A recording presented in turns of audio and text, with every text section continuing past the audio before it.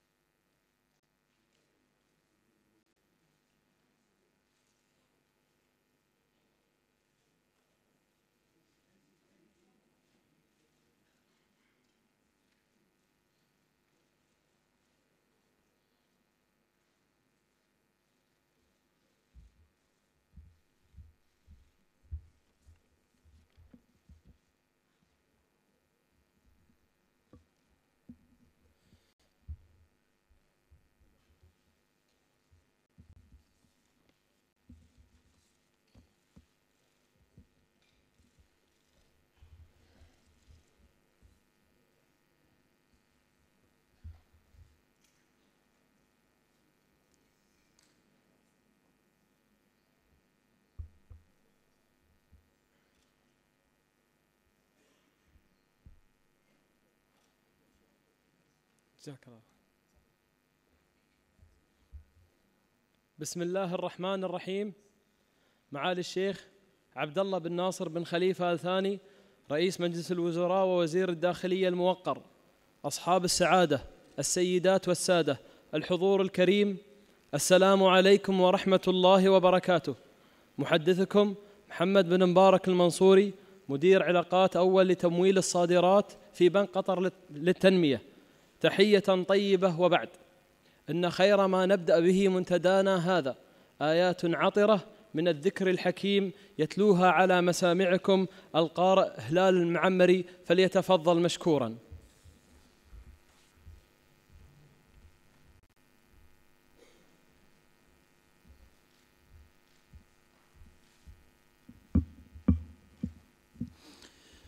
أعوذ بالله من الشيطان الرجيم. يا أيها الناس إنا خلقناكم من ذكر وأنثى وجعلناكم شعوبا وقبائل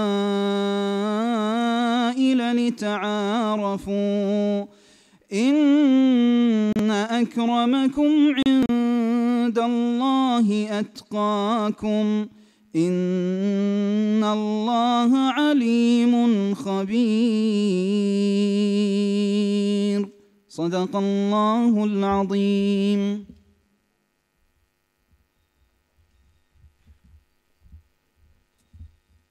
صدق الله العظيم. إن دولة قطر تستضيف الإصدار ال15 للمنتدى العالمي لتنمية الصادرات لأول مرة في الشرق الأوسط، وذلك انعكاسا للأهمية الاستراتيجية التي تمثلها صادرات الشركات الصغيرة والمتوسطة في تنويع الاقتصاد الوطني لدولة قطر، تماشيا مع رؤية القطر الوطنية 2030. أما الآن فأترككم مع فيديو ترحيبي قصير.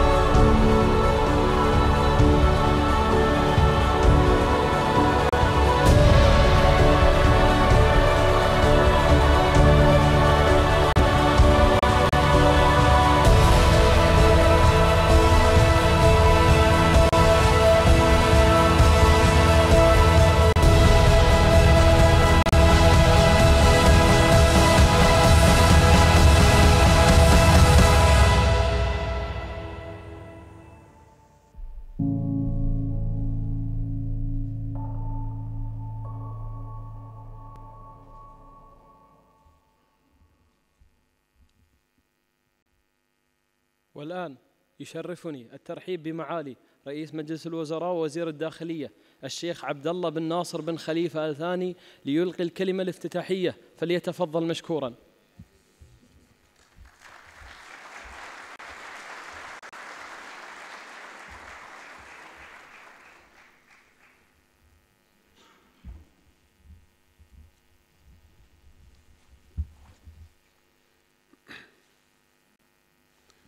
بسم الله الرحمن الرحيم. أصحاب المعالي والسعادة، سعادة السيدة رانشا غونزاليز المدير التنفيذي لمركز التجارة الدولية، الحضور الكريم، السلام عليكم ورحمة الله وبركاته.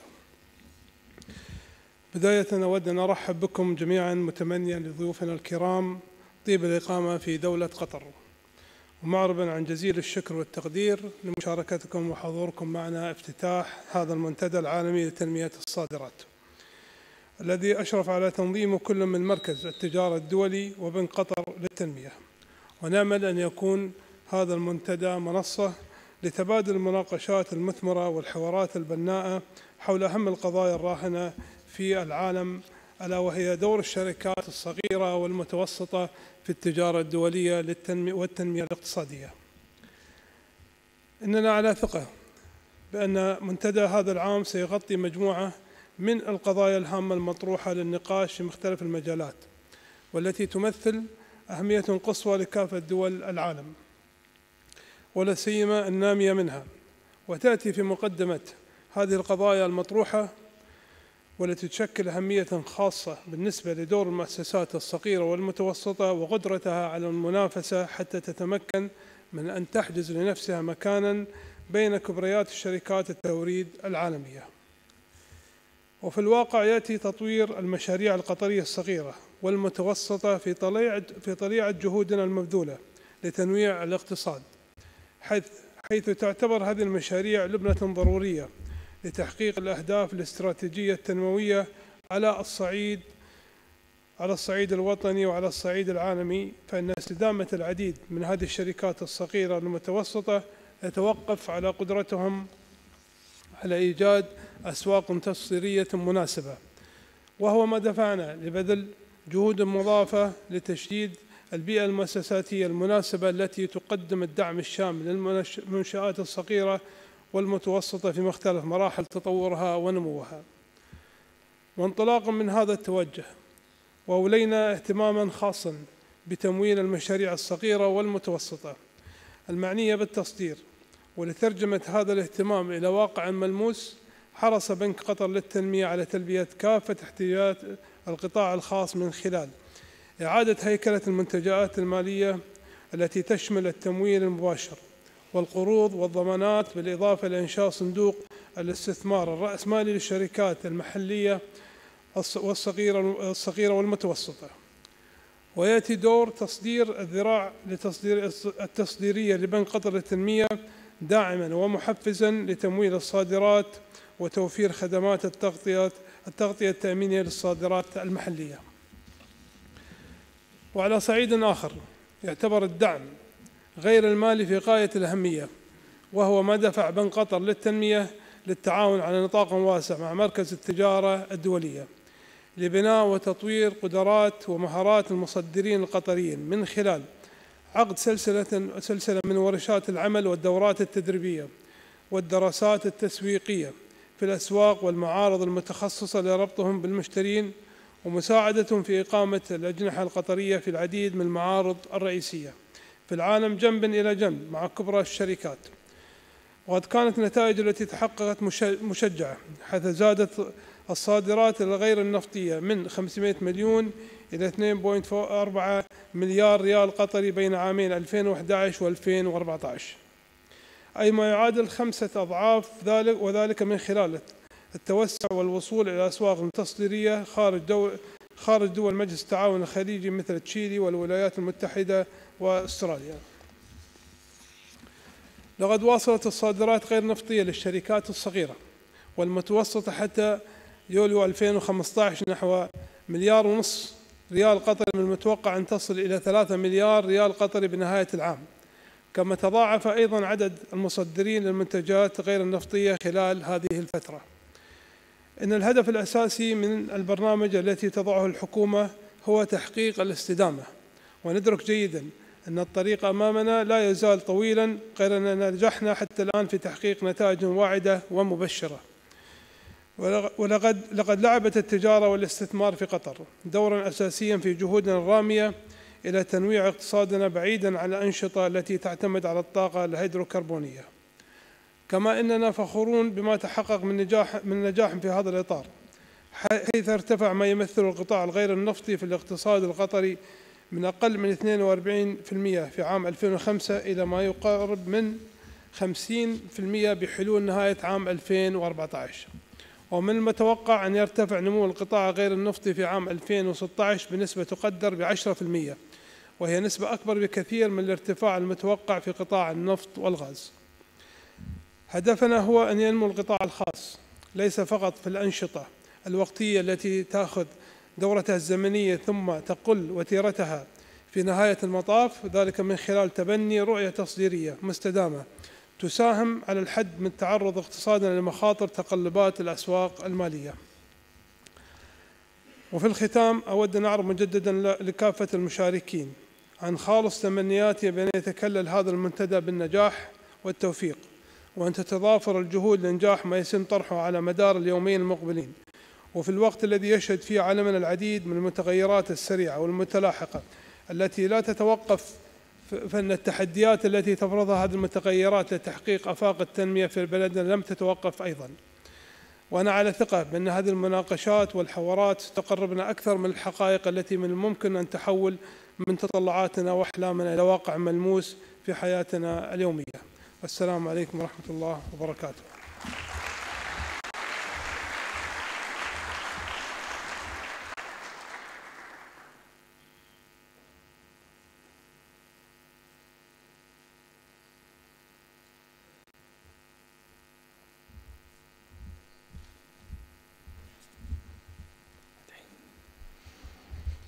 نشكر معالي رئيس مجلس الوزراء ووزير الداخلية الشيخ عبد الله بن ناصر بن خليفة آل ثاني على كلمته الكريمة.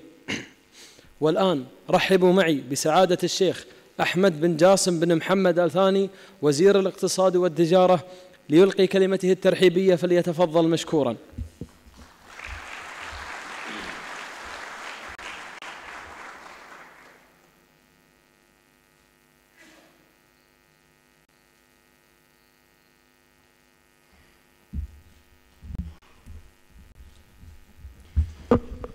بسم الله الرحمن الرحيم. معالي الشيخ عبد الله بن ناصر بن خليفة آل ثاني رئيس مجلس الوزراء ووزير الداخلية سعادة الشيخ عبد الله بن سعود آل ثاني محافظ مصرف قطر المركزي ورئيس مجلس إدارة بنك قطر للتنمية، أصحاب السعادة السيدات والسادة الضيوف الكريم، السلام عليكم ورحمة الله وبركاته. يسعدني في البداية أن أرحب بكم أجمل ترحيب، وأنا أشكر لمعالي رئيس مجلس الوزراء الموقر رعايته وافتتاحه لهذا المنتدى. ولا يفوتني أن أعرب عن شكري الخاص وترحيبي الحار بأصحاب السعادة الوزراء وكافة أعضاء الوفد والمتحدثين لحضورهم معنا اليوم في افتتاح المنتدى العالمي لتنمية الصادرات الخامس عشر. لقد أسعدنا تشريفكم لنا، وكلنا أمل أن يكون هذا المنتدى الذي أشرف على تنظيمه كل من مركز التجارة الدولي وبنك قطر للتنمية منصة لتبادل الآراء والحوار الهادف والبناء حول اثنين من أهم القضايا الراهنة في العالم، ألا وهي دور الشركات الصغيرة والمتوسطة في التجارة الدولية والتنمية والاقتصادية. وسيغطي المنتدى هذا العام مجموعة من القضايا الهامة المطروحة للنقاش في مختلف المجالات، والتي تمثل أهمية قصوى لكافة دول العالم ولا سيما النامية منها، وتأتي في مقدمة هذه القضايا المطروحة والتي تشكل أهمية خاصة بالنسبة لنا دور المؤسسات الصغيرة والمتوسطة وقدرتها على المنافسة حتى تتمكن من أن تحجز لنفسها مكانا بين كبرى شركات التوريد العالمية. في الواقع يأتي تطوير المشاريع القطرية الصغيرة والمتوسطة في طليعة جهودنا المبذولة لتنويع الاقتصاد القطري، حيث تعتبر هذه المشاريع لبنة ضرورية لتحقيق الأهداف الاستراتيجية التنموية على الصعيد الوطني. وكما لا يخفى عليكم فإن استدامة العديد من هذه الشركات الصغيرة والمتوسطة يتوقف على قدرتها على إيجاد أسواق تصديرية مناسبة، وهو ما دفعنا لبذل جهود مضاعفة لتشييد البيئة المناسبة التي تقدم الدعم الشامل للمنشآت الصغيرة والمتوسطة في مختلف مراحل تطورها ونموها. وانطلاقا من هذا التوجه أولت الحكومة اهتماما خاصا بما يتعلق بتطوير الشركات الصغيرة والمتوسطة، من توفير كافة أنواع الدعم والتدريب ودعم صادراتهم إلى دول العالم. وكما نرى من الأرقام أن حجم الصادرات ازداد من 500 مليون إلى ما يعادل 1.5 مليار في هذه السنة، ومن المتوقع إن شاء الله أن يصل إلى 3 مليار في السنة القادمة بإذن الله. طبعا هناك كثير من البرامج التي تقوم بها الحكومة وبنك قطر للتنمية لدعم هذه الفئة من المؤسسات والشركات الصغيرة والمتوسطة. وفي الحقيقة الشركات الصغيرة والمتوسطة تشكل في الشركات القطرية تعتبر 97% من الشركات هي شركات صغيرة ومتوسطة. والآن حقيقة هناك برنامج حكومي متكامل، سواء من توفير المناطق المتخصصة أو الدعم التدريبي أو اللوجستي أو سواء الدعم التقني أيضا والمالي لنمو هذه الشركات وإعطائها دور أكبر وإدخالها إلى الأسواق سواء المحلية أو العالمية عن طريق تصدير في بنك قطر للتنمية.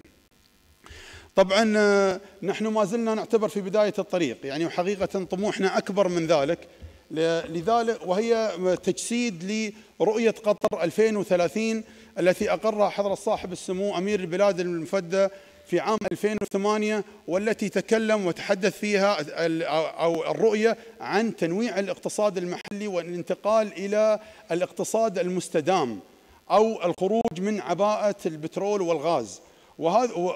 ومن أساسيات هذه الرؤية هي دعم الشركات الصغيرة والمتوسطة والتي نعمل عليها. طبعا تصدير أو تشجيع الشركات الصغيرة والمتوسطة لتصدير منتجاتها للأسواق العالمية هي المجال الأكبر للنمو لهذه الشركات، وليس الأسواق المحلية، خصوصا بمحدودية الأسواق المحلية في قطر بحكم الحجم أو عدد السكان.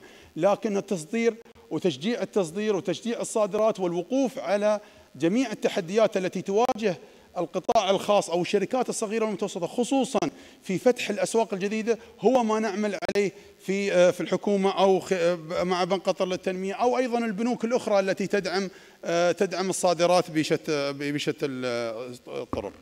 أشكر حضوركم وأتمنى لحواركم إن شاء الله أن يثمر إلى مخرجات عملية ممكن أن تطور مسألة التصدير أو إجراءات التصدير أو فتح أسواق جديدة سواء للشركات الصغيرة والمتوسطة في دولة قطر أو حتى في كبرنامج عام للعالم. شكرا جزيلا وأتمنى لكم التوفيق. شكرا.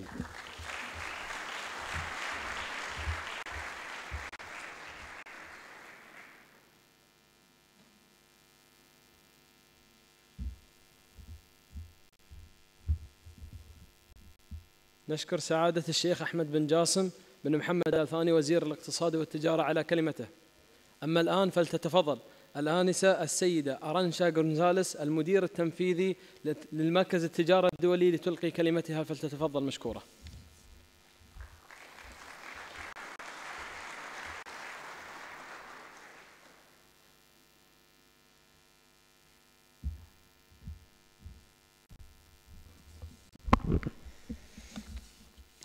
Your Excellency, Sheikh Abdullah bin Nasser bin Khalifa Al Thani, Prime Minister and Minister of Interior of the State of Qatar, Excellencies, ladies and gentlemen, dear friends, Assalamu alaikum. Whether you've come to this dynamic city of Doha from far away or from somewhere closer by, I want to welcome you to this year's World Export Development Forum. I would like to extend the gratitude of the International Trade Center to the government and the people of the State of Qatar, and in particular to the Ministry of Finance and the Qatar Development Bank for partnering with us to deliver this 15th edition of the World Export Development Forum and the first ever in the Middle East. This gathering takes place just 3 weeks after the United Nations adopted the 2030 Agenda for Sustainable Development, aimed at promoting sustainable, inclusive growth that leaves no one behind. This gathering takes place just 2 months before the Paris Climate Change Conference and before the World Trade Organization meets in Nairobi to provide an impetus to multilateral trade opening. Doha is very closely associated to the history of WTO.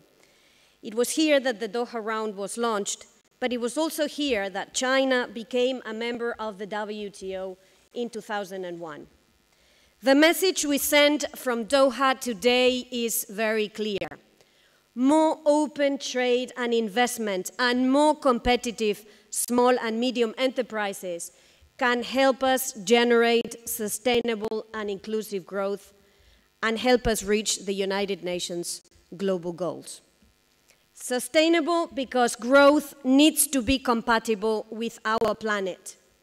Inclusive because growth must work for all, including the youth, including the women, and must be anchored in small and medium enterprises, which represent 90% of businesses worldwide and which account for 7 of every 10 jobs.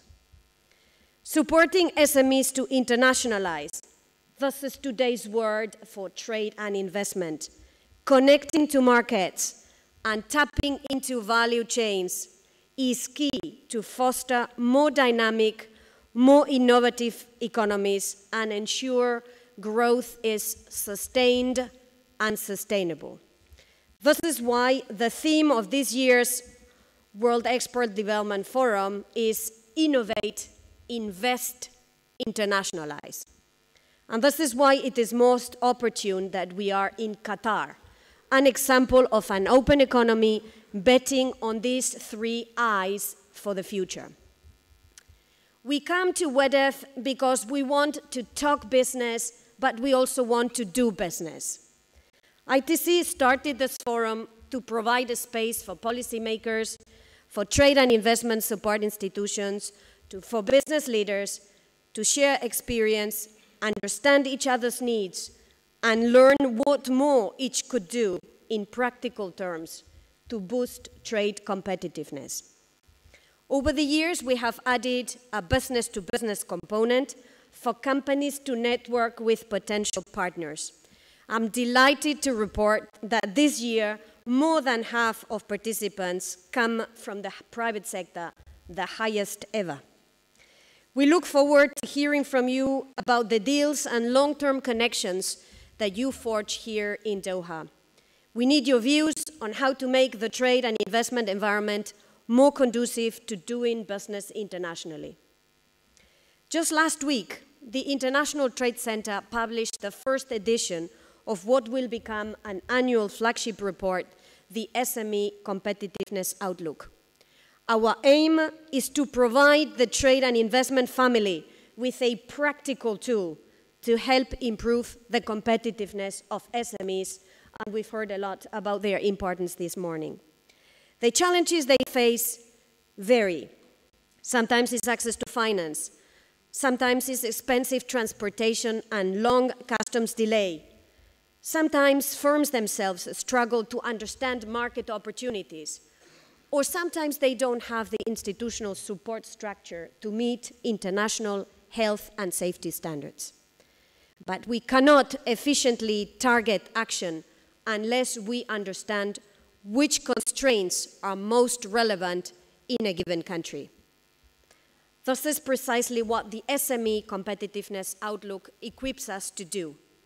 It analyzes key determinants of SME competitiveness to understand where the weaknesses are and help, whether it is at the level of the nation, whether it is at the level of the immediate business environment, whether it is at the level of the company itself, to improve.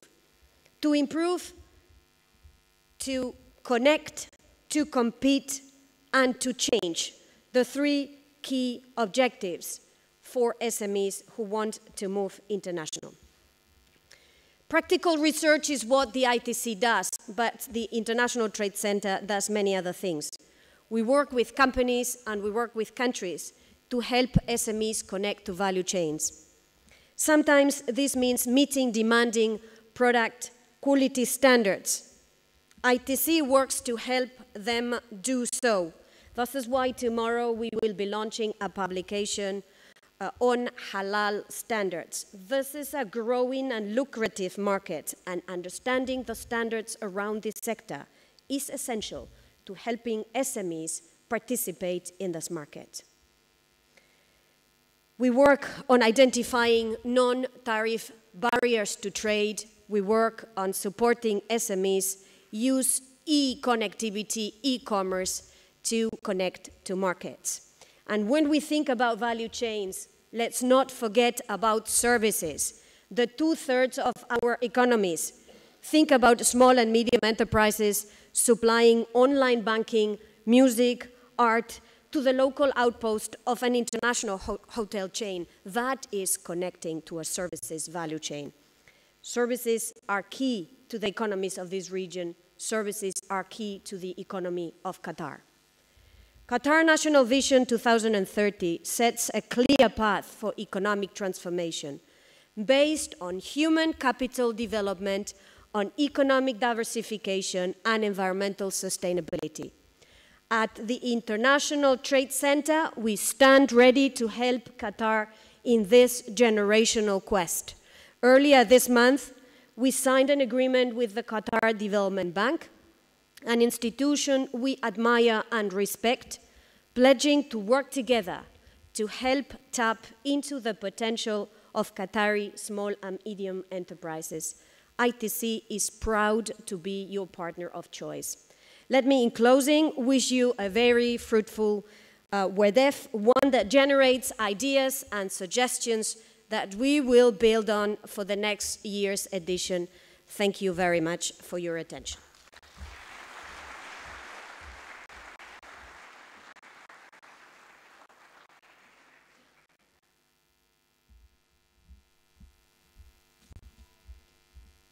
نشكر السيدة أرانشا غونزاليس الرئيس التنفيذي لمركز التجارة الدولية على كلمتها.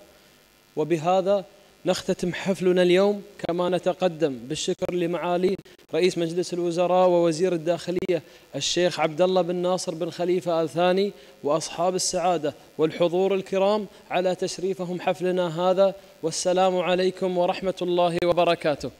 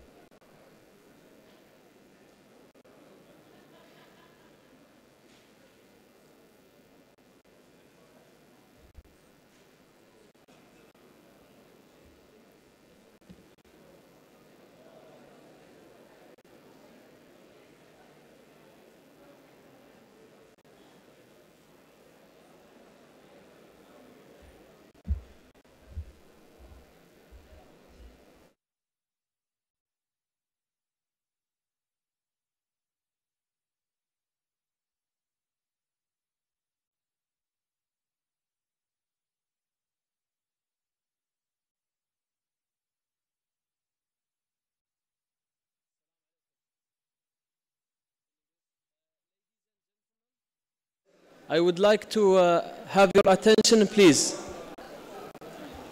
I would like to invite everybody to have the group photo for the event. So if you don't mind to come to the stage to have the group photo, please.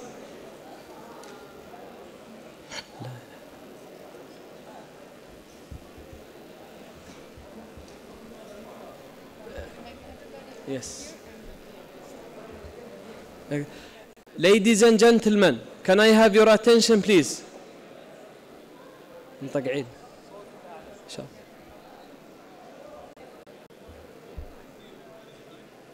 Kindly come to the stage to have the group photo. مرحبا. Please. الله يحفظك. تفضل. جزاك الله الخير. Please, ladies and gentlemen. Thank you very much. Thank you. والله اللي جبت العيد اليوم. عرفتك والله. جبت اليوم.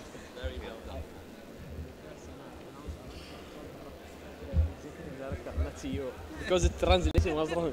Then I slashed it and wrote it. Very good job as always. Yeah, thank you. سعادة الوزير استغفر الله.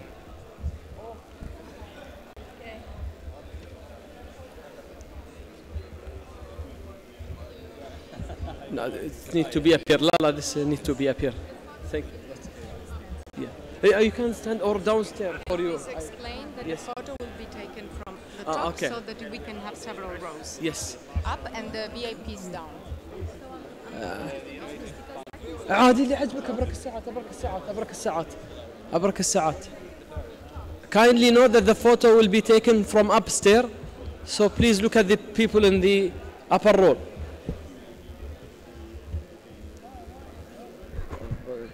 أنا أتخيل الستيج يطيح علينا الحين. أقول الستيج يطيح علينا الحين. إن شاء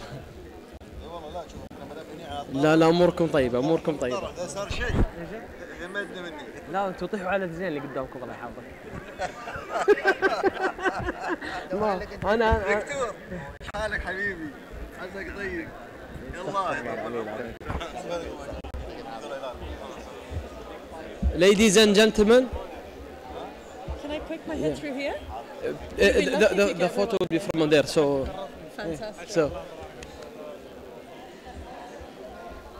I'm standing behind some very tall people. Yeah, you have to change your position. Oh, sorry.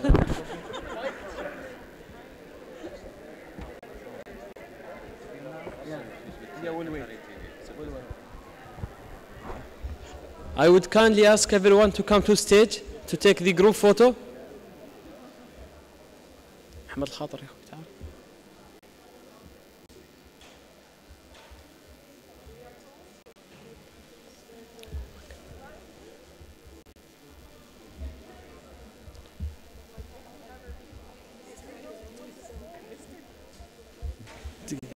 The main group photo. Yeah, we have there, so.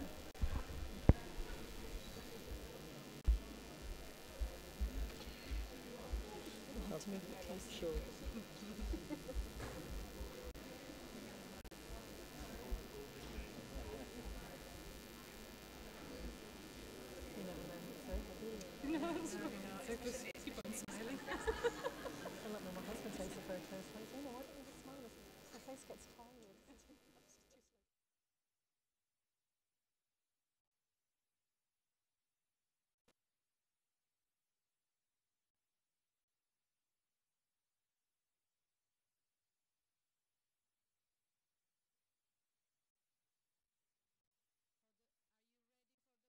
I will say 1, 2, 3 for the photographer a few times. Please smile. The official photographer is up. So you look up and you smile. 1, 2, 3, smile. Again. 1, 2, 3, please smile. One last, please. Look up where you see the camera, where the people are waving at us, okay? Upstairs, first floor. 1, 2, 3, smile. And another one, please. 1, 2, 3, smile and clap. Thank you very much. Can you please reach back your seats and we will start with the plenary one. Thank you.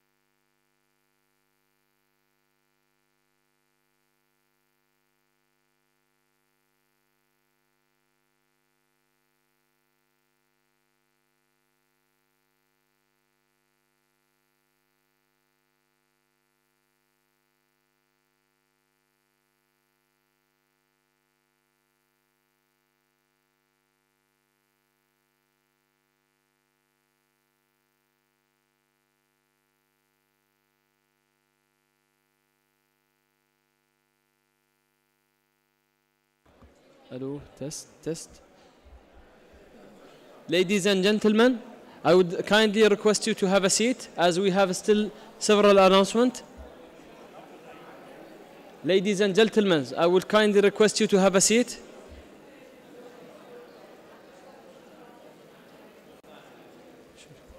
Should I shout?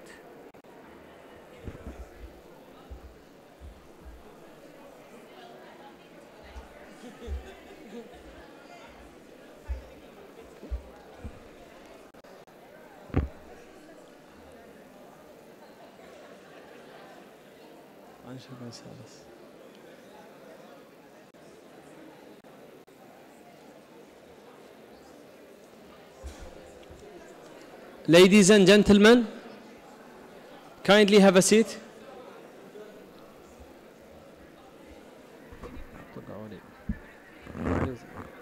Fuck you, Muhammad. Fuck you.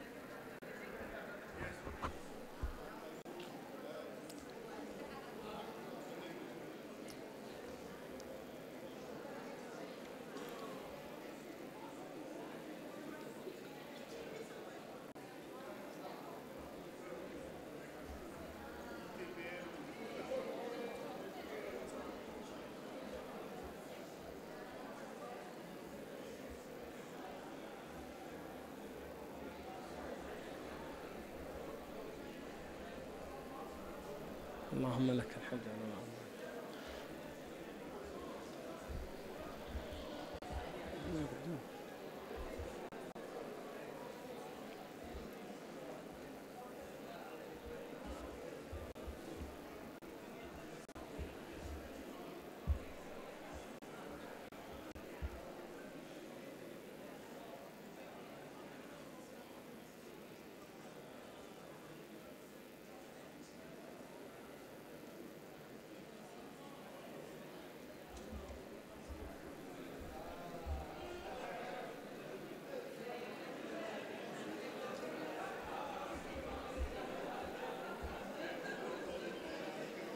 Gentlemen, ladies and gentlemen, Miss Aransha. حقونا الدين.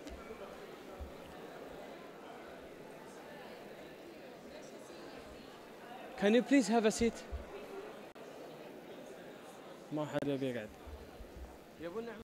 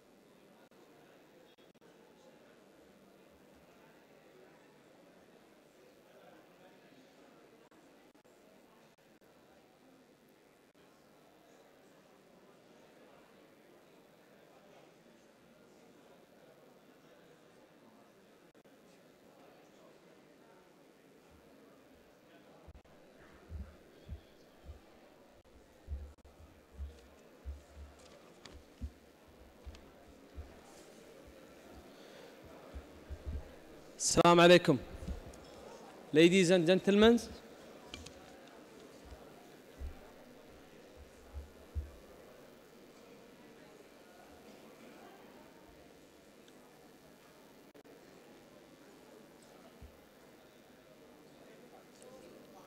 I'm waiting for her. Kindly take your seats, as we have some announcements to give you. Thank you.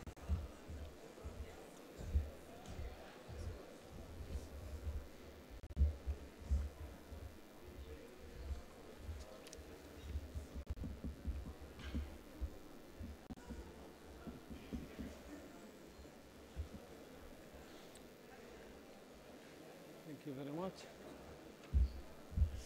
Okay. We have one announcement. I would like to announce that we have an app that can be downloaded on the phone. This app will help you to know the sessions available during the conference, and will help you to participate with your comments and opinions.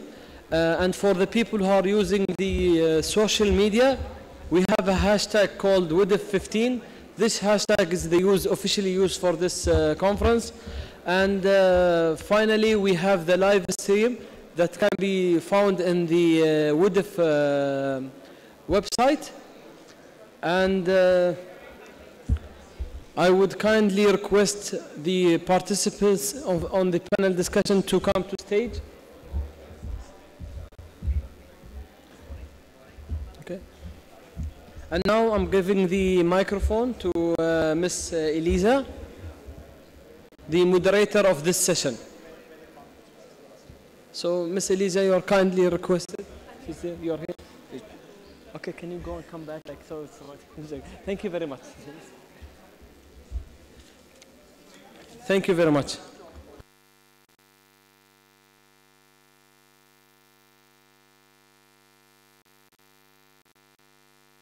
Not yet. Is that on? Fantastic. Okay. Good morning, everyone. Thank you for all coming back in. The spread from the snacks is very, very extensive and very tempting. So I'm glad we could have tempted you away from the coffee and the cakes and back into the room for the first plenary. My name is Eliza Nyangwe. I am a Cameroonian-born, London-based journalist, currently working at The Guardian and at CNN. I've been covering international development and for CNN Africa on the digital platforms, and it is a pleasure for me to be at these discussions after a few weeks ago being in New York for the SDG Summit. We are looking forward to a very interesting discussion from a very diverse panel. We have the private sector, policymakers, the multilateral organizations represented, least developed, developing countries, and also the developed world. So we are hoping that it will be engaging. What we often find at these sorts of discussions is that we rehash the same topics that people have covered over and over again. What we're hoping is that each panelist will bring from their vantage point something new, something interesting that will set the tone for the rest of your summit, so that you go from here to have further engaging and interesting conversations. First, though, let me introduce the panel to you. Starting on my left, Dr. Naushad Forbes, who is the president designate at the Confederation of Indian Industry and the director of Forbes Marshall. Sat next to him is Her Excellency Miss Valentina Rugwabisa, who is the Minister of East African Community from the Republic of Rwanda. And on her left is Ms. Gina Kassar, who is the Undersecretary General and Associate Administrator at UNDP. And last but not least is Mr. Ratnaker. We've spoken already today, and I'm now nervous, so excuse me. Mr. Ratnaker Adhikari, who is the Executive Director of Enhanced Integration Framework. So welcome to you all. The process will be that each panelist will be invited to speak for 5 minutes, covering this very broad topic, talking about what their perspective is on trade, SMEs and the Sustainable Development Agenda, and then we will go into questions afterwards. So please, may I start actually in the middle with Ms. Gina Casa. Thank you very much. It's on? Yeah. Thank you very much. Let me start by thanking the organizers, especially my friend Arantxa Gonzalez from ITC, the QDB, and obviously the host government to having us here. I think this is a historic moment. As you mentioned, 3 weeks ago, the adoption of Agenda 2030, I was part of that important event where, imagine, 193 member states by consensus approved the Agenda 2030. There were 2 long years of negotiations, and finally we have a very ambitious agenda. Let me talk a little bit about the opportunities this new agenda brings us. I think it's setting the path for the international community to focus in 3 dimensions development agenda. We have the economic aspect, the social aspect, and the environmental aspect. As you know, the MDGs, the Millennium Development Goals, are finishing at the end of this year with very impressive results. But I think the Agenda 2030 will be focusing not only in the business that hasn't been yet achieved, but also in a new different goals. As you know, there are 17 goals with 169 targets. That brings me to my first point, that it's really ambitious. I think to get to all the targets, and as you know, we have not only the national level, that is going to be, in my point of view, the most important one. This agenda has to be owned by the national governments, but it has also the regional aspect and the global aspect. I think one of the most maybe challenging aspects of this agenda will be the accountability. I think governments and development actors will have to work together to have qualitative data to monitor the agenda. I think, as you know, the indicators will be now developed at the national level, depending on the priorities of each country, but I think this is going to be a big challenge. The other important aspect, in my point of view, is the universality of this agenda. It's for all people and for all countries. And this is going to be a very interesting aspect of the agenda. As I mentioned, we have 17 sustainable development goals. And in terms of trade, I think we have a very ambitious set of targets. I think goal SDG 8 is very much related what I listened this morning from the Prime Minister, from the Minister of Trade, and from the Executive Director from ICT.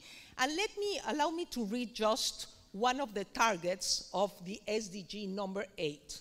It says, promote development-oriented policies that support productive activities, decent job creations, entrepreneurship, creativity, and innovation, and encourage the formalization and growth of micro, small, and medium-sized enterprise, including through access to financial services. I think this forum, when we read the title, is exactly what this target of SDG number 8 is mentioning. And let me flag this. This is only one of the targets of the SDG 8 that has 10. Also, we can see trade in SDG number 16 that has devoted exactly a set of targets to get trade as one of the main enablers to finalize or to get in 2030 to a sustainable, inclusive economic growth. Let me just say, to conclude, that the title or the theme of this forum, it's perfect for the moment. Sustainable trade, innovative, invest, internationalized. And I include another I, inclusiveness. So there's all the I's, it seems that the I is the letter for the coming 2030 year. Thank you very much. Brilliant. Thank you, Ms. Kassa. Thank you. Yes, please do clap. Why not? You do know that you'll have to keep that up now, so just bear that in mind. I think that was a very interesting introduction to the SDGs for anyone who's not been following closely, and making the connection to why we're here was fantastic, so thank you very much. And it segues very nicely then to our next speaker, Dr. Forbes, because it'd be really interesting to hear, we were hearing about the ambition of the goals. How is the business sector rising to that ambition? So first of all, ladies and gentlemen, it's a great pleasure to be with you here. It's my first visit to Doha, so it's a double pleasure both to be at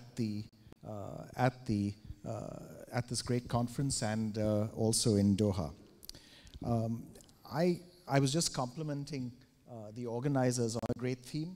I think the theme of innovate, invest, and internationalize is exactly right. It's the priority for us as small firms. So I thought what I could do is to give you a few comments maybe on how can we, as medium-sized firms or small firms, innovate, invest, and internationalize better. What is it that we need to do more of within our firms, within our associations, and in terms of our relationships with policymakers? So first of all, start with innovate. As you know, many of the most vibrant, innovative ecosystems in the world are made up of small firms. The one that's always used as an example is Silicon Valley, but it's not the only one by any means. If you look at Taiwan, again, a country which is very strongly an ecosystem of small firms, each innovating and competing with each other, and small firms that are very international, small firms that participate actively in global supply chains, and small firms which seem to act very independently, but at the same time seem to be able to collaborate one with the other very productively. The same is true in the, just before we started the session, I was having a very interesting conversation with Gina, and we were talking about Italy, and she was talking about how impressed she was with northern Italy and the very dynamic small firm environment in Italy, and the role that local research institutes play as a support for small firm ecosystems. So let me talk a little bit about India. If you look at the Indian economy today, we see great vibrancy everywhere. Yes, in the last 3 or 4 years, we've seen a slowdown in industrial growth. We've seen it coming back this year now. We're starting to see industrial growth get back up into the 4-5% range for the first time in about 4 years. And that overall is starting to contribute significantly to a broader economic performance that's now economic growth that's around 7%. Most of the upturn that we've seen in the last year in economic growth has come from the private corporate sector, in other words, from the SME sector. Where has that come from? It's come from firms supplying to Indian consumers and firms increasingly participating, at least in local supply chains. Where does our challenge lie? Many of you would have heard of the government's Make in India campaign. This Make in India campaign has the correct ambition of raising the share of GDP that comes from manufacturing to 25% from the current 15%. We're quite confident that Indian firms will do fine. We're quite confident that that manufacturing will do fine. Our concern is employment in manufacturing, because one of the goals is to create 100 million manufacturing jobs. That's the challenge, because that's how we will actually bring about the kind of inclusion that is at the heart of the Sustainable Development Goals. So I think manufacturing will do fine in India, firms will do fine in India. Will employment do fine in India? That depends on one big factor. How do we skill the greater population so that they have productive occupations, they can be employed in industry in a widespread way? Let me give you one small example from our own firm. We recently set up a new plant just outside of the city that I live in, Pune. And as a part of our social outreach programs, we sent 2 of our social workers to the 3 villages near the new plant to ask them, we wanted to work on skill creation. And we said, well, what skills do they need? Do they need skills in welding? Do they need skills in machining and assembly and what? And so we sent our social workers to ask the villages what skills they really were looking for. And to our surprise, they weren't interested in manufacturing skills. They were interested, these were largely families that had sold their land to companies. As a result, they'd received a fairly large amount of money for their land, and they were looking at skills on how to invest the money that they'd received. So we said, look, this is not a skill set that we can help you with because we do not know how to invest money. That's not our field. We can teach you how to weld, we can teach you how to machine, we can't teach you how to invest money. So we partnered with a local NGO, a microfinance NGO, that did have some of those skills. And we tried to then create not so much skills of how do you invest in the financial sector, but how do you actually invest in creating enterprises and livelihoods within the community. It's been very successful. Now, for example, not just for us, but for many companies in the area, there are groups of self-employed women from the village who make all the uniforms for all the companies in the area. It's a good source of employment. Second, all of the cafeterias and food services in the area now are provided again by the local community in the local village. So we hope that by measures such as this, and it's this kind of detailed day-to-day work in a village, improve skills, see how one can grow productivity. This is the kind of effort I think that one needs to have happen millions of times over around the world to truly achieve our overall sustainable development goals. Thank you very much. None of that really says SDGs, but actually when you look at the results, it ticks so many of the boxes. So then from South Asia to East Africa, Minister Rugwabisa, it'd be really interesting to hear from you on your perspective on the subject. Thank you. First of all, I would like really to thank the organizers for just inviting me to join here. My good friend, Executive Director of ITC, Arantxa Gonzalez, and very much the State of Qatar. The State of Qatar and the Qatar Development Bank really for putting such fantastic facilities together and all these fantastic organizations. I think there is no better place to discuss about innovation, investment, and really connection than here. Quite honestly, because just looking around, when you come from the airport, you just realize what that investment is a reality and how it has transformed the state. Now, from a government perspective, I think the SDGs, as the speakers, all the the previous speakers have said, they are many and they are broad. They are very ambitious.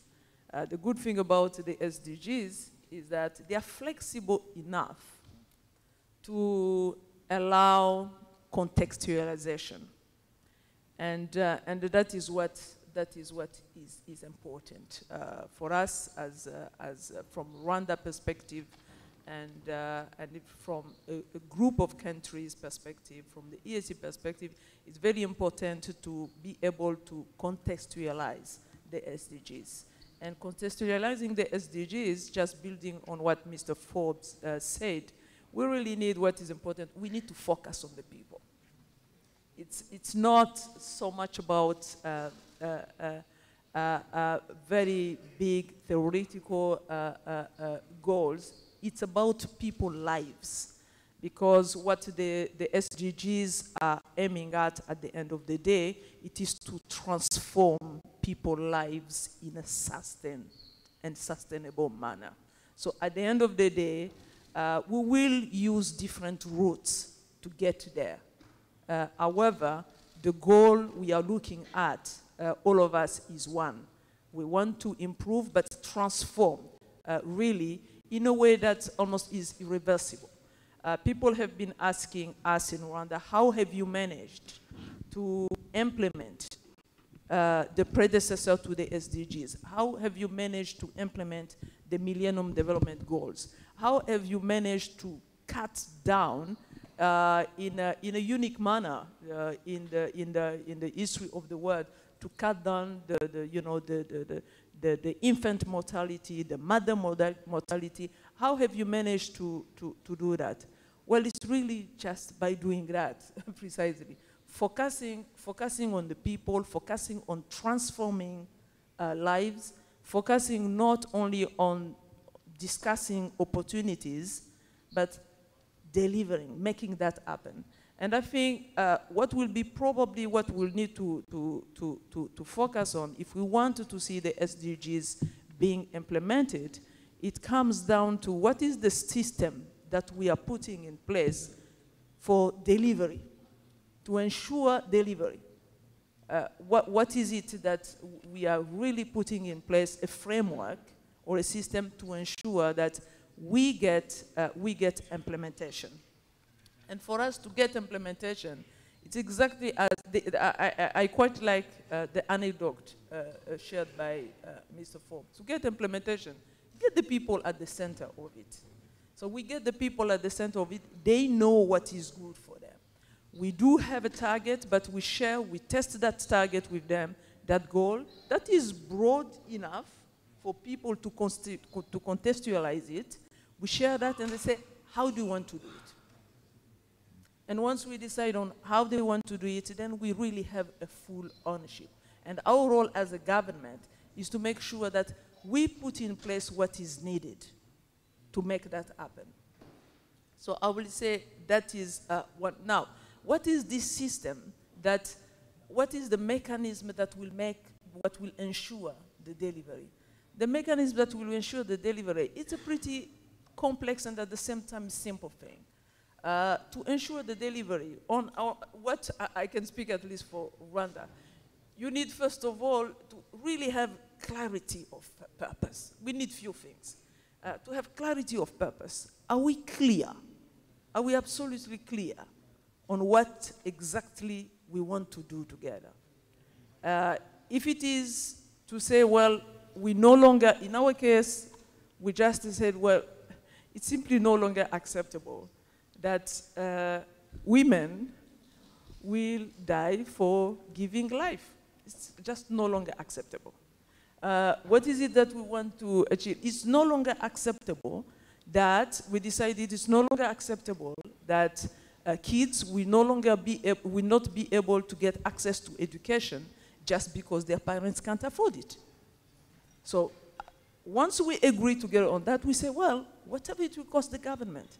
And it costs us a lot, and we had limited resources. But that is where the decision came from to say, well, we will provide this free education.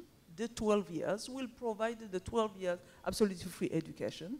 It's not, we want, what is it that we want? We want to make sure that we actually recognize merit, that we build on merit, we build on competencies. So the best, then we wanted to make sure that we will put in government money to get them to the best universities in the world. And there is no longer, we broke by that, this kind of generational poverty, that if you can't get access, if your family can't afford that, then you will not be able to be part of those who will transform a society in a sustainable manner. So of course, mobilize the people. Once we have a clarity of purpose, then be able to mobilize everybody who will be involved in implementation. Mobilize the people, because even if we are clear about what we want to do, if people don't come on board, if we are not together, then it won't happen, or it will take a long time before happening. And once we mobilize people, we'll also make sure that, well, we execute. We execute and people are accountable. So we have put a pretty strong accountability system. In executing, again, we'll not do it alone as government. We'll work with the business. We will work with the civil society. We want to do it alone. But we have a strong accountability system. As we speak here, you probably heard about this accountability system. Some of you who have come to Rwanda. We all have, all ministers in the government, but also all leaders. We do have a performance contract. So we enter into a performance contract. I sign a performance contract with the President of the Republic. The local leaders sign a performance contract with the governor of the province and with their minister.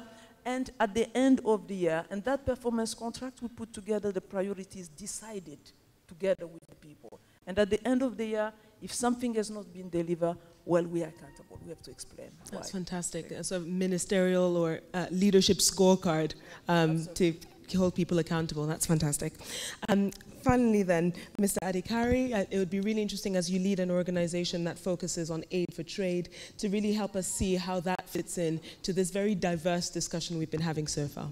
Thank you very much. I would like to, first of all, thank the ITC as the co-host of this event and the Qatar Development Bank for providing me this opportunity. And I would like to thank you very much for the question. Just let me first say that we are really echo the sentiment that is floating around, is that we are meeting here exactly 3 weeks after the adoption of the Sustainable Development Goals and exactly six to 8 weeks before the WTO Ministerial Conference.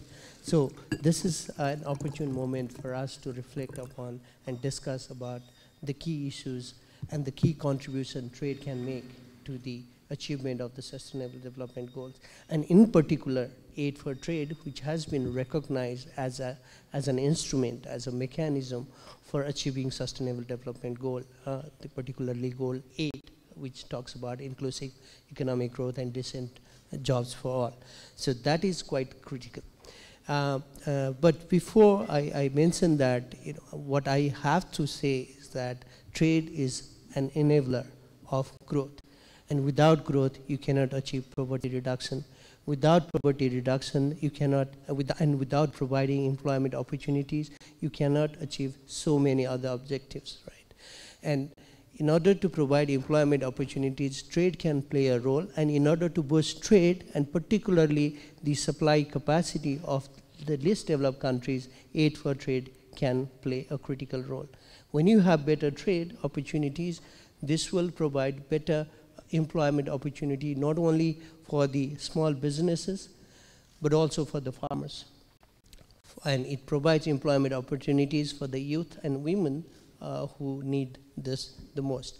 So, and that would actually create an opportunity to have better social indicators which will eventually contribute to the achievement of Sustainable Development Goal. And these social indicators would be achieved because of employment opportunity, because they have more disposable income, which can be utilized to have better clothing, better shelter, and they can send their children to school, and they can have access to more nutritious food and health care services. So that's quite important, and it is very, very important for us to understand that linkage. Talking about aid for trade, the record is impressive. Although the aid for trade as an initiative was started in 2005, but aid for trade was happening even before that. Enhanced integrated framework as a mechanism has been working previously as a integrated framework for trade-related technical assistance since 1997, right? And the aid for trade in particular has an impressive record, and this is something that I want to back up by figure. $1 spent on aid for trade would result in export increase of $8 for the developing countries in general, but $20 for the least developed countries, and which is where we are talking about biggest bang for money, right? And so far, if you look at the Aid for Trade at a Glance report produced by the World Trade Organization and OECD, and which was released this year during the Global Aid for Trade review, you will see that the donors have already contributed $2,054.5 billion in terms of aid for trade resources just through the ODA channel, right? Regular official development channel, but there are other other flows also that are coming to the countries, which are actually helping these countries to build their productive capacity, to build their infrastructure so that they are better able to trade, so that they are able to reduce the trade cost that they face, which is insurmountable if you talk about an LDC which faces insurmountable cost burden compared to developed countries and developing countries. But even within LDCs, if you talk about landlocked LDCs, they tend to face huge cost burden, which is 168% higher than their coastal counterpart in terms of import, and 180% higher than their coastal counterpart in terms of export. So this is a huge benefit that the Aid for Trade is providing.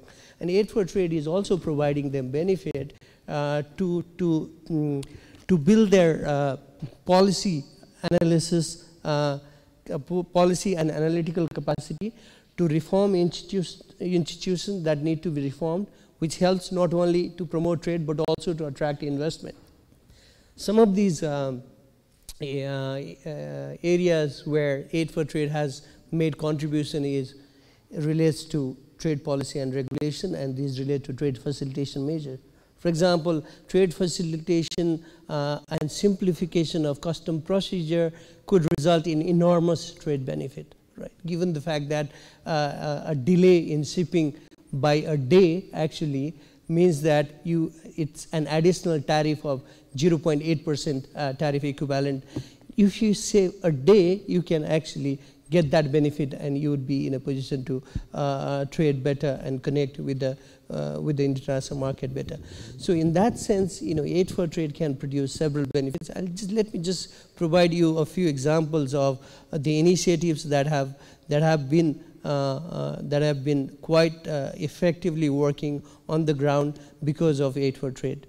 One, on economic infrastructure or trade-related infrastructure, you see the example of North-South corridor in Africa. You see the example of Mekong region infrastructure project implemented by Asian Development Bank in the entire Mekong region, connecting Thailand, Laos, PDR, Cambodia, and Vietnam. So these are the examples. And there's a third example that I can provide you, is the example of Vanuatu, a country which was devastated by Cyclone Palm, and we stepped in to support them with a token amount of 3 million, and they were able to generate additional 18 million for the reconstruction of the seafront infrastructure so that they can get more tourists. And tourism, being a service trade, is also important for these countries, in particular LDCs. And talking about skill development, and this is also quite important, and this is, there's a project that we are supporting on the ground in Laos PDR with the help of the support that we have provided to them. They were able to create the donor trust fund, with the help of which they created a skill development training center for their garment workers so that it could enhance their productivity. And finding the right kind of market is also important, and this is something our partner ITC has played a crucial role. Particularly the Cambodia Silk project that ITC has been implementing with our support has shown great results in terms of connecting the silk weavers and the silk entrepreneur to the global market. And similarly, they are implementing a project on Pashmina in Nepal, where they are trying to connect the Pashmina small entrepreneur who are involved in Pashmina manufacturing to be able to export. So I'll stop there. I think I'll be happy to respond to any other questions. Thank you. I think I wanted to interrupt you there because to come back to Gina, because we were talking about all these interesting projects, and the theme that seems to run through them is the importance of partnerships. And I was wondering, Gina, then if you could talk to us a little bit, please. It's public-private partnerships has been the buzzword of the SDGs. What does it mean beyond simply getting two logos side by side? How is it going to help us leverage in a way we haven't done previously? Thank you very much. Let me start by saying that this agenda won't be possible to achieve without partnerships. I think for me, partnerships is the word that we have to use in each case. And as you know, Goal 17 that talks about means of implementation let me share with you that I think it was the most difficult SDG to negotiate with member states.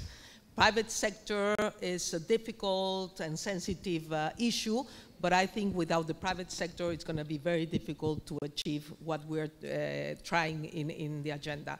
Let me tell you that partnerships and who are the partners?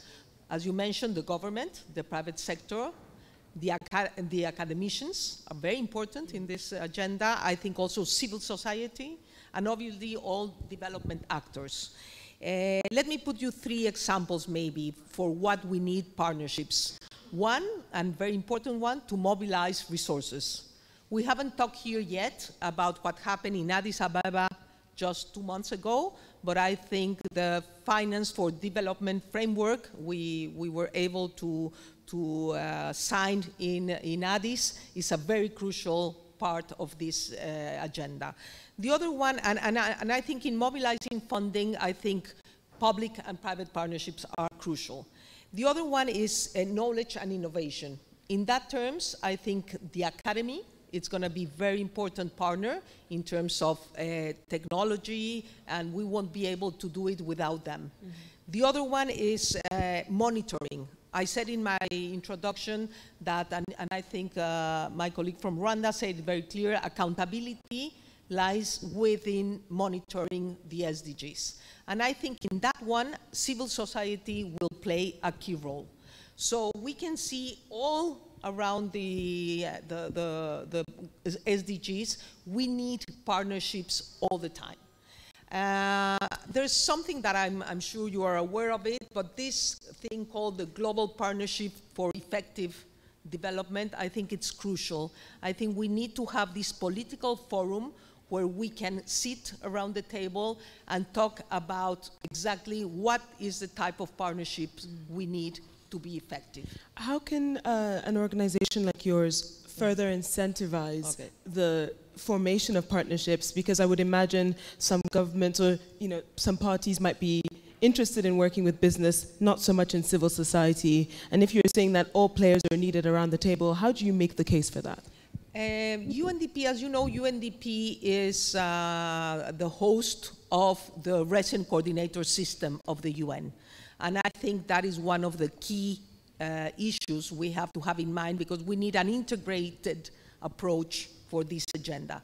So the UNDG, that is the United Nations Development Group, had already sat down to find the way or the approach that the multilateral world will tackle this agenda. And it's basically what we call the MAP. M for mainstreaming, A to accelerate, and P for policy support. I think the United Nations had decided to work together in this approach. Mainstreaming meaning that we will sit down with the governments to help them review their national plans and see how we can help them in mainstreaming this agenda. Obviously, accelerate, I don't know if you remember, with the MDGs, and this is very important, I think. The MDGs, it was until 2005, 5 years later of the approval of the MDGs, that we really start working seriously in the MDGs. I think this agenda, the SDG agenda, cannot wait 5 years. We have to start working on the first day, meaning the 1st of January of 2016. And for that, we are offering an accelerated plan to do this. And the last one is policy support, that, as my colleague said, without the right policies in place, we won't achieve this. So I think UNDP with the UNDG is working very much in this integrated approach. Thank you. Noshad, if I may, we were, often when you talk about business, it's the references to the need for more finance to deliver the SDGs, right? And often what I hear from business is we're more than just money. We can do and bring other things to the table. We hear this year that there's more than 50% representation from the private sector. What are those tools in the toolbox that businesses can bring to the table? Sure.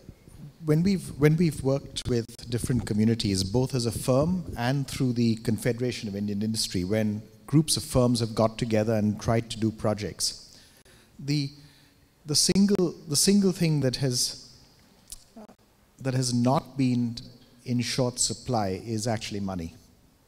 If you have the right project and the right management skills available, the money follows. The resources have generally always followed, either from the firm or indeed from the state, because there are large state funds available for various development priorities too. So I think the key thing that business can actually help with is in scaling efforts in an effective way and implementing efforts on the ground in a very useful, tangible, connect with the community way. What I would suggest is try to do it in your own. You know, if I said, you know, if I said three priorities for a small to medium-sized firm that wants to get engaged in the community, what would you do? I would say first, work nearby. So worry about the village that's near where you are, or worry about the town that you're in. Yeah. So because that's more immediate, it's something that one has more control over. Second, pick something that you're interested in. So for example, in our own firm, we've done a lot of work with higher education institutions, with engineering colleges, because several of us have interests in fostering improvement in engineering colleges. So it's important to us, so we work with engineering colleges. So I'd say pick something that matters to individuals in the firm such that you can engage usefully. And third, look at what government schemes are available. The chances are that there'll be a useful, good government scheme that's available that one can draw on and connect with. And my sense is that government schemes suffer most from a lack of use. They suffer most from not being fully utilized. They suffer most from, that there's a brilliant scheme that's been thought out. It's been nicely resourced. It doesn't get used as much as it should. And in industry, we can play a role in actually connecting that scheme with the needs on the ground. That's really great. I think keeping it practical is really important. We've talked about that already. Valentine, if I may, because we were talking earlier about success stories, governments doing it for themselves, taking initiative, and often the Northern Corridor has been mentioned. You mentioned that a few minutes ago, talking about the Northern Corridor. Can you tell us more about what that is and about what you have done there between your governments? I understand the presidents met just over the weekend. How can that be used as an example that others can emulate?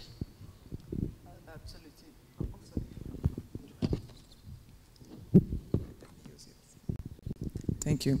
Thank you. Just in a few words, trying to, few words to introduce the Northern Corridor. The Northern Corridor is an initiative that brings together four of the East African countries. That is Kenya, Uganda, Rwanda, and South Sudan for certain specific projects. So over the weekend we met in Nairobi. This initiative was put together 2 years ago. And really the objective of the initiative was just to fast-track integration.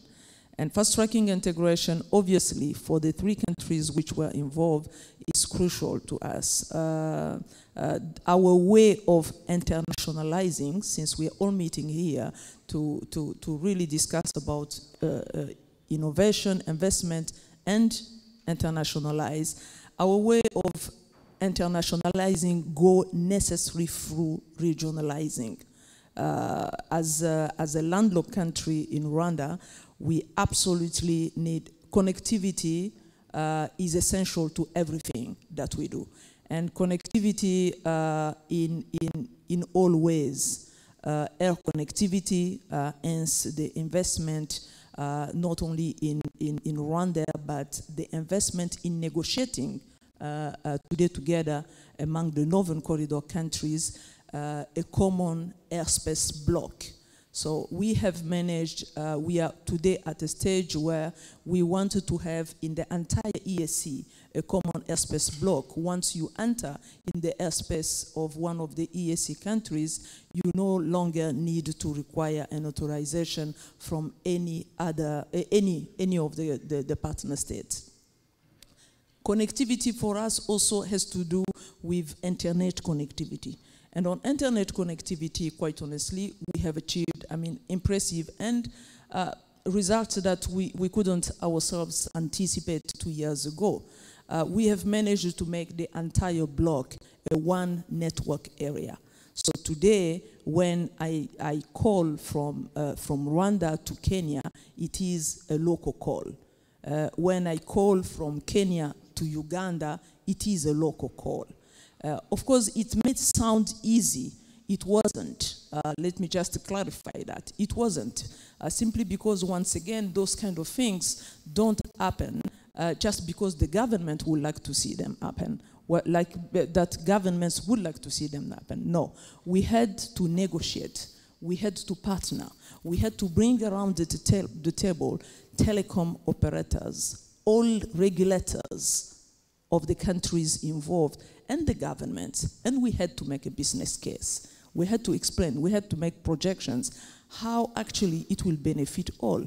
We had resistance, but what I can share with you today is that for the last 1 year, since we have implemented the one network area, the volume of calls between Rwanda and Uganda have multiplied 8 times. The volume of calls between Rwanda and Kenya have multiplied 5 times. So what happened? It's simply that the moment it became local calls, then people start calling each other. People start connecting with each other. Then SMEs cost went down. Transaction cost for SMEs went down. So people start transacting with each other on a regular basis. We started, first of all, with voice. Now we have moved to SMEs. Last week, what we were negotiating last week in Nairobi, it is data. We want to extend that to data. So this is how we are concretely internationalizing by just making, because by doing that, of course, it is a win for all. It is a win for citizens, it is a win for small business, it is a win for larger companies. The companies such as the MTN, some of the companies which, quite honestly, it was not easy to convince them at first, the MTN, the Safaricom, but it is also a win for them as well today. Simply this volume, this explosion, this just boosting in terms of the volume of calls. And it is a win for the government. If this telecom company make more money, well, in terms of revenue collection, we also make more money. So it has been a win-win-win for all. So some of these concrete things, in way, and again, connectivity, it is not only air connectivity to us. It's not only the broadband, expanding the broadband connectivity. It goes also, of course, to road, but also railway connectivity. So as we speak today, we have also big projects that we have put together that we allow to have railway coming from the port, the 2 big ports in the region, the port of Dar es Salaam and the port of Mombasa through Uganda all the way to Rwanda, and then extension to the Democratic Republic of Congo. Last weekend, our brothers and sisters from the Democratic Republic of Congo joined us in Nairobi, and they told us, well, we are not yet ready to join on all the projects, on all your integration and connectivity projects, but we want to join for the railway. We want to connect on the railway because we don't want the railway to stop in Kigali. We would like the railway to be extended up to the DRC. And again, I can tell you that's how just, again, trade is playing such a central role in what we're doing. You know, if I know Arantxa Gonzalez not so long ago visited Rwanda, and she had the opportunity to go at the border at the border on the north of our country between Goma in the Democratic Republic of Congo and Rubavu in Rwanda. And that's a border where every day 50,000 small traders, they cross that border every day. So this is where also the role of trade, by just making that easier for those who cross. Even if we put one border post, one-stop border post, it's not enough. We are working also with partners, through the EIF, with ITC, with partners to make sure that we have decided to put cross-border market very close to the borders, so that they can get their produce. They can get the produce there. They don't need to go such a long way, and then they can save time as well. And this is impacting. We have just completed our poverty reduction survey. We conduct a poverty reduction survey in Rwanda every 3 years. And it's very clear from the poverty reduction survey that the single most powerful element in the groups that this time have really upgraded themselves out of poverty in rural areas, it is actually trade, the very small traders. So, and those are just, that is the evidence, based on the evidence that we have collected. So again, to say how it is central to all what we're doing. Now, people, most of the time, when they hear about the Northern Corridor or the East African integration, which quite honestly, as I said, I can go on and on the examples on what has been achieved, but that is not the credit to the governments involved only. Of course, the political will, there is no substitute for that. It's absolutely essential. However, when the heads of state meet, by the way, it is really a small meeting, a very small meeting room around the table there, and just challenging all of us, saying, why is it that, for example, Kenya Airways, why is it that you can't open, you can't allow, you are not yet implementing the fifth freedom by allowing other airlines to take passengers from Nairobi to Juba, and so on and forth. And I can tell you, it's not an easy moment, but President Kenyatta has to answer when that is put up. And those who are putting those questions are the business community. So the East African Business Council, and the chairman is with us here today, Mr. Denis Carrera. I'm very happy to have him in the room. The business people from all the Northern Corridor countries, they are in that small room. They are in that small room, and well, they tell sometimes the head of state, you know, last time when you met, and the monitoring, the accountability is such that close monitoring every 2 months without fail in the last 2 years. So can I ask you, while you have the mic then, so much of it has been successful. What part of that integration of that network has been a struggle? Because I think there's as much to learn from failure as there is from success. So are there any things that you have tried to implement, any journeys you've tried to forge that hasn't worked so well? Yes, when it comes, for example, to, let me take big projects. Big projects when we discuss, for example, railway. Not that it's a failure, but it's challenging. When we start talking of projects of $14 billion, then for such projects, even all the governments coming together, we just can't get them off the ground.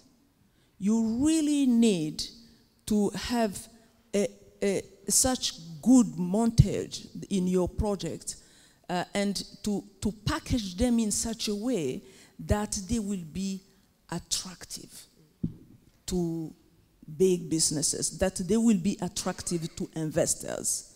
you have to package them in such a way. And you have some time to realize that very small things. You might think that, well, maybe it's much more convenient to use diesel to power the railway.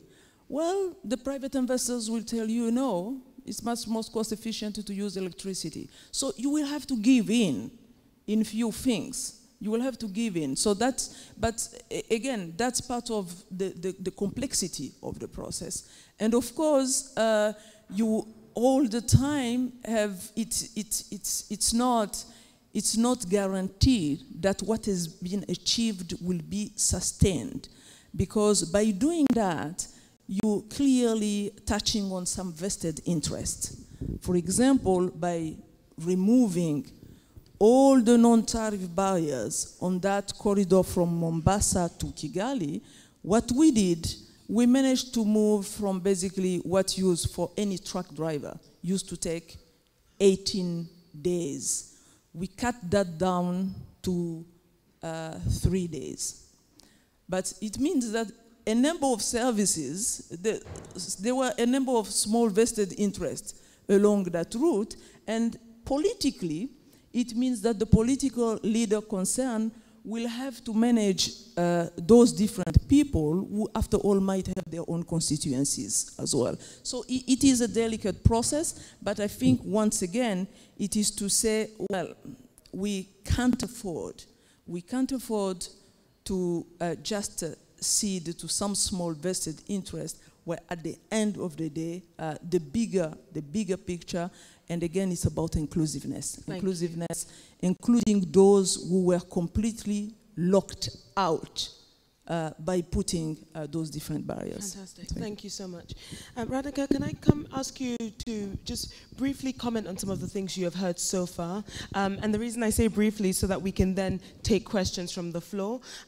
We have not, in case you are sort of tech forward and an early adopter and have downloaded the app, we're not using that to take questions during this session, but please start to think while our last speaker is speaking about what you might like to ask or comment from your own experiences and perspectives. Yes, definitely. I would just focus on 2 points. One is the area of partnership, how we are trying to build partnership with the private sector. This is quite crucial, when we talk about achieving sustainable development goal. With the fiscal squeeze all around, it will not be possible only to achieve these objectives through public resources, right? So that's one area I would like to focus on in my response. Another is, what can be done in order to make sure that no one is left behind, and that's quite critical for us to discuss. In terms of the partnership with the private sector, what needs to be done is to create a virtuous circle. How we create this virtuous circle is to link trade with aid, of course, public money, but also with investment. And this is where the need for creating the environment, the business environment, the investor-friendly business environment, both for foreign and local investors, comes into play. And this is where we have contributed our bit, in terms of improving the business environment. Do you mind if I just prod you on that? Because, in terms of creating an investor-friendly business environment, people might argue that that's what led to the sort of the race to the bottom, right? Countries competing with each other to attract investor attention. Under this new guise of the Sustainable Development Agenda, tell us how we can do that sustainably, where governments are empowered to create that attractive environment without compromising on their own needs and long-term benefits. When we talk about providing the better business environment, it does not have to go really to the bottom. Actually, it's not actually, if you talk about the hypothesis of race to the bottom, there's no evidence to prove that the race to the bottom is happening in terms of health standard, in terms of environmental standard, or in terms of social standard in order to promote investment. That's one thing that I would like to make absolutely clear. What we try to do is to create better business environment by facilitating trade. Trade facilitation is one indicator. Business registration facilitation is another indicator. It takes a lot of time to register property in a particular country. And this is something that we would try to assist these countries to help in doing it quickly. Another area is competition policy, and this actually competition policy provides level playing field for the investors, local and foreign, to be able to invest and be sure that their rights are going to be protected, and they would not be this would not be thwarted by the monopoly activity of a public enterprise or something like that. So there also we are trying to provide support. So what we are trying to do is on doing business indicator, if we provide support, we measure the contribution that the countries have made themselves through external support, including the EIF support and other aid for trade mechanism, to be able to move up the ladder. This is something that we measure on a regular basis. Second is the public-private partnership model, and that's where the infrastructure issue comes into play. It is very, very important that the private sector is involved in this model for the creation of not only roads and ports, but also standard related institutions such as laboratory and other facilities. And in terms of EIF, what we are doing is that the private sector is now becoming an implementer rather than the demander. It used to be a demander of reform in the past, the first phase of the EIF. Now we are moving into another direction where we are actually not only relying on the skill and expertise of the private sector, but also trying to rely on the resources that they put in to our projects that have been identified as a priority project by the government. So final point on no one is left behind. What we probably need to do is to make sure that the initiatives such as the EIF needs to be funded well, so that we can continue to do this work and make sure that we can contribute towards poverty reduction, we can contribute towards women empowerment, environmental sustainability, and empowerment of a small business and farmers and artisans. These are the people that we try to connect to the international market, and that's where we would be in a position to support not only through the global trust fund that we have, but also at the bilateral level based on the priorities that we've been able to identify through our analytical work. And final point. You already made that. Final point on this, no one is left behind, is the issue of technology. I'll leave you there. Probably this issue will be raised. Hopefully, now that you've sort of thrown out a hint to the audience, they'll ask a question about technology and then we can revert back to you on that. Naushad, can I ask you that on the point that you wanted to make, can you include it in one of the responses? That way we can get to any questions. There might be none. Does anybody have a question from the audience, please, and we can get to you? Fantastic, there are questions. So we'll start here at the front and then work our way back and through the rows. Thank you. Please introduce yourself, and if you make your question and your comment brief, we'll take 3 or so in one go. Thank you. Hello? Yeah, can you hear me? First of all, let me introduce myself. My name is Abdulaziz Al-Talib. I'm the Director of Government Procurement Regulations. I represent the Ministry of Finance. It's rather a comment than question. From Qatar experience, for the SMEs, there has to be a government incubator in order to support the SMEs. Because what I heard from Her Excellency and the rest of the team, they're emphasizing partnership. Without government support, the SMEs will struggle in order to sustain trade. Therefore, there has to be a constant follow-up from the government incubator. In our case, we have the QDB, who are doing a superb job for the past few years. And we do encourage them to continue doing that. Thank you very much. Thank you for that. There was a gentleman, I think, in that row, and then we can move our way across. Thank you for that encouragement. Please keep your hand up so that when the mic comes round, they can see you. I think he's changed his mind, so there were... Oh, you have one on that side. Fantastic. Thank you.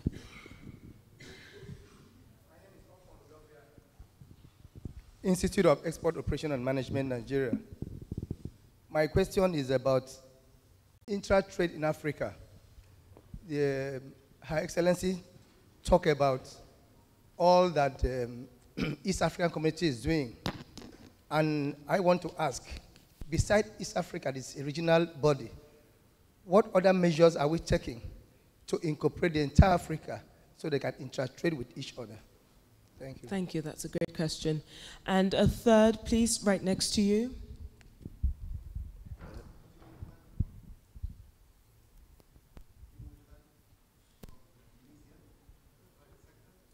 I don't know if that's on. If you just bear with us a quick second, let's just check. Timo Michald from Tunisia, private sector.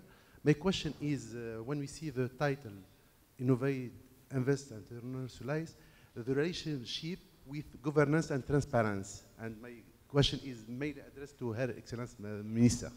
Fantastic. Thank you very much. So he's wanting to know what's the relationship between good governance and transparency. Is that right? When we see the theme for today. So anybody who would like to take up the comment and elaborate on that from our representative here from the government, who's looking at the role. Very good point, actually. How do you incubate? Making the point that Qatar has to incubate and not just sort of partner and create. Incubate the SME sector. Any experiences on that? Facilitating trade, not just regionally, but across the entire continent of Africa. And lastly, governance and transparency. Let's start with Nashad, because he had a point he'd wanted to make previously, and then work down the panel. Thank you. So if I may take the second question, actually, which is on integration in regionally versus across Africa.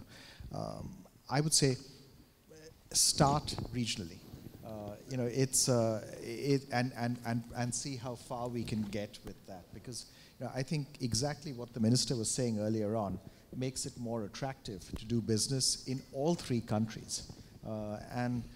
If one can, as a firm, if I can be, I know we cannot be as a firm in 54 African countries, but we can be in 4 regions.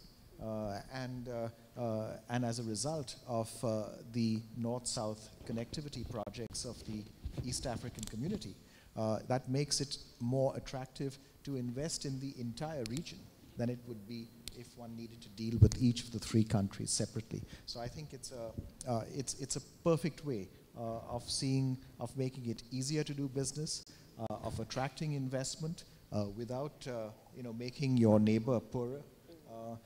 It's a true win-win, which fosters trade within the 3 countries, but also makes it more attractive for companies and firms from outside of the region to be more active and to invest in the region. So I think it's the way in which one can actually make it possible to internationalize trade in a very successful way. And did you still want to reflect on that was the that was the point. Oh, fantastic! Very succinctly done. Well done. On the incubator point, by the way, I mean the challenge for incubators. I mean, incubators are essential to get firms off the ground and enable them to start participating in the economy in a productive way. The challenge, I guess, is trying to decide when they've been adequately incubated. And my understanding of the most successful incubator experiences worldwide is that there tends to be a period of time beyond which firms get thrown out of the incubator. So firms start in the incubator. The incubator usually has a connect with a local educational institution. And then at some point in time, it might be 2 years, it might be 3 years, but it's usually not much longer than that. They have to leave the incubator whether they can make it on their own or not, because otherwise you end up with this permanent infancy problem, where you've got these permanent babies that are in this incubator. It's fantastic. Thank you for that. Please, Minister. Thank you. I want to really, maybe I will comment just very briefly on the second question, because you just said it all. Mr. Forbes just said it all. It's really about making our markets larger, bigger, but also much more attractive for investors. And I mentioned earlier the project of the railway. Well, without a regional market, it won't be very easy for any of the individual countries. They have attempted that in the past. It won't be easy to attract really the kind of investment we want. Whereas coming together, putting the right project together, doing all the feasibilities together, then it's become much more attractive. Now, an element of your question that it's clear that we approach this regional integration, first of all, integrating within the community, the East African community. However, we also realize that we want to link with other regional economic communities. So within and between. And when it comes to between, that's also part of the reason of my presence here. It's clear to us that as we are deepening our integration, it is also part of our plan, and it is very important to be able to get closer with other economies that finally are not far away, are almost next door, such as the state of Qatar, such as the GCC. So to link with other economies outside the African continent, but within the African continent. And within the African continent, that's why you probably heard that at the very, just a couple of months ago, we entered into this continental free trade agreement between the East African community, COMESA, and SADC. It is really a bold step in the right direction. We know that it won't be easy because we are not at the same level of integration. However, we can learn from each other. We can show how few things have been done. When you look for example, at the West Africa community, in the ECOWAS, there are a number of things that have been achieved, really commendable things within the ECOWAS. However, we think that we should get to a point where, the point I was making, to a point where it is not only that I can call from Kigali to Nairobi as a local call. I should be able to call, quite honestly, to Lagos as a local call. And this is achievable. This is achievable. As we are meeting here today for this World Economic Development Forum, at the same time in Kigali, the summit Transform Africa, that is focusing on the digitalization of the African continent, is happening. And it is possible, it is feasible without a lot of money.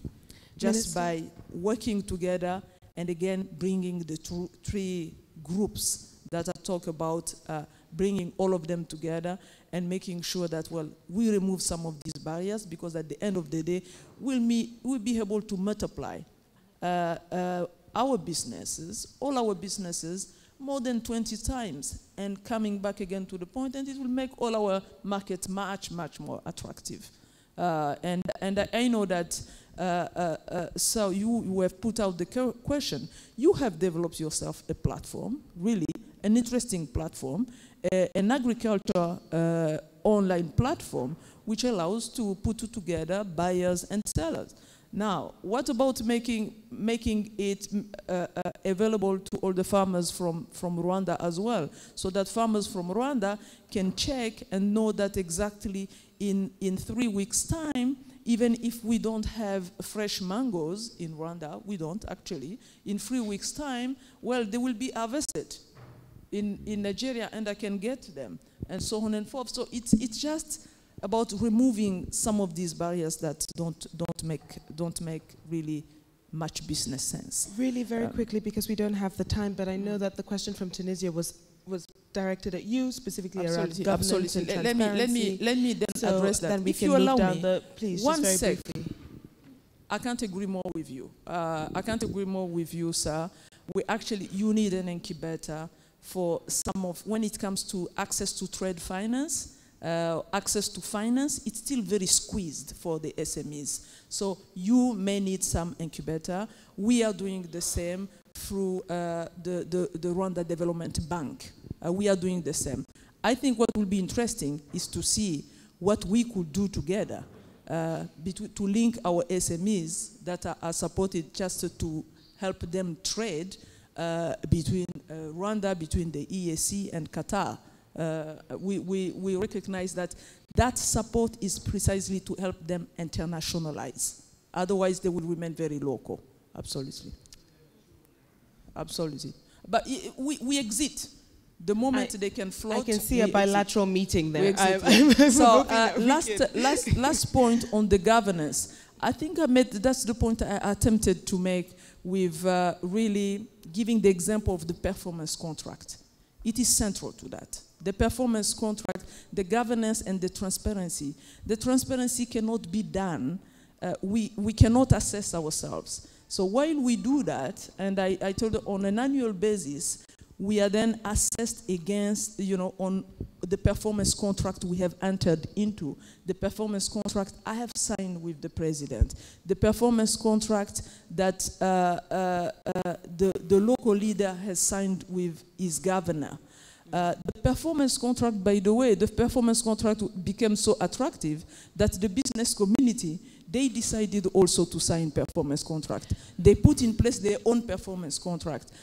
Now, to assess ourselves, just to make it completely transparent, we don't take any of the Rwandan institutions. There is what we call the governance scorecard that is put to the citizen, and the citizen themselves, they actually say, well, in this district, we think they've done well in this and this, in trade. We don't think they are doing so well when it comes to health. And they are very specific. They say because in few occasions during the year, we didn't find medicine in the pharmacies. Minister, so we don't think they are doing so well. Just to make it a little bit more specific. Hopefully this is an equalizer. It is, by the way, it is an international Indian company that comes now to assess the government. We take an completely external partner that comes then to assess and tells us, well, this has been achieved and this has not. Thank you so much. Thank you. Please, I would love to hear your thoughts, if any, on the questions that have been asked, because I'm sure that there's plenty of others that we do need to take. And Gina, you haven't said a whole lot, so please, the mic is yours. Well, I think the questions have been well answered. I also agree with the incubator. I think I come from a country, it's Mexico, that did a very good job 10 years ago in incubating businesses, and it has paid very, very much dividends. So I fully agree. I would like to say, and not related to the questions, but I think we haven't said anything about South-South cooperation. Triangular cooperation. I think there we can find a lot of what we're looking for, and I think South-South cooperation has to be at the front of this agenda in order to achieve. The other thing that I hope it will be discussed during these 2 days is what we will do in conflict countries.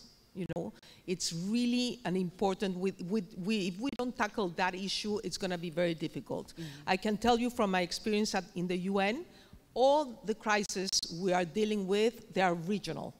They are not anymore a crisis in one country. It's a regional crisis. So I think to tackle and to see how with this interesting enabler that is trade, what we can do in this conflict countries. So I didn't want to end without talking about those countries. And another thing is just to remind you that we're not talking about reducing poverty, because we have said it's about ending poverty. So that is the crucial thing. We are not willing to, by the 2030, talking about how much we reduce poverty. It's about ending poverty, and I think we have, a big commitment with this important issue. Well, let's pass the mantle on to Radhika then, because I think, those 2 points about South-South cooperation and conflict states are ones that Aid for Trade are, can play an important part in that dialogue. Can you also briefly sort of respond to what Gina's just said then, so we can take another round of questions? Definitely. Yeah, particularly the area of South-South cooperation, there is an encouraging sign, but at the same time, what I have realized is that some of the South-South donors are particularly interested in funding bilateral projects, picking the countries they would like to support, and not funding a multilateral platform which could provide bigger bang for the buck. So this is something that I have observed, but but in the case of a few countries, but some of them are willing to do so. So what is really important for the South-South donors to understand is that if they contribute resources multilaterally and also do it bilaterally, if they can also divide, like most the North-South donors have been doing in that kind of a manner, probably it will be more productive use of money. It is understandable that the visibility angle that the bilateral projects and the political lever that the bilateral support would provide would not be available through a multilateral channel. But then this is something that donors will have to consider sooner than later. Gina, you were furrowing your brow there. Is there something you'd like to say on that? I think if we can have a fight, that would be great. I don't think South-South cooperation has to, to be in the multilateral, world. It's more, I think, triangular cooperation maybe should use maybe a multilateral partner. But I think South-South cooperation is very interesting. I will invite you to read, for example, the Human Development Report of not last year, the previous year, about the rising South. I believe that we have to invest a lot of effort on this South-South cooperation boosts the development agenda. I'm really a believer that even though the donors choose the country, I think in the South-South cooperation we are finding very, very important innovations in terms of how to fund this agenda. Fantastic. Okay, so last round, there's a question there. There's the gentleman over there already has the mic, and finally we'll take that one. So one, oh, he stood up.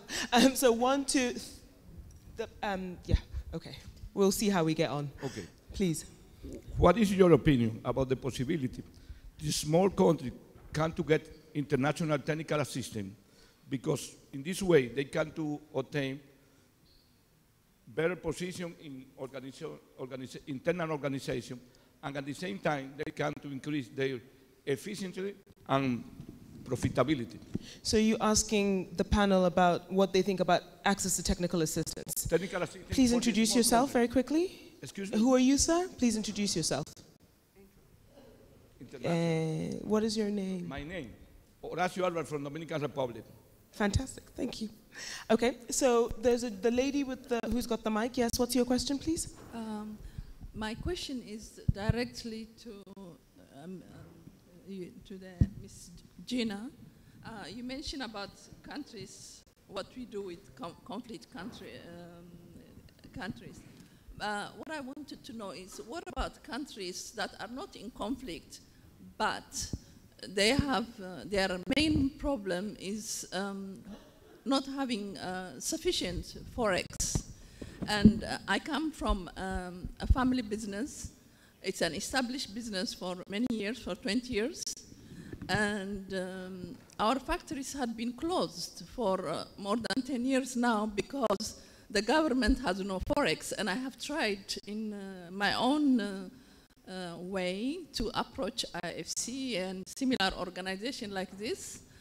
And it has not been possible because they have problems with this government, they have this and that. I mean, where is the line between supporting private investment and supporting SMEs and all this? Why should established factories are closed, and what's the point of establishing new business if they are going to be closed? Okay. Because of not having forex. Thank you very much. The gentleman in the pink tie, and then we'll go across this way. Can we just take this question, please, sir, and then we'll take yours. Can I speak? Thank you. If we just take this question, and then we'll take yours and end over there. I'm just going across the room. So if you just bear with me, we'll take his question and then yours. Thank you. Mine is actually not a question. It's just a bit of a compliment to on what the minister was saying. My name is Dennis Carrera. I'm chairman of the East African Business Council. Just to give you deeper insights on what the minister Sir, can I encourage you to make them brief because we are running out of time already? Yes, it's as brief as this, that the region, when you look at it from a trade perspective and sustainable trade, lots of things have been done, particularly with the question about the Northern Corridor and its achievements.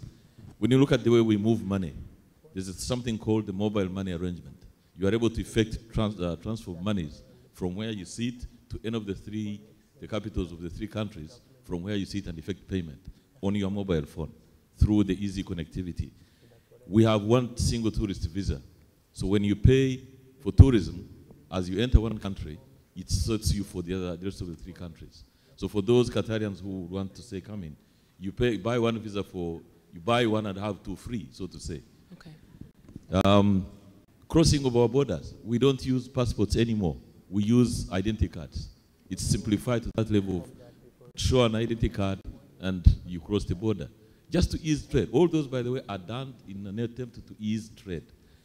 Couple of things. Electronic tracking system for our cargo. May I interrupt you there, sir? Because and finally, the minister has made a lot of the same that points. one key thing that is requirement and that gives everybody confidence is security.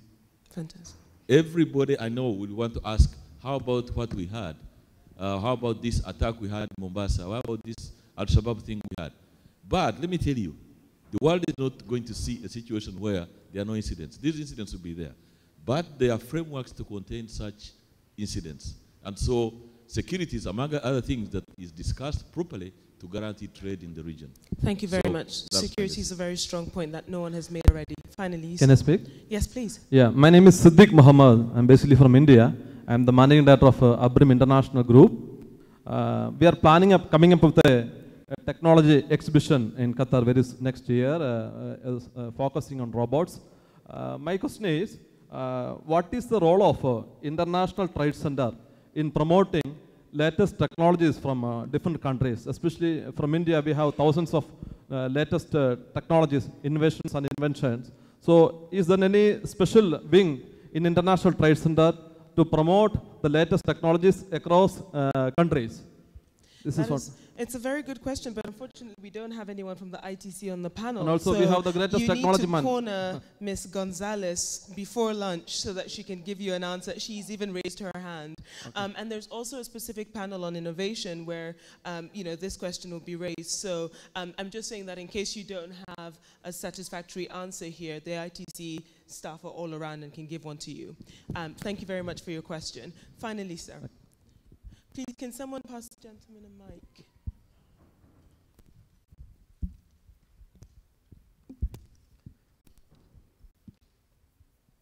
Yeah, good afternoon. I fully agree with all the challenges that have been discussed. The point that I need to raise is the importance of using the technology in accessing international markets. So this will solve a major problem that SMEs are facing, which is the marketing and sales. And this is something that we have also worked with, and we are proud to work with ITC and World Bank that they have selected our company to promote and increase the export for certain countries by using the electronic marketplaces. So I'm representing a company called TradeKey.com, which is an electronic marketplace that can match buyers and sellers together. So this can solve the accessing the international markets and reaching more geographical areas for the exports. So you need to use the technology to access more markets and to use the worldwide markets as a local market. So this is something that I highly appreciate if others can elaborate more, and we can also contribute in this regard. But this is a major issue that all SMEs are facing in every economy. Absolutely. Thank you. Thank you all for your patience and for your questions. Back to our panel. We will start at the end and conclude this way. Please work in your concluding remarks as well. So I guess the only two real questions there were about access to technical assistance and access to Forex. And the others are broader comments. Please feel free to speak to whichever most apply. Okay, let me start with access to technology first, because this is something that I wanted to do earlier. The access to technology issue is not only about the transfer of technology from north to south, it is also about transfer of technology from south to south. And on the issue of South-South cooperation, I just highlighted the area of development cooperation, but on trade, on technology, and other elements, I'm all for South-South cooperation, but we can continue to discuss that. And this is also about creating necessary environment within the country to invest on technology, to invest resources on technology, not only by strengthening the public institution, but also engaging the private institutions and universities to be able to create technology that would be applied in the industry setting, right? And second is the question about the technical assistance. I don't think I fully understood the question, but if it is about technical assistance for building trade capacity in least developed countries, we are there to provide support. So I'll be happy to discuss with the gentleman and then explore further about the possibilities. Thank you. Fantastic, thank you. Well, I agree with you about technical assistance. What I understood is where is technical assistance in all this agenda, and I think it's one of the main enablers in order to complete the agenda. In terms of Forex, I think, and some of we said in our introductions, that obviously governments are responsible to create an enabling environment in order to invest. In terms of foreign exchange, I understand perfectly well, and in my country, there were some decades ago that we didn't have, we have this barrier of the Forex, but we have to deal internally with these type of things. I think the agenda highlights that developing countries has to be in the international debate of these type of things. Taxes, exchange rates will be very crucial in order to be able to move ahead. Fantastic, thank you. Finally, Minister. Thank you. Just one short comment on larger than the Forex. It's mainly, it speaks to the financing for all these projects, big projects we're talking about, be they national projects or regional or international projects. And to that, I think, exactly as Gina said before, the main thing, really, the main achievement of the conference in Addis Ababa a couple of months ago was clearly to realize we are not going to fund any of the SDGs through public treasuries. That there is no way. So let's forget about that. And hence why it's very important to have forums such as this, where the majority of the participants come actually from business. And hence why we are interested in engaging. Our role as government is to put a conducive environment, as you say, to make sure that, well, what we need to fix as government, what we need to make available as government, be it the infrastructure, be it the regulatory environment, be it making sure that rule of law is applying, a right dispute settlement system, a fast one, so that all that is happening. And by infrastructure, all the basic infrastructure. For us, in our case, we consider that all the ICT is utility, as water, as electricity. We don't consider that this is such an incredible service. Last week, we decided that all the public buses were really what we call at home the Mwanawinchi. So the basic citizen in all the public buses, we are going to provide internet. And we're going to provide internet without changing anything in the fee, in the transport fee, because we consider that to be a basic facility. It allows people just to connect and to go about their business. So that we will do. But financing these regional or important national projects, well, we need you to come on board. We need to work together with other investment organizations. We have the other development banks, such as the Qatar Development Bank. We would basically to work together, and thanks to Qatar, thanks to ITC for just providing the forum for us to do that. Thank you. Thank you. just in case anybody was still listening closely, I had said finally when I pointed to the minister, it's because Nashad has said he doesn't have any closing remarks to make. He's humbly laid down his sword, so fine, he's been defeated by the argument. Just to thank you all for coming, for staying, for listening, for engaging, and as the minister has already done, please thank our hosts, but please thank them for their time and attention in the conversation.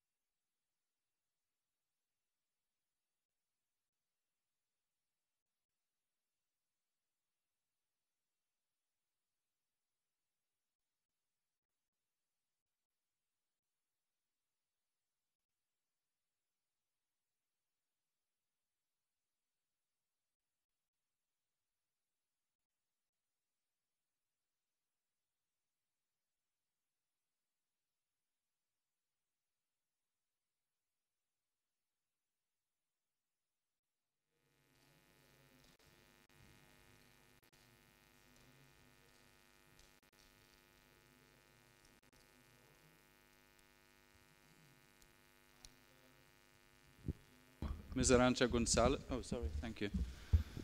Ms. Arancha Gonzalez from ITC and our host for the World Export Development Forum, the CEO of Qatar Development Bank, and I won't hold you up, so I'm going to pass you over to the head of the CEO of Qatar Development Bank. Thank you.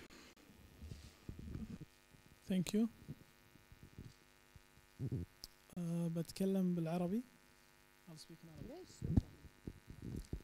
من دواعي سرورنا في بنك قطر للتنمية أن نتعاون مع مركز التجارة الدولي في استضافة الإصدار الخامس عشر للمنتدى العالمي لتنمية الصادرات. إن أهمية هذا المنتدى تأتي ضمن أهمية قطاع المشاريع الصغيرة والمتوسطة في الاستراتيجية الوطنية لدولة قطر، وذلك ضمن ما يقوم به بنك قطر للتنمية من تطوير للمشاريع الصغيرة والمتوسطة وخصوصا في مجال الصادرات. فكما لا يخفى على المتابع بأن بنك قطر للتنمية يخلق نافذة واحدة لخدمة رواد الأعمال القطريين والمشاريع الصغيرة والمتوسطة، تبتدأ منذ مرحلة الفكرة وصولا إلى مرحلة دراسات الجدوى وتقييمها، وصولا إلى التمويل وحتى الاستثمار، وصولا إلى الأسواق العالمية عن طريق التصدير. والخدمات التي يقدمها بنك قطر للتنمية في مجال التصدير هي عن طريق فتح الأسواق العالمية للشركات القطرية وفتح مجالات الاستثمار للشركات القطرية ورفع تنافسية تلك الشركات. وما هذا المنتدى إلا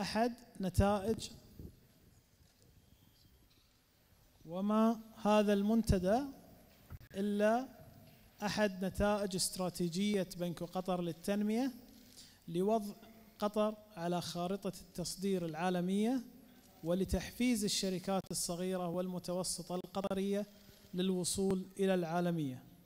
فعلى هامش هذا المؤتمر أو على هامش هذا المنتدى يوجد أكثر من 50 شركة قطرية تدخل في نقاشات ومحاورات مع مستوردين عالميين لأخذ تلك المنتجات القطرية إلى الأسواق العالمية. وقد تكلم معالي رئيس مجلس الوزراء ووزير الداخلية الموقر في كلمته الافتتاحية اليوم عن زيادة حجم الصادرات القطرية من الشركات الصغيرة والمتوسطة الغير نفطية ومضاعفة تلك الصادرات، وهو ما نفتخر في بنك قطر للتنمية بكوننا الذراع الداعم للصادرات للشركات الصغيرة والمتوسطة وتمكينهم من الوصول للأسواق العالمية. أشكر لكم حسن استماعكم وأعطي الكلمة للسيدة أرانشا ومن ثم نفتح المجال للأسئلة بإذن الله. شكرا.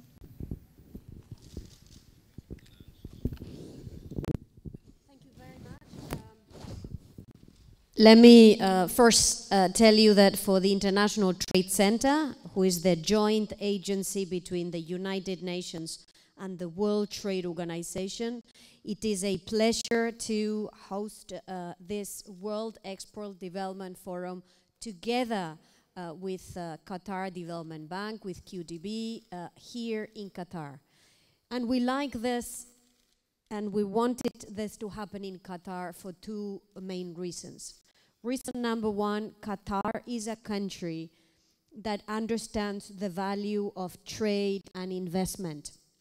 This is what we call internationalization. It's bringing together trade, imports and exports, together with investments. Qatar is a country that understands the value of trade and investment. Qatar practices this. It is a small economy, extremely open, with lots of interests investment-wise abroad, and we think it's a good example to bring out this message that countries have a great fiscally responsible way to develop, which is through trade and investment.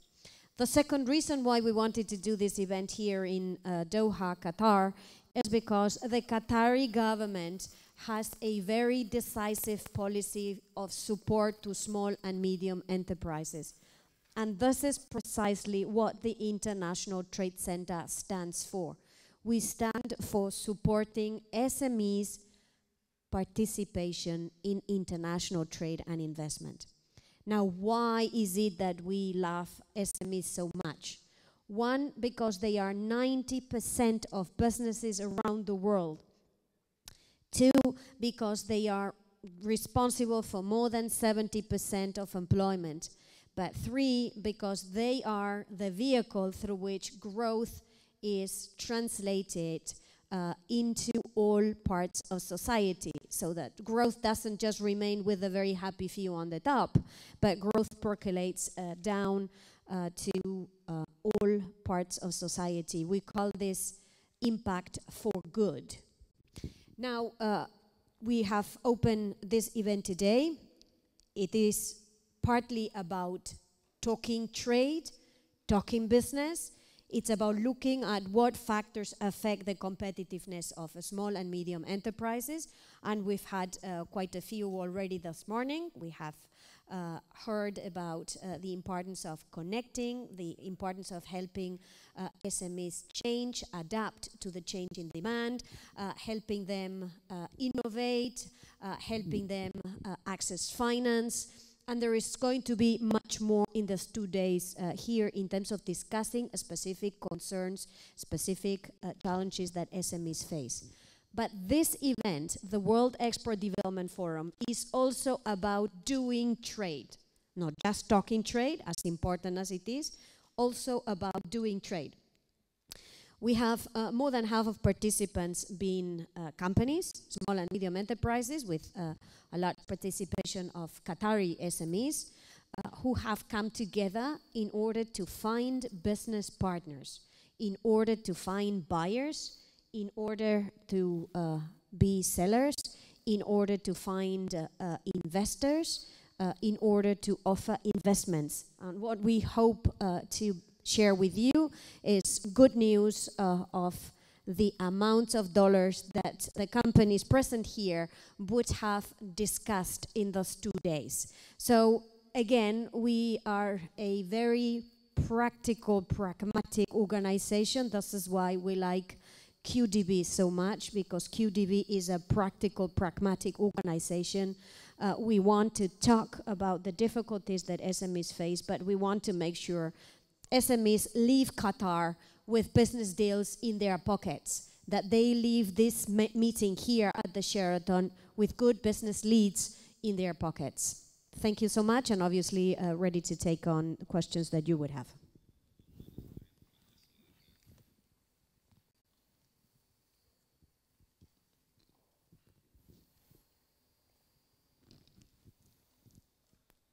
السلام عليكم. محمد أندلس من جريدة الوطن. أستاذ عبد العزيز، يعني إيه هي أهم الدول اللي ممكن الشباب القطري أو الشركات الصغيرة والمتوسطة اللي هي عقدت معاها الشراكات، وإيه هي أهم المنتجات اللي هيتم تصديرها؟ تاني حاجة، كان في سعادة وزير الاقتصاد والتجارة قال إن نسبة 98 أو 97% من الشركات في قطر صغيرة ومتوسطة، واحنا عارفين ان نسبه المساهمه ليها 15%، فازاي ممكن يعني يكون 15% بس وعدد الشركات 97% من مجمل الشركات في قطر؟ بالنسبه للسؤال الاول، وكان يرتبط بموضوع ما هي الدول، اتوقع ان المجال واسع ولا نريد تضييق شيء واسع، لكن ما يمكن السؤال بصيغه اخرى: ما هي المجالات للصناعات القطرية للإبداع فيها؟ طبعا الصناعات القطرية في مجالات متعددة استطاعت والحمد لله الوصول للعالمية. الصناعات البلاستيكية والصناعات الألمنيوم والصناعات الأغذية والصناعات مختلفة، من ضمنها أيضا الصناعات الطبية، استطاعت الوصول للعالمية كمنتجات قطرية. من ضمن أهداف هذا المنتدى أو هذا اللقاء هو فتح أعين رواد الأعمال القطريين والشباب القطريين إلى الأسواق الجديدة وما هي المنتجات الجديدة. وعلى سبيل المثال غدا بإذن الله سوف تكون هنالك ورشة عمل متخصصة حول الأغذية الحلال، وهنالك فرصة كبيرة للتصدير من دولة قطر للأسواق الأوروبية والأسواق الأمريكية، كون قطر مصدر معتد به في مجال الأغذية الحلال. لذلك هذه إحدى الفرص التي بالنقاش طبعا مع ITC وهي المنظمة العالمية المعروفة في مجال تحديد الفرص. قمنا بتحديد هذا المجال لطرحه للمتخصصين ولرواد الأعمال والشركات الصغيرة والمتوسطة لكي يستطيعوا التعرف عليه. هذه أحد الأمثلة. طبعا هنالك مجال واسع وهنالك مجال كبير، خصوصا مع كمية الدعم الحكومي والتوجه الحكومي الجاد والصادق لدعم الشركات الصغيرة والمتوسطة. فكما استمعتم لمعالي رئيس مجلس الوزراء ووزير الداخلية الموقر الشيخ عبد الله بن ناصر بن خليفة آل ثاني، حكومة دولة قطر تمشي بخطى حثيثة وخطى جادة نحو تمكين الشركات الصغيرة والمتوسطة وتفعيل دورها في الاقتصاد. والحمد لله استطعنا خلال فترة ليست بالطويلة، فترة قصيرة نسبيا، زيادة نسبة مساهمة الشركات الصغيرة والمتوسطة في الناتج القومي الغير هيدروكربوني بنسبة كبيرة جدا، تجاوزت يعني ضعف النسبة السابقة. فهنالك قفزات في مجال الشركات الصغيرة والمتوسطة.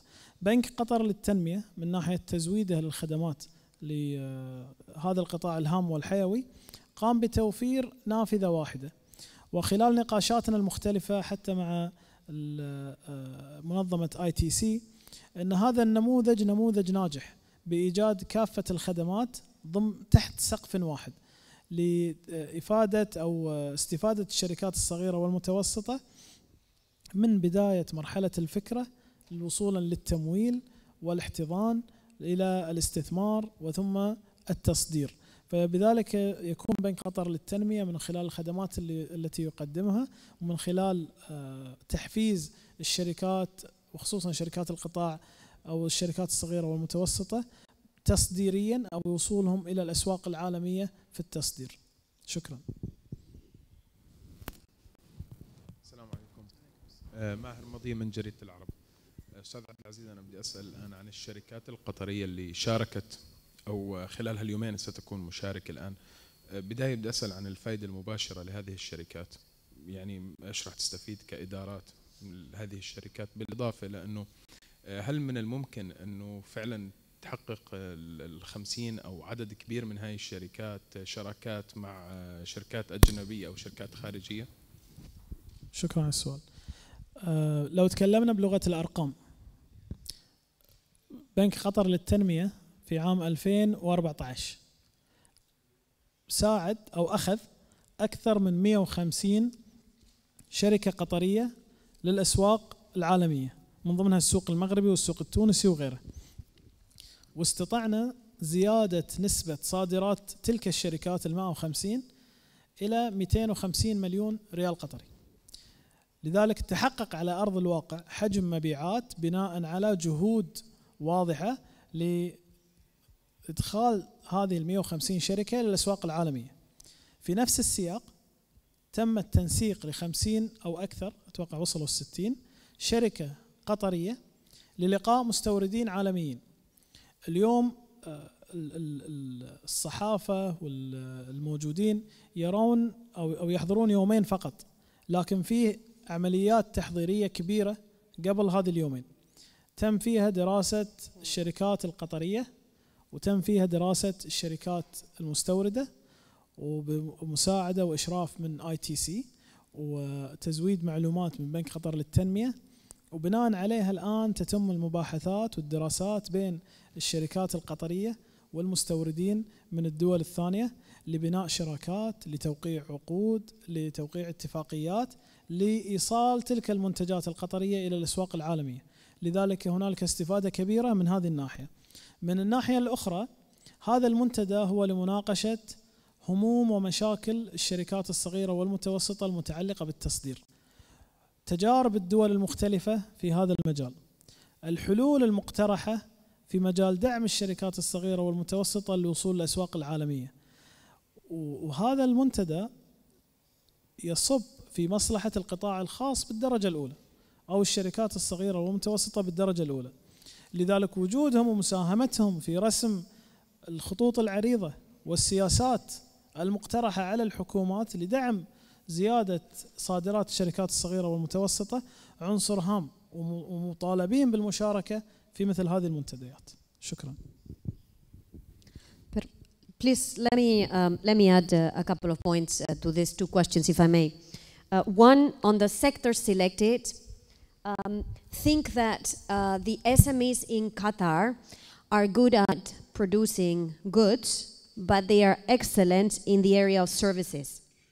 And services make up for 2/3 of our economies.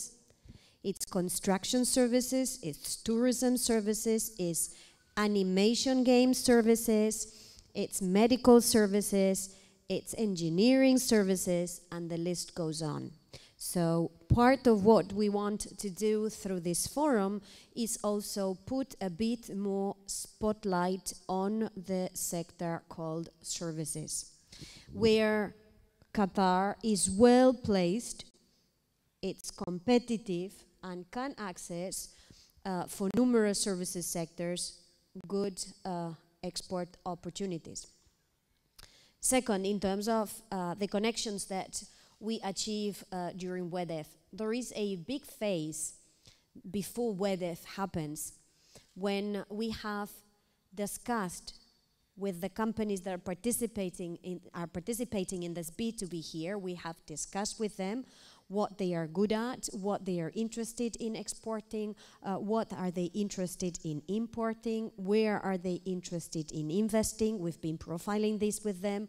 We've been supporting them in terms of explaining how one goes on to a B2B for those who didn't know. So there is a big pre-WEDEF phase. There is a WEDEF when they see themselves face to face. And we hope, and it's our experience from previous WEDEFs, that the negotiations, the discussions, the contacts continue post-WEDEF. To give you an idea of the orders of magnitude, we had WEDEF last year for the first time in Africa, in Rwanda. A number of business leads were agreed in Kigali, but 1 year later we know these business leads have been multiplied by 3 in real terms in business transactions on the ground. So this is a step. It's a step to build confidence in a longer process of getting to know your customer, getting to know your client. Good afternoon.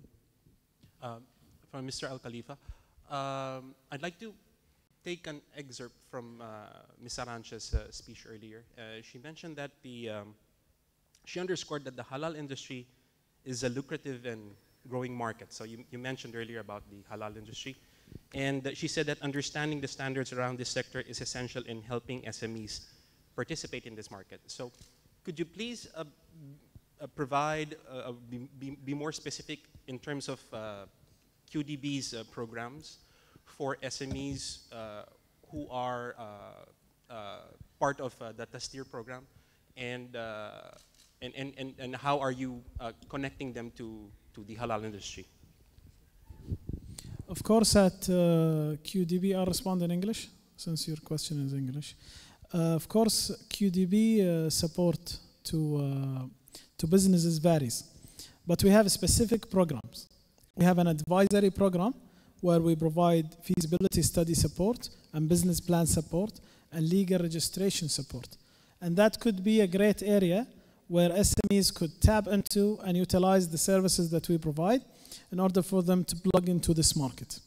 The other support is financing. So QDB is already engaged in financing a lot of the farms in Qatar and the livestock. We are responsible currently of an impact of 10% of the livestock market in Qatar. And this is domestic. QDB since our support and our intention is to help growing the exporting market, will be in a better position to support also Qatari companies who are looking to export to external markets and to plug into this value chain. I think that the bigger context has also to be taken into consideration. This is an ecosystem for halal food. It's not only supplying the meat. There is a lot of legislations and approvals and certifications around that system.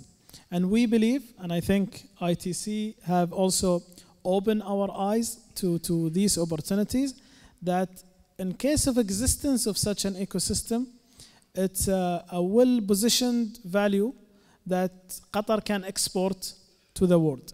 And this is not only limited to Qatar, the region in general. And there is a growing demand on the halal market. In Qatar, how many Qatari SMEs are participating in the halal industry? All the food in Qatar is halal. We don't do non-halal food in Qatar. So no, I'm sorry. Yes, yeah. What I mean is, in terms of like slaughterhouses. I don't have the figures actually with me. I don't. Yes. Let me add to this that the halal market is a multi-billion market and growing exponentially. It's got to do with the attractiveness for the consumer of the way in which the products reach the consumer. It's part of ethical trade that it's wider than halal, but of which halal is a big and growing part. This is why what we will be doing tomorrow is releasing this report, of which I only show you the cover for now, so that I whet your appetite to come tomorrow, in which we give you figures about this market. But we also draw the attention of businesses and governments of an important feature of that market, which is standards. What is a halal standard? What is a halal product? What is a halal service? And who certifies this? So there are many different standards appearing in the market.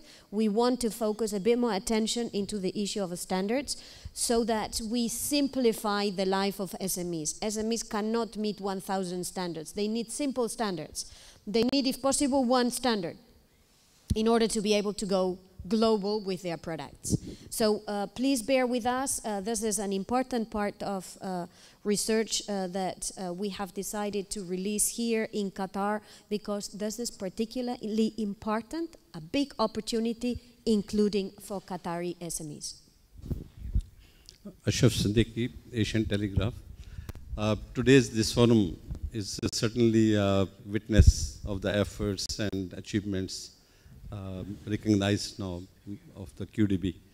What challenges normally, you are facing towards this SMEs setting up? SMEs normally, if the challenges are the challenges of the SMEs. And SMEs normally face a lot of challenges, but I'll try to categorize them in 5 main challenges. The first main challenge is access to information and training. Most of the SMEs everywhere face issues to get access to data, reliable data, and to get access to quality training that will equip them to the market. So from our side, we try to capture this challenge and build solutions to actually solve it for the SMEs. Challenge number 2 is access to finance. It's an issue, it has been an issue, it's still an issue, and it will always continue to be an issue. One institution cannot solve the access to finance problems for all SMEs.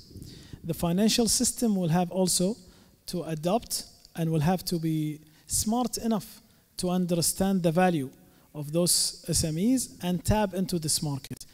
More and more, we're finding that the financial systems globally are understanding this trend, and they're tapping into this market, but some of them are more mature than others. In Qatar, alhamdulillah, we're going far in that area, and it's becoming a less of an issue, but it's an issue or a challenge that SMEs are facing.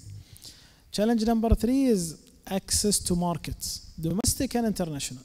and access to domestic markets, this is government procurement. Actually, I was amazed by the figure that was shared by Her Excellency Arantxa yesterday, around 50 trillions.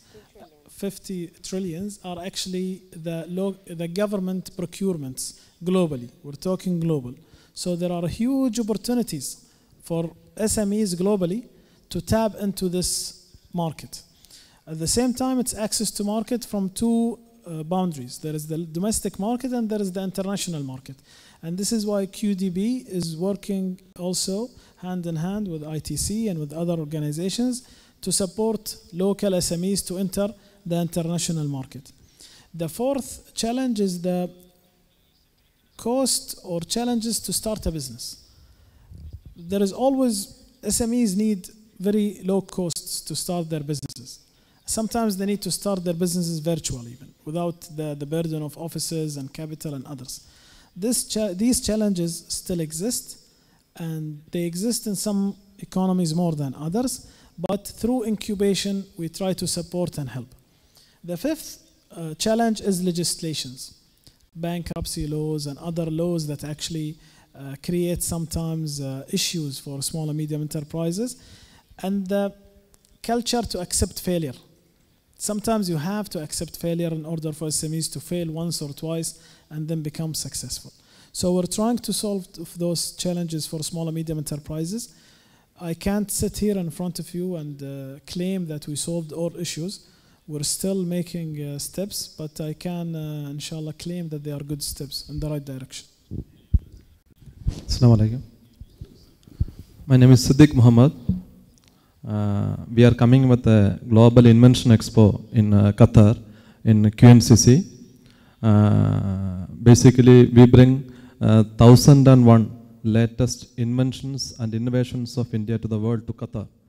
Since Qatar is becoming one of the most inventive and innovative countries in this world, there are a lot of new technology. You know, India, we have more than 12,000 engineering and IT technology colleges in India. So we have a lot of expert manpower. So it's all latest technologies that nobody even explored. So we are coming with a documentary film for that, and we would like to seek the support of QDB to distribute or to get awareness about these technologies to the whole Qatar, and get the best people who can explore these technologies. So is it a chance with QDB, and we seek the support of QDB? Thank you. I think it's a comment or a request, and I think we can take it offline to discuss. But Qatar is an open market, and you are welcome to Qatar, and everybody else is welcome to Qatar. So it's not. I will not sit here and say yes, we grant you and we grant others and we don't grant. This is a bilateral discussion, and we can have it offline, I think. Thank you. Thank you.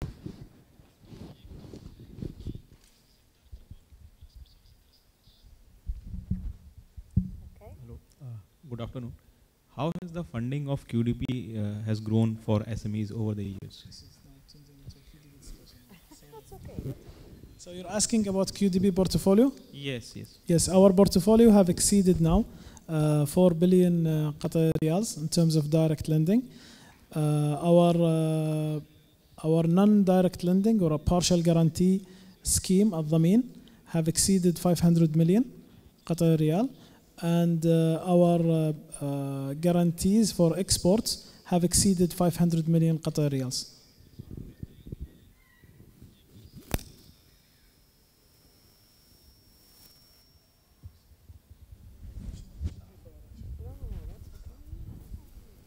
السلام عليكم. عايز اسال الاستاذ عبد العزيز يعني حجم السوق الحلال في قطر. ما عندي، هو سالني ما عندي الرقم. ما فيش الرقم. طب حضرتك ذكرت ان المؤسسات الماليه الاخرى عليها ان تفكر بذكاء، يعني على حسب ما فهمت من الترجمه. اسمح لي اللي حضرتك ذكرت على حسب ما فهمت من الترجمه، المؤسسات الماليه الاخرى عليها ان تفكر بالذكاء لدعم الشركات الصغيره والمتوسطه. ممكن توضح لنا النقطه ديت، او ايه هي مثلا المؤسسات دي؟ طيب. السؤال كان عن ما هي المشاكل التي تواجه الشركات الصغيرة والمتوسطة، فذكرنا التحديات أو التحديات الخمسة. أحد هذه التحديات الخمسة هو الوصول للتمويل.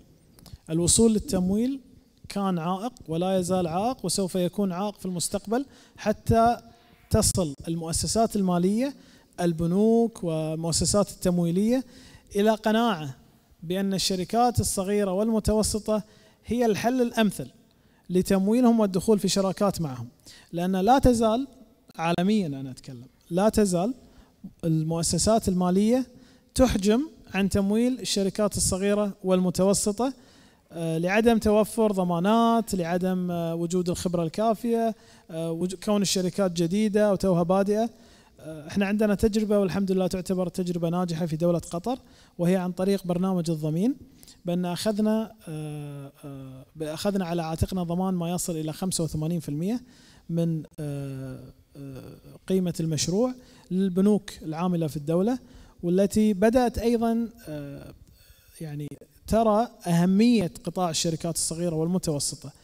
ومن يومين شاهدنا بنك قطر الوطني أطلق الفرع المخصص للشركات الصغيرة والمتوسطة، وهذا إن دل فإنما يدل على اهتمام القطاع المالي القطري في هذه الشريحة المهمة، وهو ترجمة لتوجيهات الحكومة بالاهتمام في قطاع الشركات الصغيرة والمتوسطة تمويليا ودعما، وأخذ تلك الشركات إلى المرحلة القادمة لكي تكون على حجم المسؤولية وعلى قدر المسؤولية من النجاح والوصول للأسواق العالمية.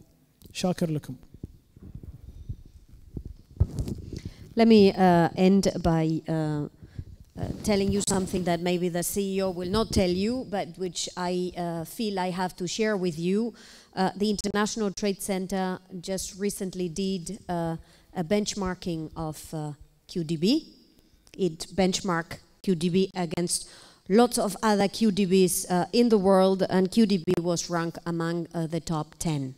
It gives you an indication that this is a serious institution housing under one roof the incubation, the business development on the SME side, the financing, and Tasdir, which is the arm that brings the SMEs to markets. So it gives you an idea of the good quality of QDB. Of course, the discussion with the Prime Minister yesterday was about making sure that in the short term it's not just in the top 10, but it's in the number 1, and I am convinced that the QDB and its solid team under the good leadership of the CEO will get there in the short term. Thank you. Thank you so much. Excellency. Thank you.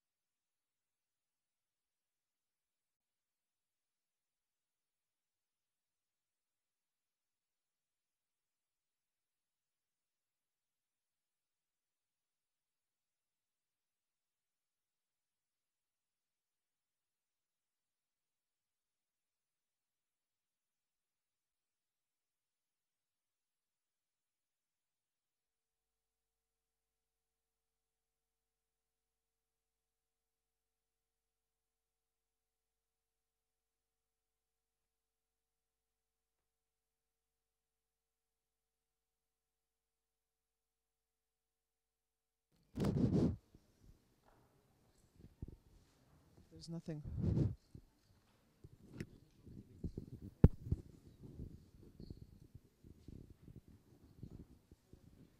Hello, hello.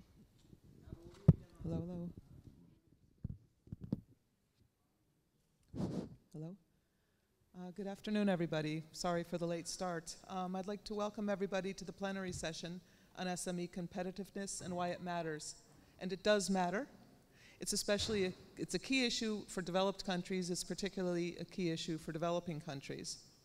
Our esteemed panel will share insights into why SME competitiveness is vital and the role governments, TSIs, and others can play to help these enterprises better compete. We're going to begin with a short video on the International Trade Center and what it does for and with small and medium-sized enterprises. I'd like to invite members of the audience to interact, provide feedback on the video and the session generally by using Twitter, hashtag WEDF15. Thank you. The International Trade Center empowers people to improve their livelihoods through trade. ITC is the joint agency of the United Nations and the World Trade Organization. It's a one-stop shop for small and medium-sized enterprises, or SMEs, looking to connect to international markets. Trading in global markets helps people in developing countries move out of subsistence activities into more productive work. Most jobs in the world are created by SMEs. When they become more productive and do business internationally, people at all levels benefit, resulting in inclusive growth. The problem is, it's not easy for SMEs in developing countries to connect to foreign markets. That's where ITC comes in. Our free online tools help SMEs find potential customers and understand market requirements. We support governments in crafting export strategies to diversify their economies, produce more value-added goods and services, and create jobs. We help developing countries understand WTO rules, including the Trade Facilitation Agreement, where we are paving the way for notification, ratification, and implementation. The goal is to make trade faster and cheaper, especially for SMEs. We train trade and investment support institutions to do more to help their SME clients access foreign markets and investment. And by sharing SMEs' concerns with governments, these institutions ensure that policymakers understand the private sector's needs. Our SME Trade Academy provides online courses for businesses, policymakers, and others to understand trade issues and overcome market constraints. Big opportunities await SMEs that are ready to tap into international value chains. ITC works with SMEs to become more competitive by improving supply chain management, product quality, and marketing. We also facilitate contacts with potential buyers.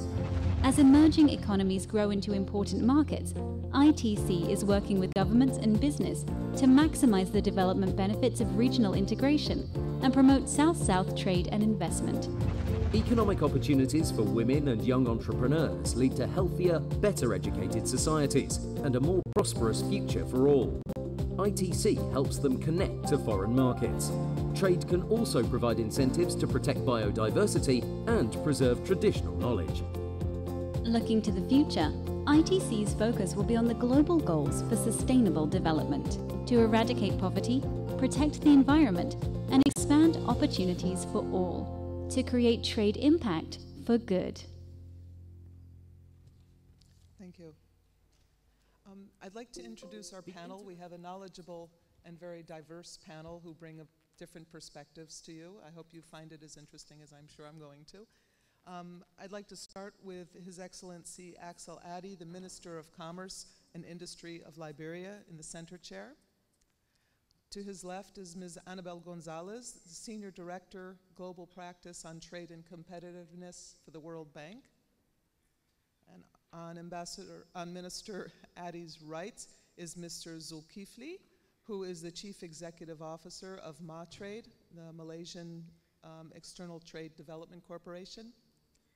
On my left is Mr. Stefano Arganese, the Chief Executive Officer of DHL Freight Central, Eastern, Southern Europe and Americas, Middle East and Africa. And next to last is Mr. Tunç Uyanık, the chairman of the B20 Steering Committee and CEO of World Small and Medium Enterprises Forum. At the far end is the chief economist of the International Trade Center, Marian Janssen, who is going to make a speech about the launch of the new ITC flagship publication, SME Competitiveness Outlook 2015, Connect, Compete, and Change for Inclusive Growth. Marian?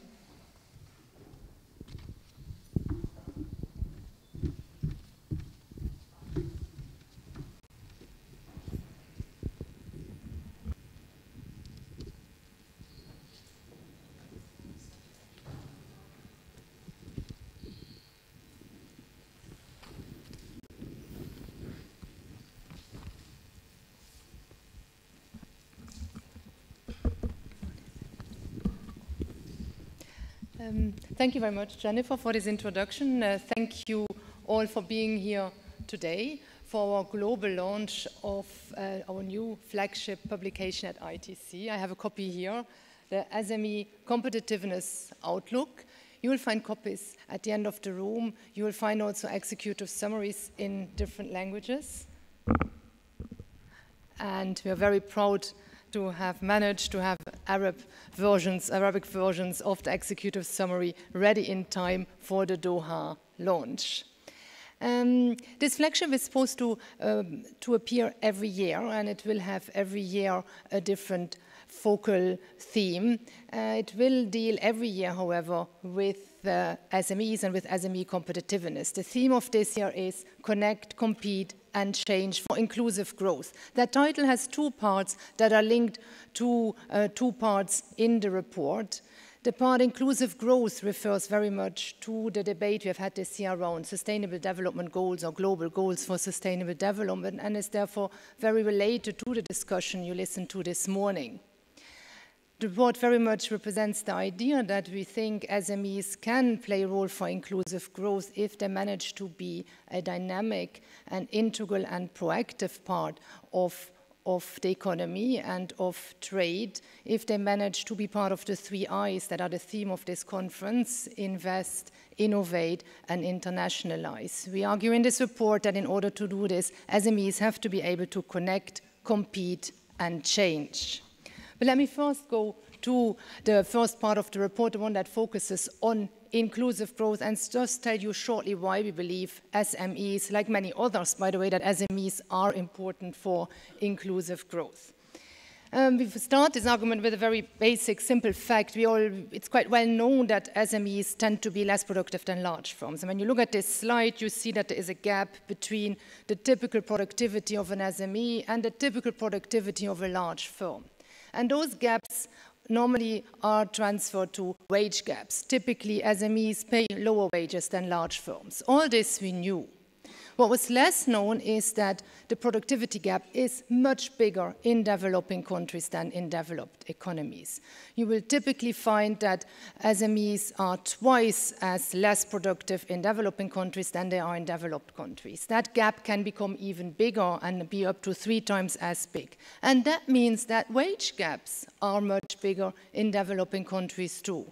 So by working towards larger productivity, probably a lot can be done for less income discrepancies at household level. And that may make a huge impact in the economy overall. Why? Most enterprises are SMEs. On average, 90–95%, we have heard in Qatar, 97% of firms are SMEs. And on average, they employ around 70% of your workforce.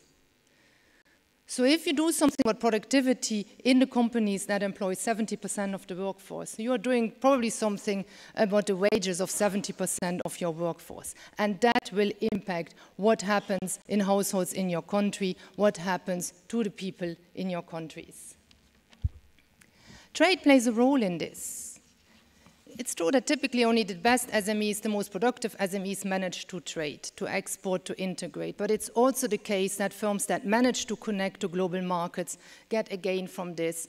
They had spillovers back and get an additional increase in productivity. The report features new figures for Tunisia that show that in Tunisia, by being connected to international markets through both exports and imports, firms experience a productivity increase by 143%, firms' profitability increases by 196%, and the contribution to job creation increases by 16%. Trade in Tunisia is good for firms, for their productivity, but is also good for jobs. And this may reflect why in many countries, and we have heard this morning, SMEs are high on the policy agenda, and maybe also why certain members of the WTO have been requesting for the theme SMEs to be discussed more intensely also within the global multilateral trade agenda. We'll have the pleasure to present a report also in the context of the ministerial conference in Nairobi in December this year. And one part of the report, the second part, we'll be very happy to present, because that's the really innovative part of the report, is the one on SME competitiveness. How do we look at it? Now, you will find in the report a whole statistical, numerical part trying to assess SME competitiveness that really builds on a broad existing competitiveness literature. And some of the panelists today represent institutions who have worked in that area already.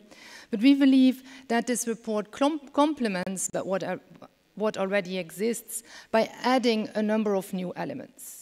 We add a focus on firm-level information. We think it's important to know what firms do, how they do it, in order to assess how good SMEs are. Really, the whole MBA literature, the whole business community focuses on how does a firm function, what does a manager do, what does a leader do. We will look at that in more detail.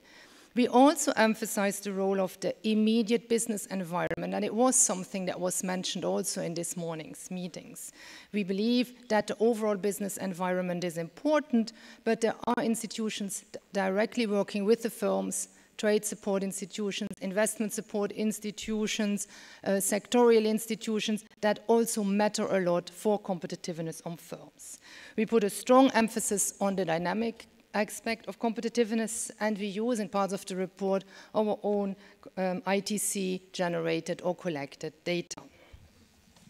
Now, the way we assess with these data competitiveness is by organizing different indicators, around 40 indicators that we think are determinants of competitiveness in what we call the SME competitiveness grid. And you see what that grid looks like there. It has 3 columns and 3 horizontal lines. And in the 3 columns, you will find our pillars of competitiveness that are in the title of the report. We emphasize, and that's in line again with what was said this morning, that it's important for firms to connect, and here we emphasize connect to information about demand, connect to information about supply, in order to be able to design an offer that allows them to compete today, but that also allows them to be ready at any moment in time to change if that's what markets demand, because modern markets are very dynamic and change all the time. Whether firms can connect, compete, and change is determined, according to this grid, at 3 levels. It's determined at the national environment level, the national infrastructure, the trade policy environment. It's determined at the firm level. What do firms do? How do they act? How do they manage to absorb what is going on in the national economy? But it's also determined, we believe, at an intermediary level, the immediate business environment that will matter a lot for competitiveness of firms. Now, when we organize indicators around that grid, we are able to we generate all kinds of charts, that many of which look like this. Radar charts, we call them. Some call them spider charts. And what do these charts allow you to do? They allow you to look at many aspects of competitiveness. I will show you 2 in more detail. They allow you to identify what are the factors that actually hamper SME competitiveness most.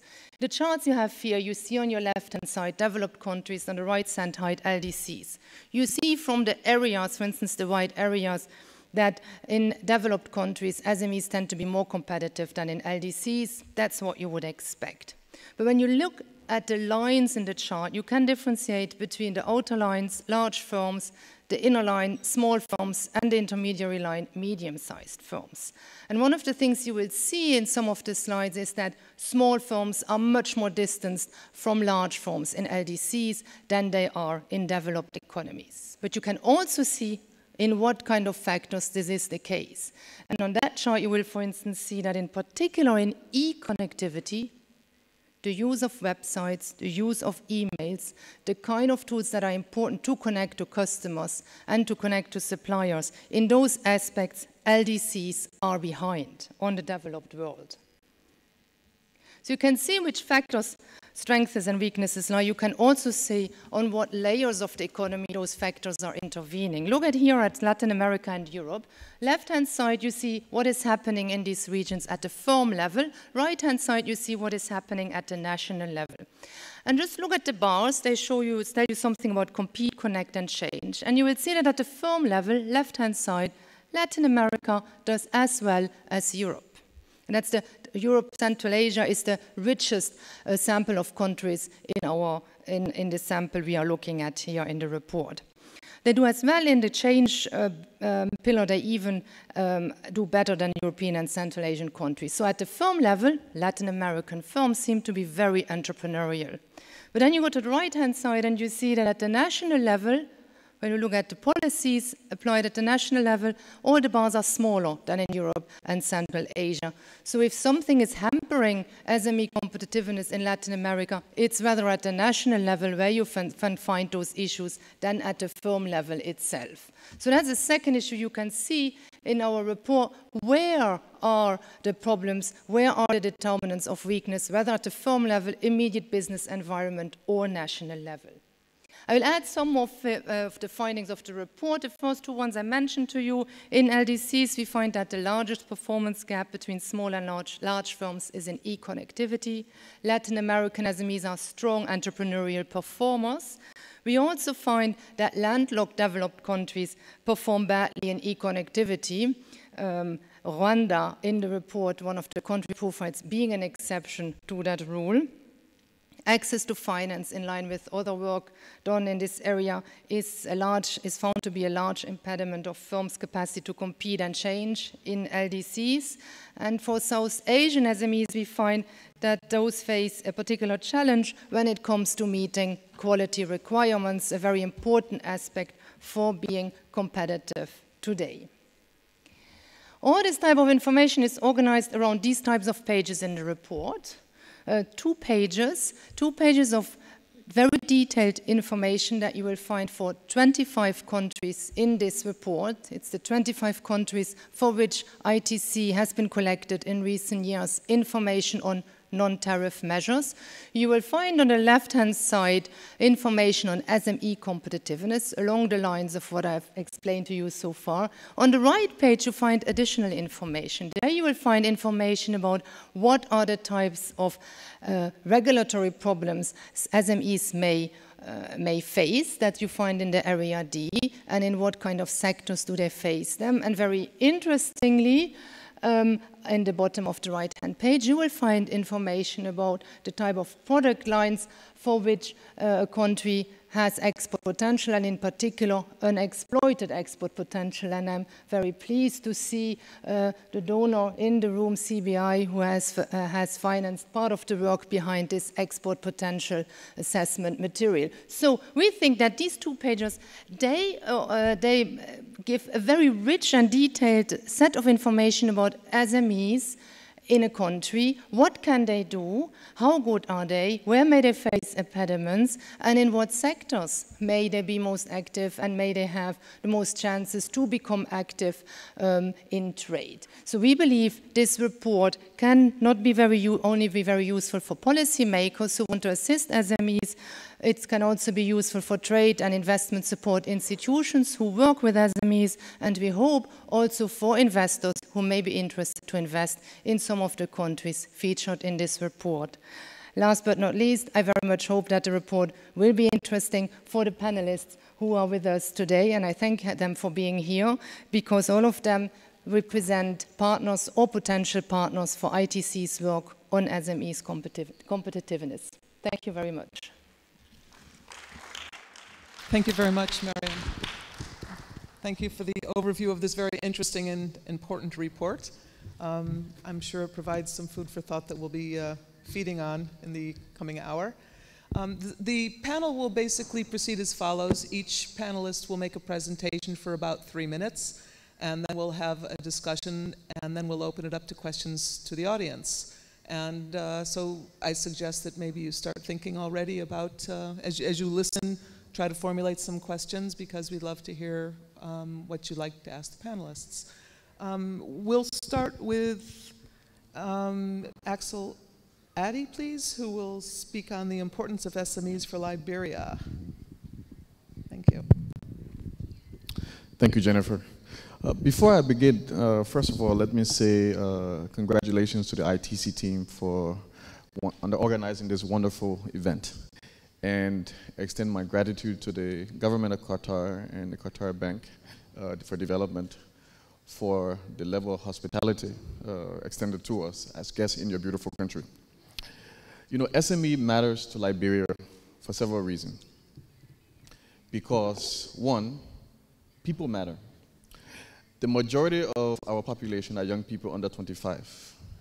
Most of these young people operate in the informal sector.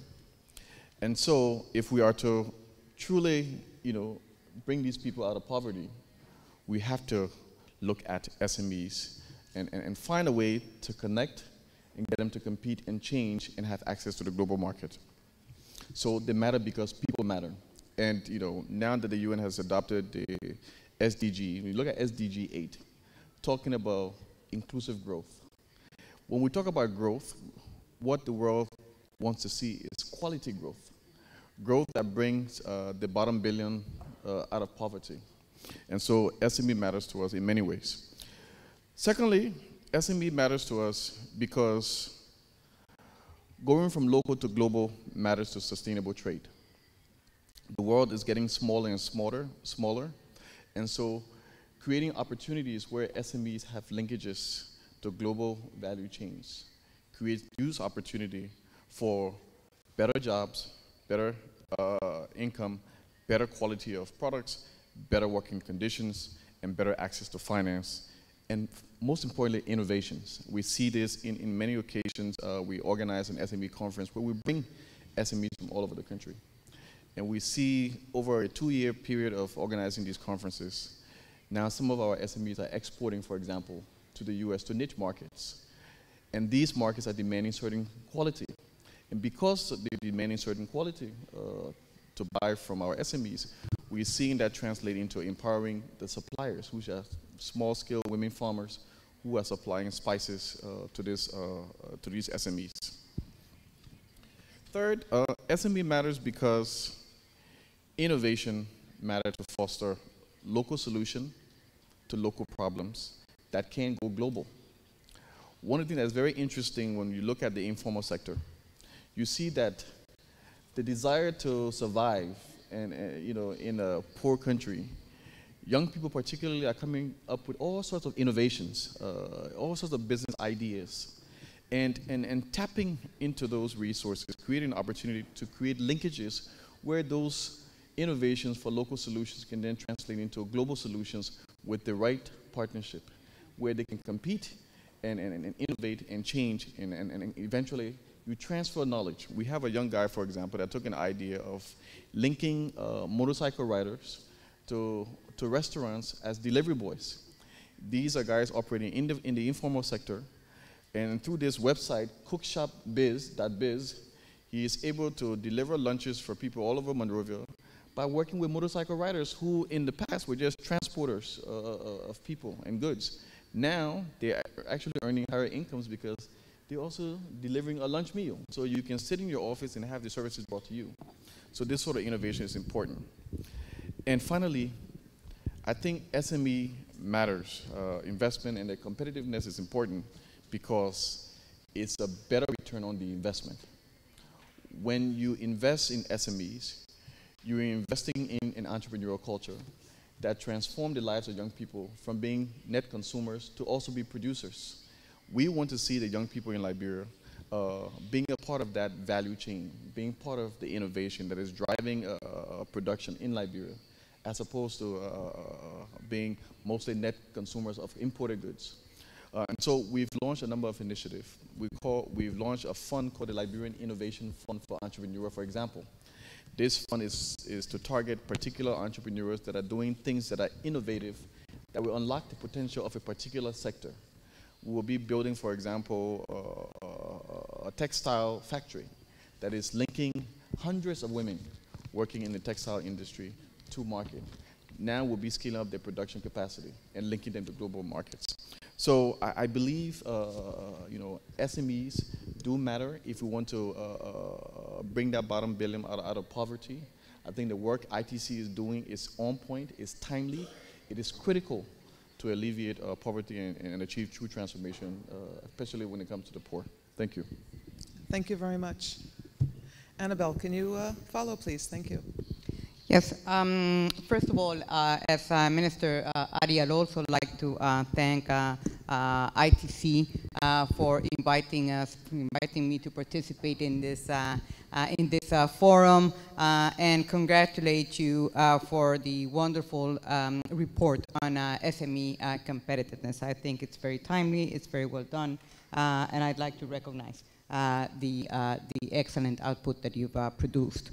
I also would like to thank the government of Qatar for the kind hospitality and for hosting us here today.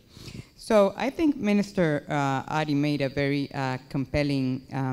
presented a very compelling message about why SMEs are important. I'd just like to add that from the perspective of the World Bank Group, we have two key objectives.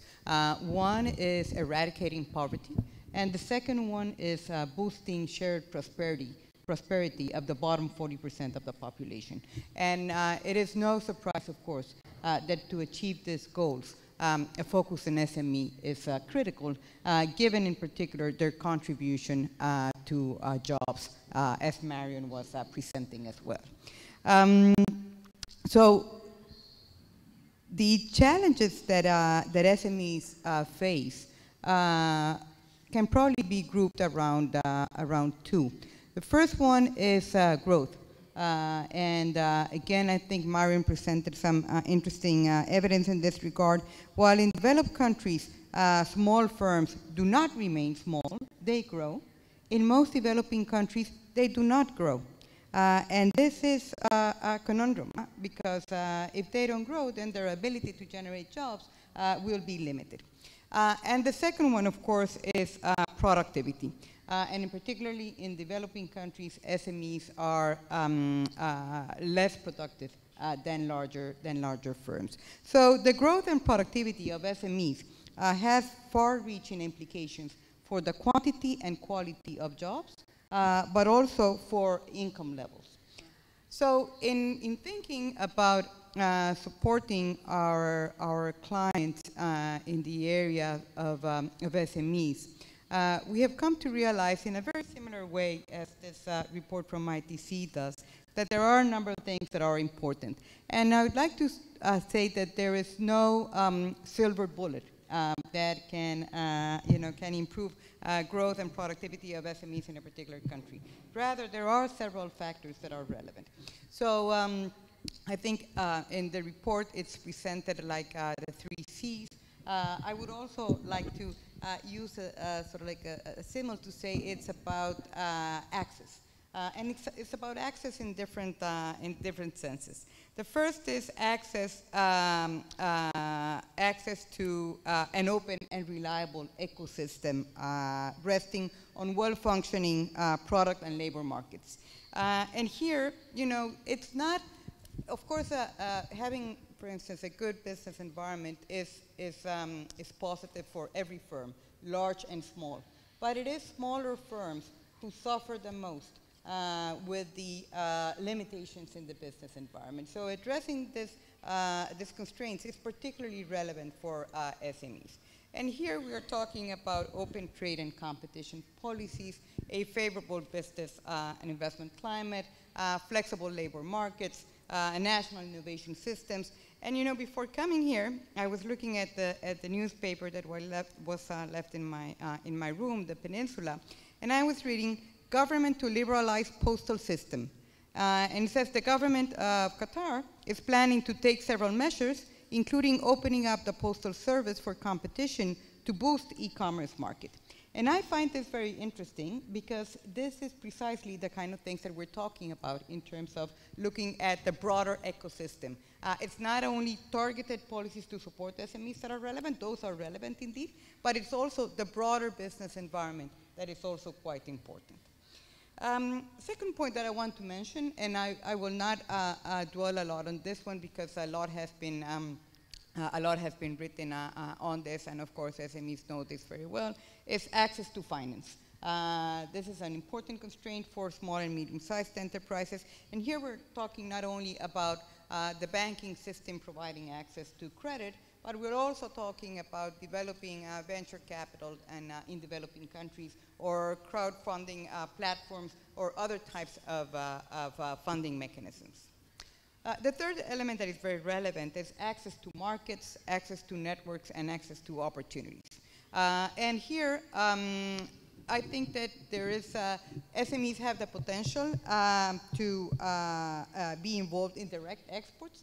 And though this has not tended to be the case in the past, I think that the unexploited potential of digital trade will have a significant impact in terms of bringing more SMEs directly into the global marketplace. But also another element that is very relevant, of course, is connecting SMEs to regional and global value chains. This allows SMEs to be able to focus on particular skills on which they may have the expertise and connect to these opportunities both in manufacturing but also in services, which is particularly relevant, I believe, for developing countries.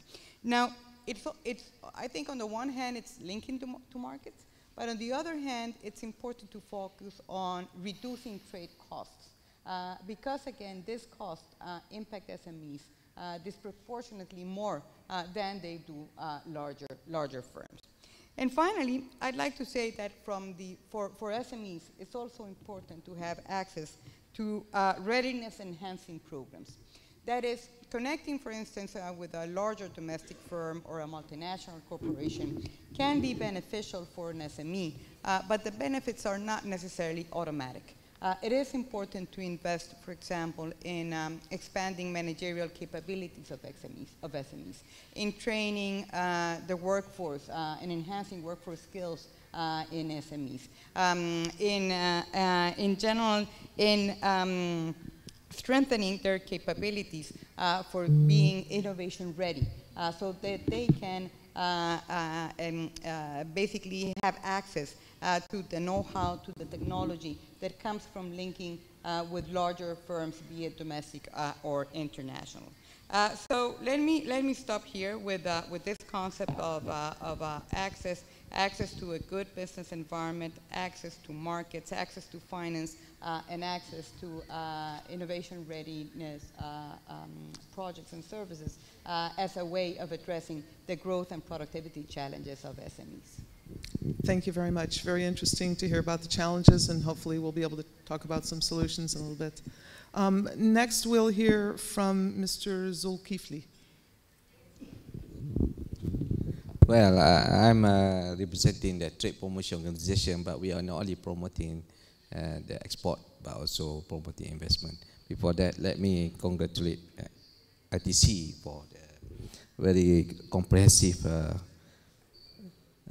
book on the outlook to help the SMEs at the same time can also help the decision maker in their planning for the development of SMEs in future. And I would like also to thank State of Qatar and Qatar Development Bank for hosting us in Qatar for the bank. As an export promotion organization, we are facilitating the SMEs to gear them towards the exports. And in Malaysia, 97% of the total businesses in the registered businesses in the country consist of SMEs. And for us,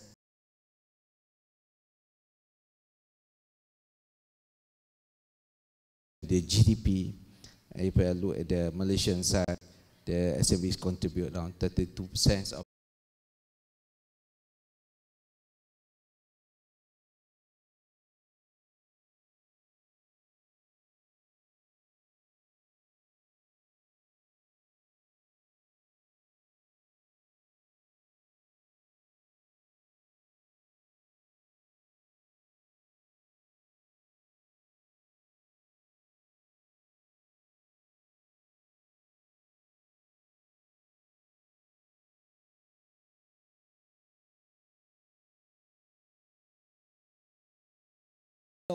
business from home.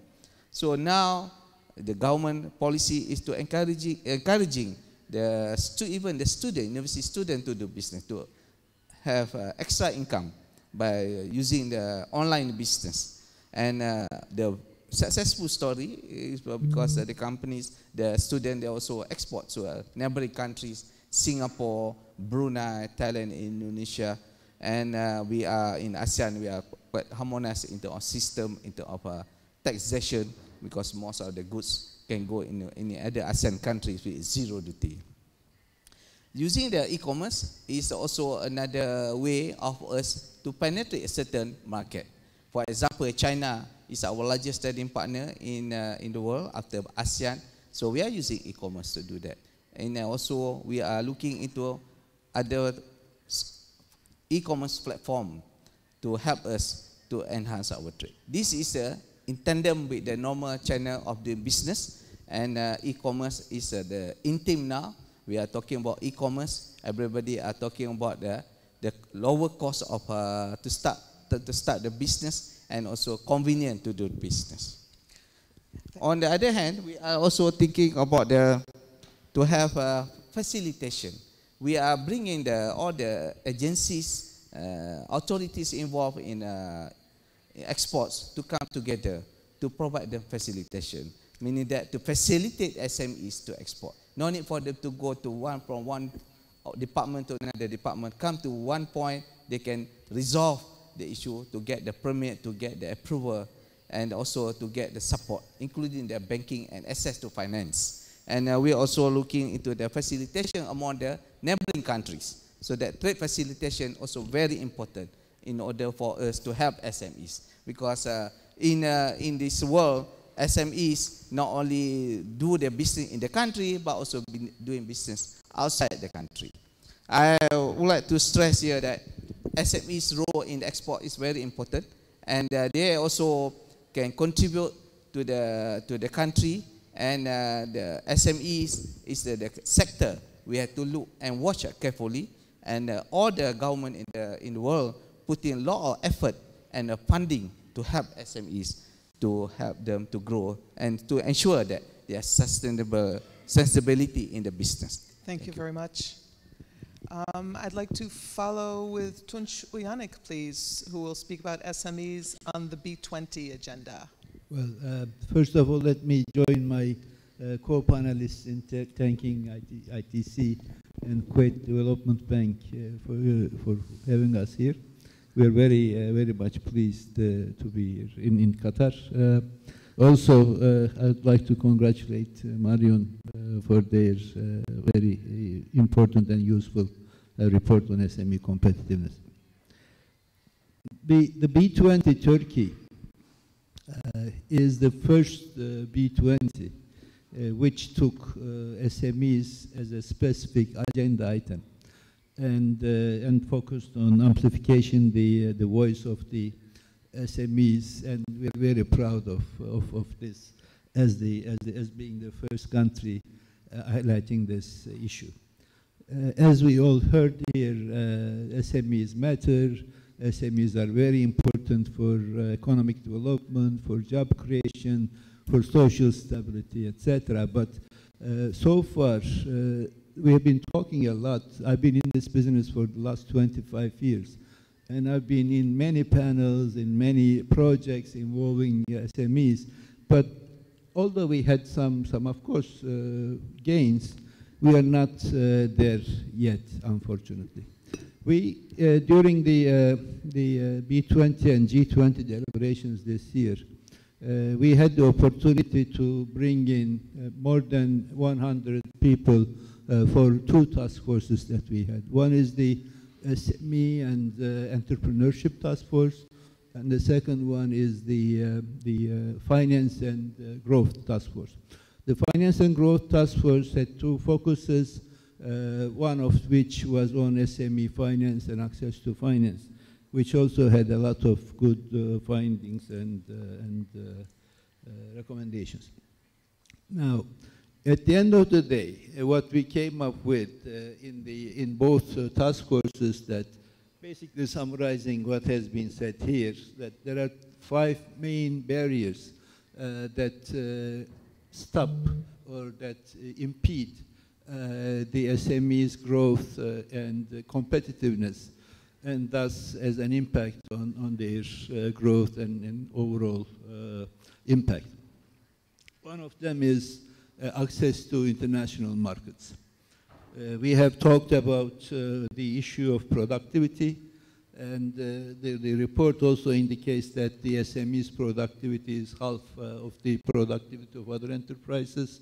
And we have talked about a number of other issues like access to international markets, access to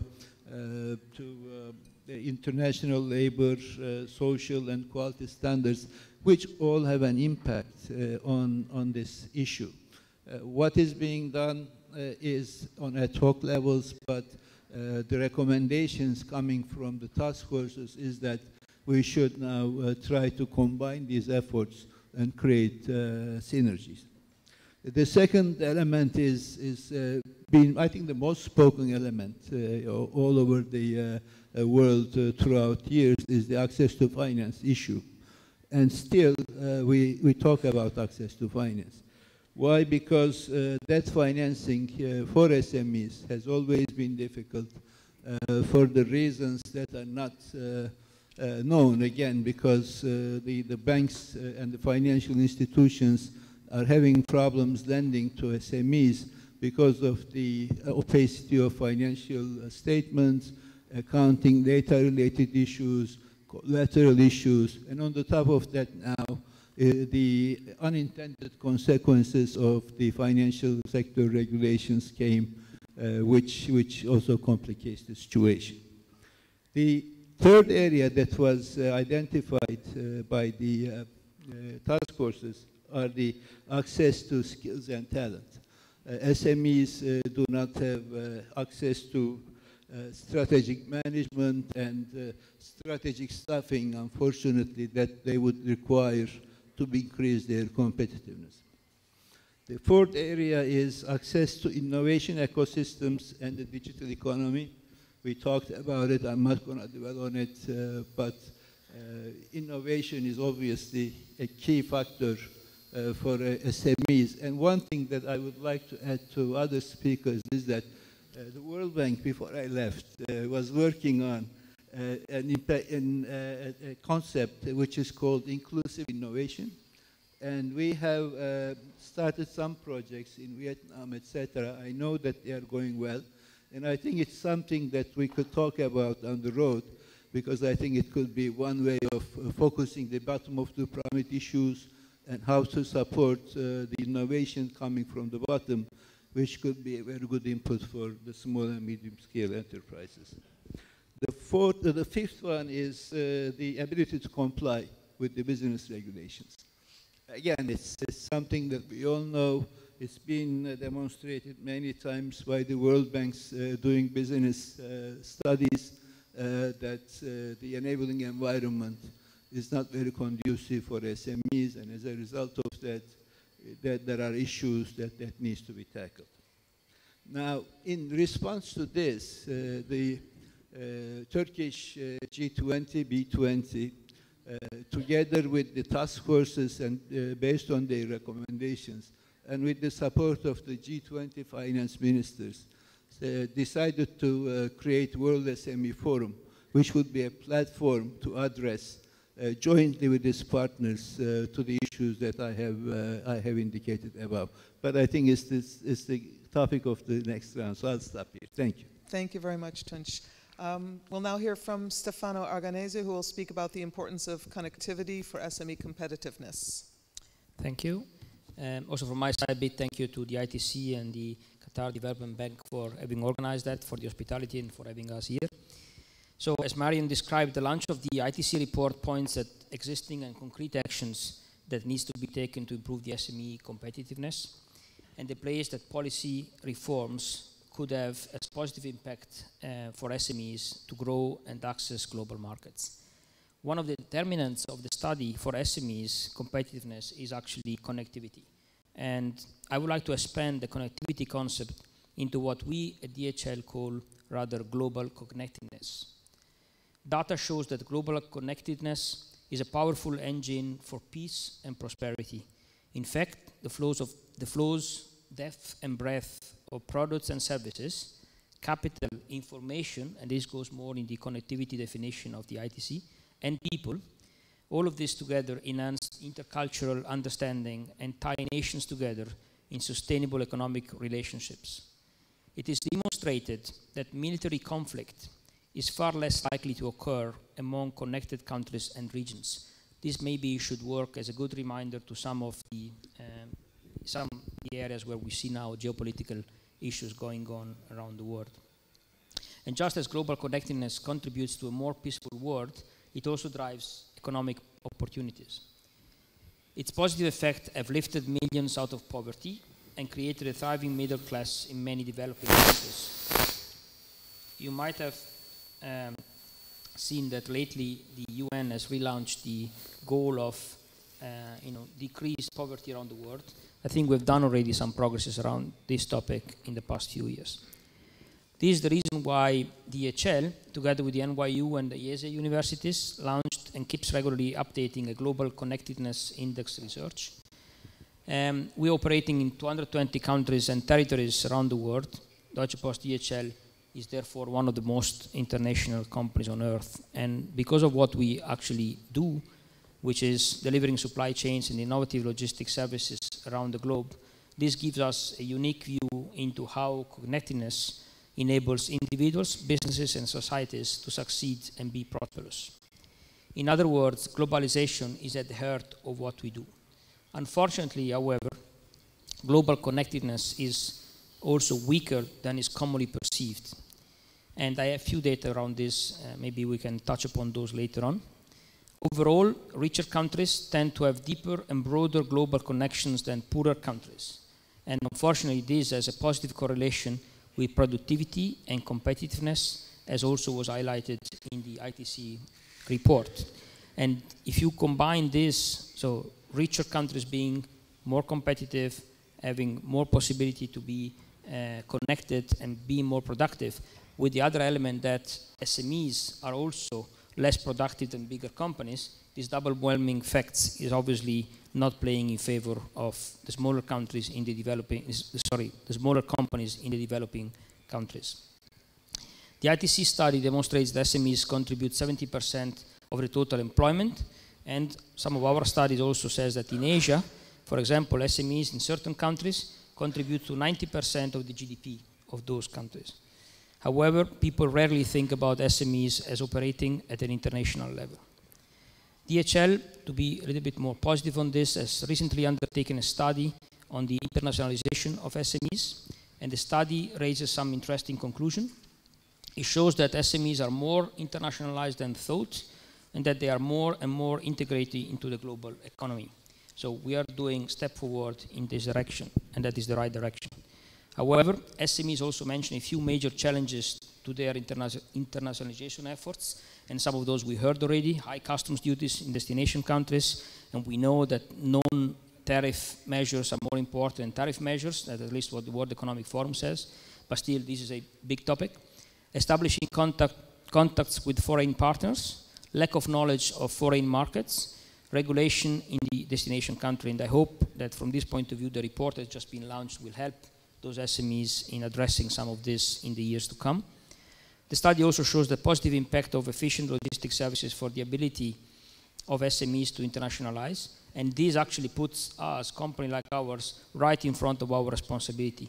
And hence, our aspiration as the world's most internationalized company and the global leader in logistics, is to help small and medium enterprises to connect with the potential customer anywhere in the world and to demonstrate to them that they don't need to be big to compete in the global village. With meticulous planning and well-organized supply chain, and with help in understanding this important topic for internationalization, SMEs can break through any border. For these reasons, we engage in directly providing practical trainings, for example, in some of the Sub-Saharan African countries, as well as actively partnering with the ITC to put our know-how at disposal of the SMEs in the developing countries. Thank you very much. I'd like to pose a question to Minister Addy. SMEs are high on the agenda of policymakers in many countries and also at the global level. Why is this the case? Thank you, Jennifer. Well, you know, we just came out of a health crisis. And as an economy fully dependent on primary commodities, iron ore and rubber, if you've been following the global price of these two commodities, have diminished dramatically, having a direct impact on the economy. Then we get a health crisis where already struggling investors in these sectors were looking for other alternatives to slow down their investment. So the health crisis made that possible and gave them a proper excuse to really scale down operations because, you know, the price of global markets. And so this has forced us to look within. How do we diversify to create the jobs? You know, and so it has become very, very important, so much so that we've now actually had a law passed called the Small Business Empowerment Act. And what we're basically saying is if government can begin to stimulate growth among SMEs by its own action, its own spending behavior, how we execute our budget can also empower SMEs. The law requires that government must spend 25% of its public procurement opportunities for goods and services on SMEs. When we look at the budget, the draft budget last year, this amounts to between $50 to $75 million in business opportunities for SMEs.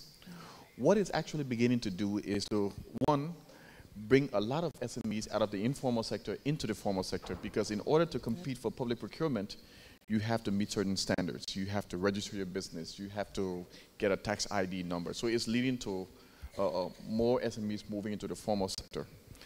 We also saw the impact of having this sort of initiative in place when we had the health crisis. We had a lot of people in these treatment centers, and so they require catering services for these thousands of people in these treatment centers. Some of the SMEs that have been in this program with us over the last 2 years were the one now providing the services at a very large level. When we started with some of these SMEs, they could only provide catering services for 50 to 100 people. Now they're providing this service for thousands of people that are in these treatment centers. Mm-hmm. And so government just slightly adjusting its spending behavior can have a dramatic effect on SMEs in the country. Annabelle, do you have a broad picture on, or a broad idea of what policy, or how policy can be designed so it's actually effective, a global view? Well, one interesting thing is that the development community has committed billions of dollars to support SMEs around the world. So the question is, yes, access to resources, but most importantly is how can we provide more effective support. That is, the how also matters in providing support to SMEs. And here what we have been looking at is that there are several things that are important. First is to engage early through low-cost diagnosis, for example, that can identify what are the specific constraints at either the firm level, the sector level, the country level, and identify those constraints. Second is to integrate and sequence the delivery of different support programs, be it SME finance, business development services, technology extension, and others. A third important element is the ongoing relational support. And this seems to be particularly important in the case of SMEs, the hand-holding, the mentoring, the fostering investor readiness. All of these aspects seem to be quite important in terms of successful SME support programs. Another element that seems to be quite relevant is supporting a continuum of interventions to support the entire entrepreneurial cycle. We were listening, for example, this morning that, for instance, if you have incubators, at some point SMEs need to move out of the incubators. And this is correct.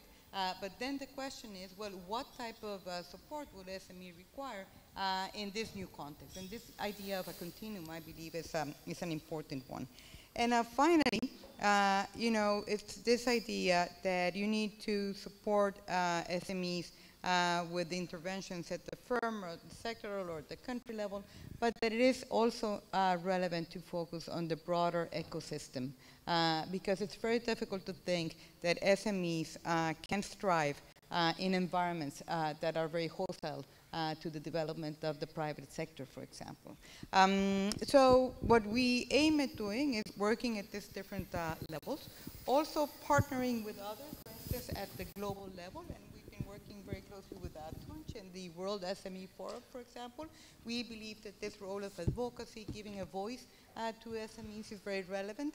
Partnering, again, with other organizations like ITC and others is quite important to bring our strength together, maximizing impact, maximizing effectiveness. And you know, there are many interesting examples of things that we are doing. I'm going to Kuwait tomorrow, for instance, to launch an SME fund in Kuwait that will support the development of SMEs in the country. The potential to grow is huge. They provide only 23% of the jobs, for example, and we were saying that in many other places it's more like 2/3 of the jobs.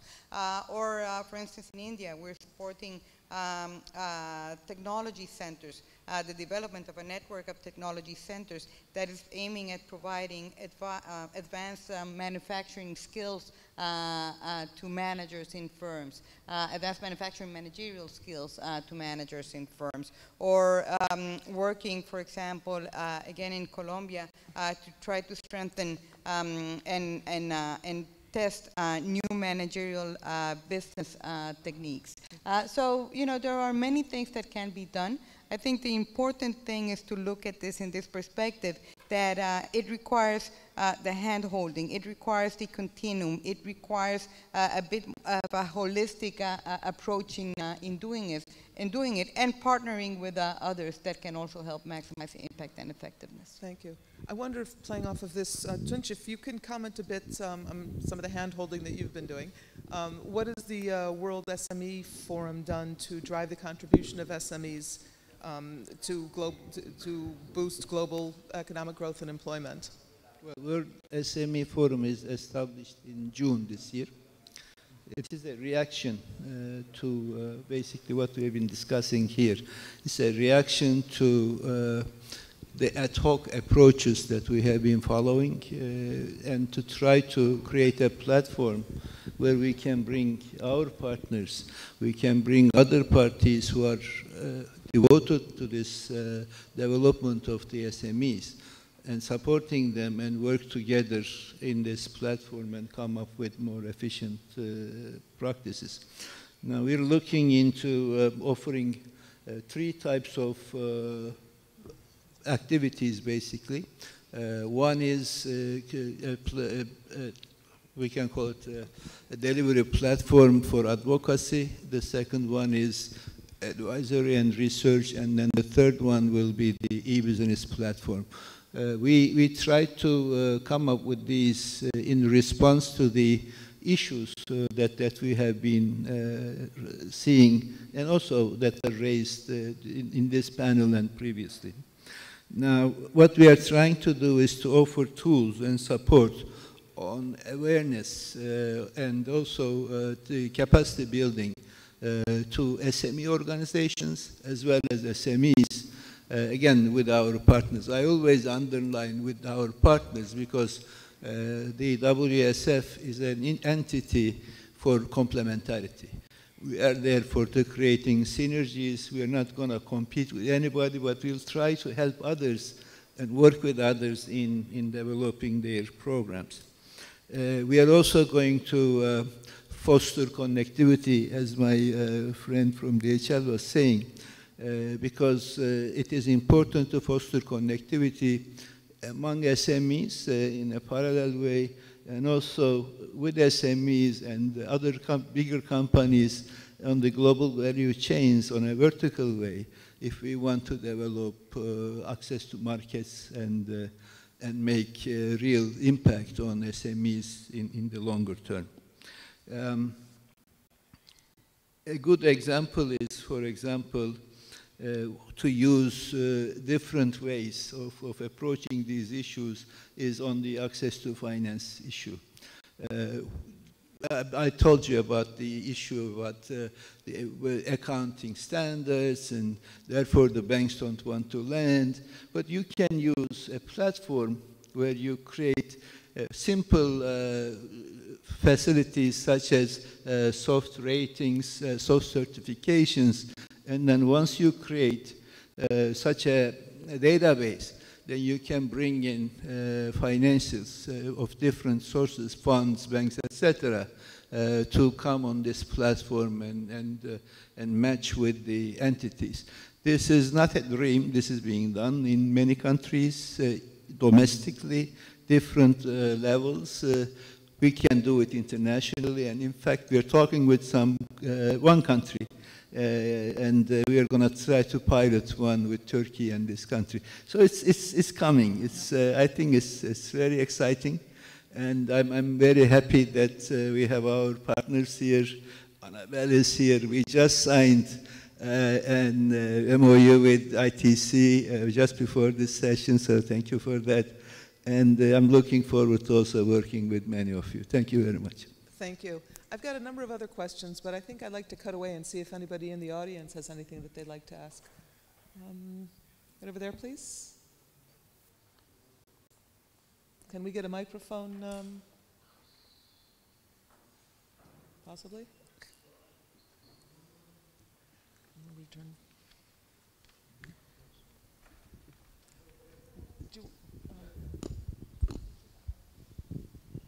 They expected me to go a little bit longer with questions, but our time is.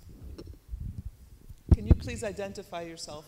Assalamu alaikum. My name is Siddiq Muhammad, and I would like to encourage a few things to Dato Sulfikul Mahmoud, Chief Executive Officer of Malaysia External Trade Development Corporation. You talked about the development of SMEs in your country.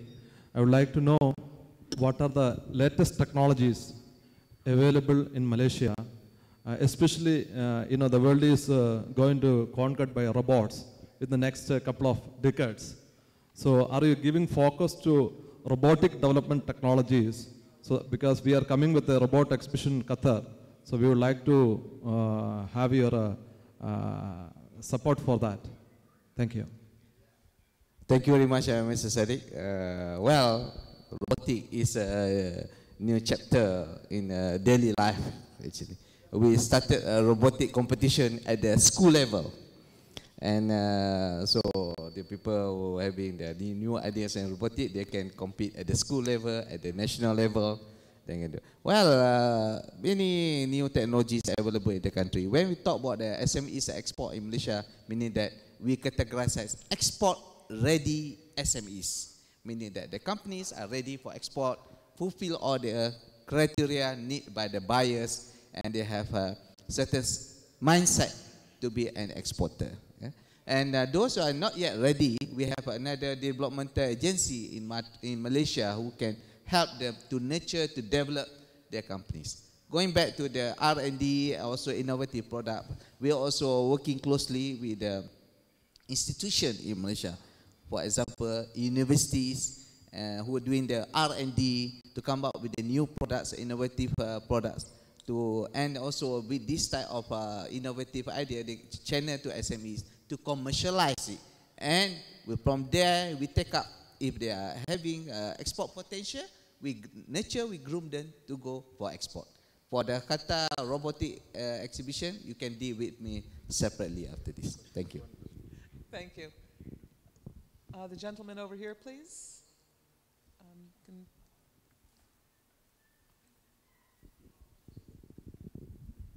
Thank you very much. I don't want to bring us back. Can you identify yourself, please? My name is Femi Boyede. I don't know whether I qualify for the second M or the first one, because I want to add an M before the S. Micro should not be wished away. There are some that are also export ready.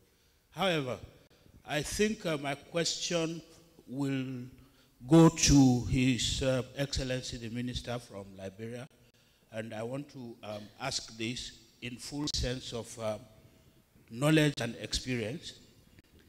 And because we have used in this hall today the word inclusiveness, I think that development, trade-oriented development is actually exclusive of MSMEs. I think that at your level, sir, ministerial, trade, diplomatic, I think you guys need to do a lot more. Because MSMEs are not being allowed to go into the trade arena. There are too many policy issues, there are too many consular issues, there are too many barriers that just should not be there. We are talking about internationalization. For more than 15 years now, we have been singing globalization. Globalization simply means that the world has become a global village and the world market is one. But I can tell you that there are participants who are supposed to be here who are not here today because they just couldn't, couldn't pass the visa issuing barrier. That doesn't mean that they are not MSMEs. Secondly, the area of export readiness. I also think that I have quite a comment to the ITC. Export readiness, capacity building in country. I think there need to be quite a lot more to be done. When we're talking about MSMEs, India, for example, has an economy that is woven around MSMEs. My country of origin, Nigeria, has an estimated 20 million SMEs. I qualify as an SME in Canada because I'm just an SME who has the experience back home in Nigeria. Where are we taking it to? Beyond the rhetorics, beyond talking, beyond identifying. In 2001, I know I don't have enough time. I just finished on this. Can you just finish your question? Yes. So he can answer. We talked about export development in the digital economy. That was the theme of World Export Development Forum in the year 2001. The question I asked in Montreux in that year is still not answered fully by the realism of today. Thank you. Thank you.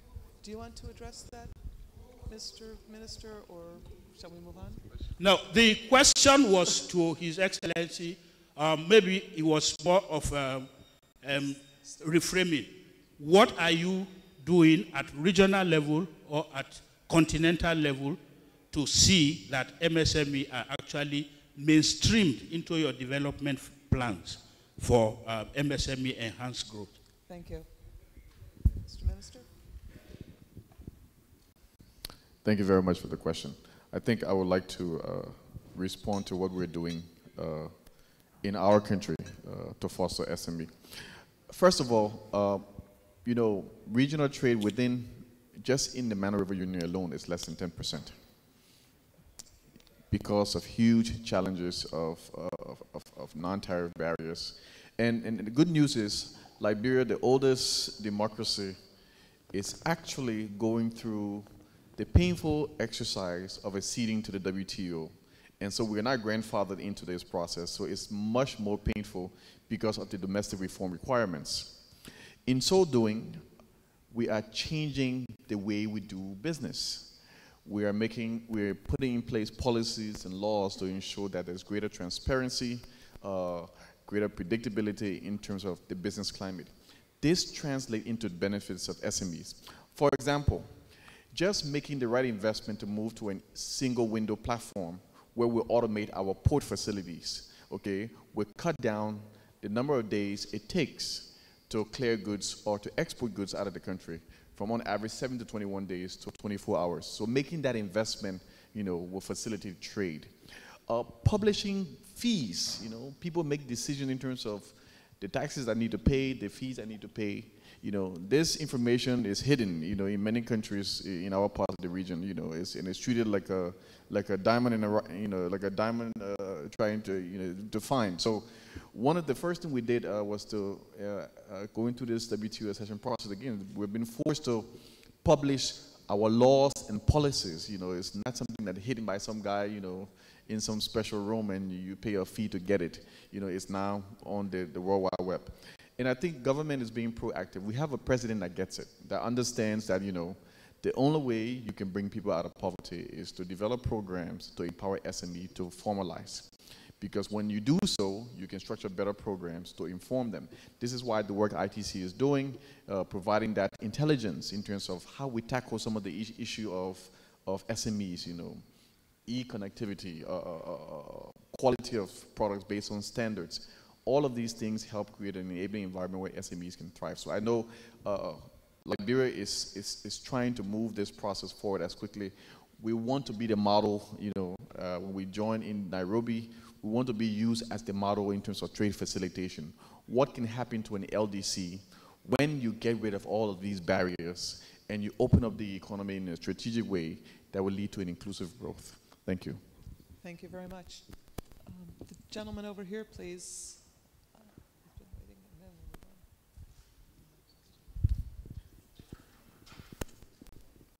Hello. My name is Horacio Alvarez from Dominican Republic. I listen some of the panelists mentioning the small companies don't have productivity, but I consider the small or big not depend on the productivity. The more important thing is the entrepreneur mentality. In this way, we consider when the company, they using the cluster model right now, all the small companies, they are using and implementing the cluster model. In this way, they can to get productivity, economy of scale, synergy, and at the same time, they can increase the capacity building. In this way, we are using in Dominican Republic this model for the tobacco manufacturer, and today they are the #1 in production and export in tobacco manufacturing. Thank you very much. Thank you. Does anybody have a question rather than a statement? The lady back there, please. In the black, yes, thank you. You have a question? I have a question. Okay, thank you. I'm not going to criticize anybody. Global Business Development Center, Nina Chanishvili Bilge from Georgia. I represent thousands of SMEs from my region, and I have one question, or how can I say, I ask you to do something.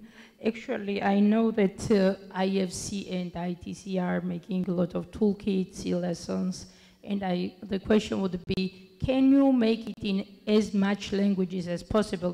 Because for SMEs, most of cases are language very big issue. It was very short question.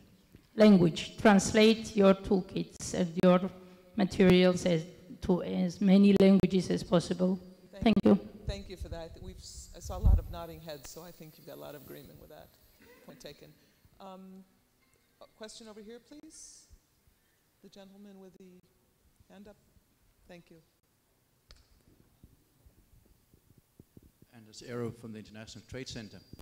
Thank you very much for very interesting interventions. When we talk about SMEs, we often think implicitly about trading goods, producer of goods. There are also lots of SMEs in services, either directly exported services or services that get integrated into goods or other services and then exported. So my question is to Martrade, what is Malaysia doing to enhance your services export in relation to SMEs, either directly or indirectly as service providers into exported goods and services? Thanks. Thank you. Currently, services export contribute around 50-55% of our total GDP. Our target is 65 by year 2020. And OECD countries are around 70%.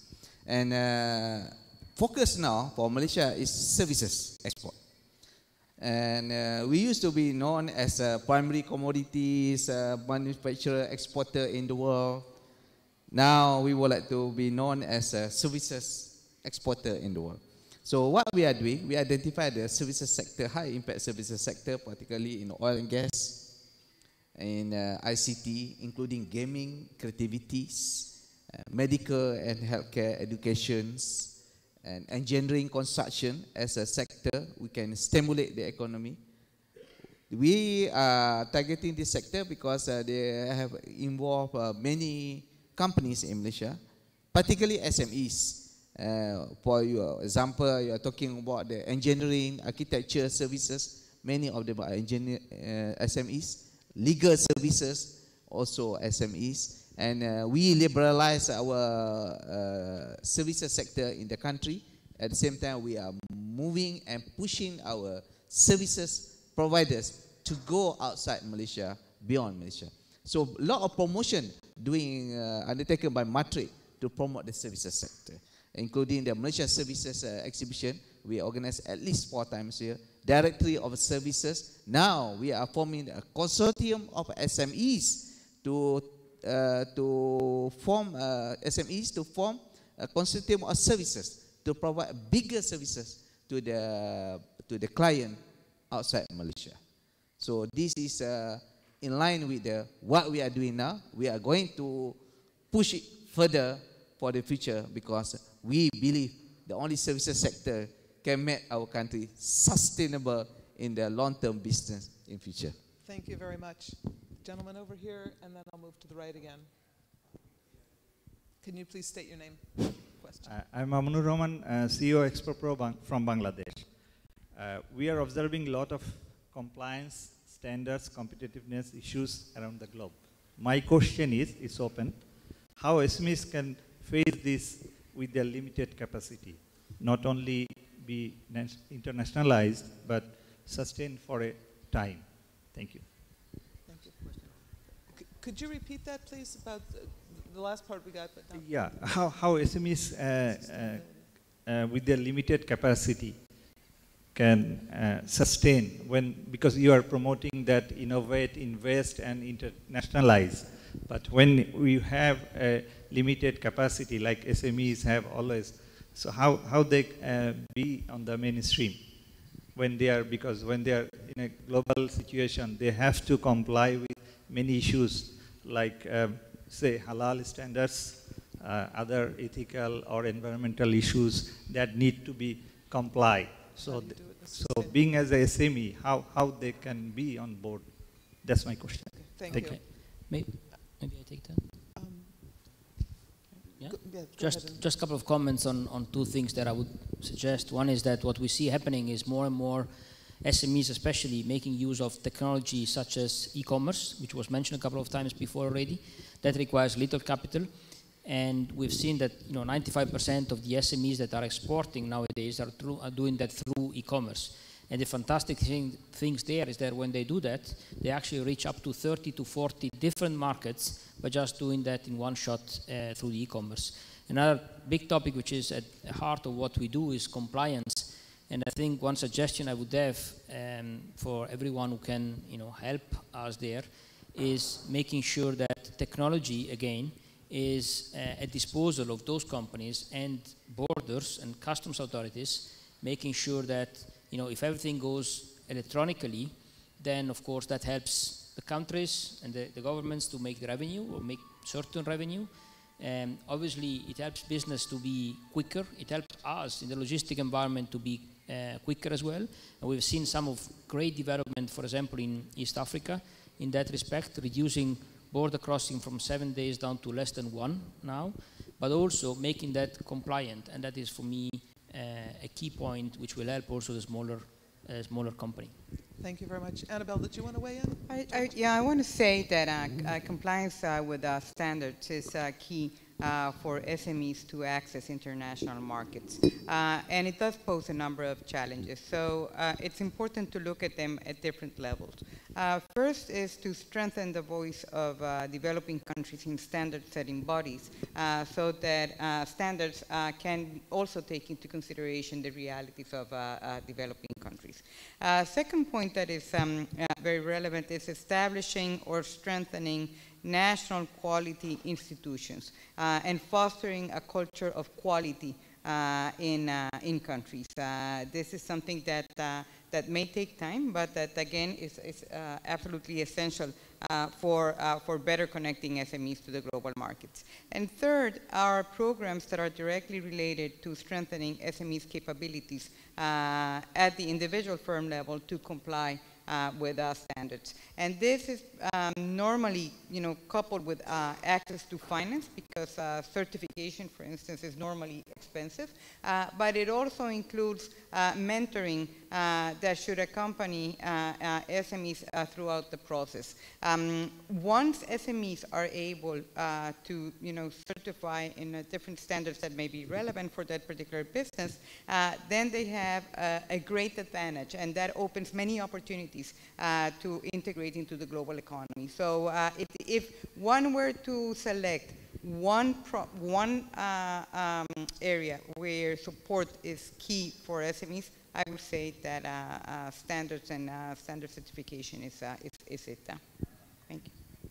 Tunç, did you want to Well, very well said by our partner. So, but one thing to add is on the World SME Forum side.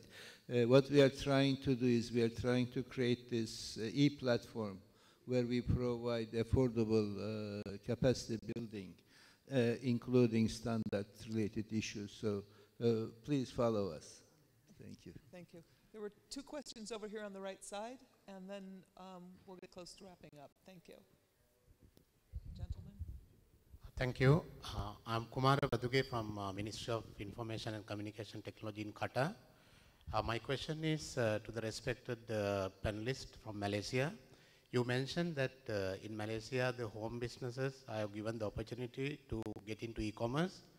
My question is that what type of policy changes you made in order to get home businesses into e-commerce, and how did you manage the product qualities and services while addressing sort of consumer protection issues? Thank you. Number one, before they venture into e-commerce, they must have, number one, IPR, intellectual property right. They must have registered. Number two, they must attain to international standard. Number three, we tell them, doing e-commerce not to cheat people. Doing e-commerce through full ethical. This ethical is very important because they are not only doing a B2B, B2C, but they also carry the country name, the image of the country, image of the business community. Number four, all the companies doing the e-commerce business must be registered with as a company with the government. They have to register. And to drive this company to go for e-commerce, we organize a series of program to create awareness and to teach them how to create a nice e-brochures, to how to put a nice brochure, also how to do the 3D, to educate them, to tell them. And we bring also the companies who are already successful in doing business through e-commerce, to give them, to inspire them to go for e-commerce. And we conducted this program. Malaysia quite vast country where we have also 2 states in Sabah and Sarawak. We do it almost every month throughout the country, so that the people, the companies who want to do for e-commerce, they are really prepared to do e-commerce. Not because of the sake of they want to do e-commerce, they venture into the bandwagon. No, they must be prepared, they must be ready. If not, we don't advise them to do that because they may face bigger problem in the future. Thank you. Thank you. The lady over there, please. Thank you. Good afternoon. My name is Ursula Hamling. I'm managing ITC's program on non-tariff measures, and I would like to relate to something that Minister Adi and Mr. Arganese mentioned earlier on the importance of transparency. As part of our program, we are contributing to one of ITC's core activities, which is providing information to SMEs in developing countries on trade opportunities, market access conditions, regulations, customs procedures, rules of origin, etc., etc. So my question goes to Mr. Organesa, asking whether you could imagine a collaboration between ITC and DHL, where DHL puts at the disposal of ITC a lot of the market intelligence that you have gathered on market regulations and customs procedures, so we can put it at the disposal to our beneficiaries in developing countries. Thank you. We have not agreed on this question, but that could not be a better question than that, because very easy to answer as well. We are doing that already. We have seconded one of our managers in ITC in Geneva as we speak, so he's been working there already for a few months. We agreed yesterday evening with Arantxa that we will prolong that engagement for the next year as well. And through him, we are doing exactly that. So putting at disposal our knowledge at very many borders around the world, especially in the developing countries of the southern part of Europe, of the world, sorry. And we're already doing that. So we certainly continue to do so. There was an ad some time ago where we said, nobody knows Africa better than us. I would say nobody knows Africa's borders and challenges at the borders better than us. And that is why we feel that responsibility to share that knowledge with institutions like the ITC to make sure that others can take advantage out of that. Thank you.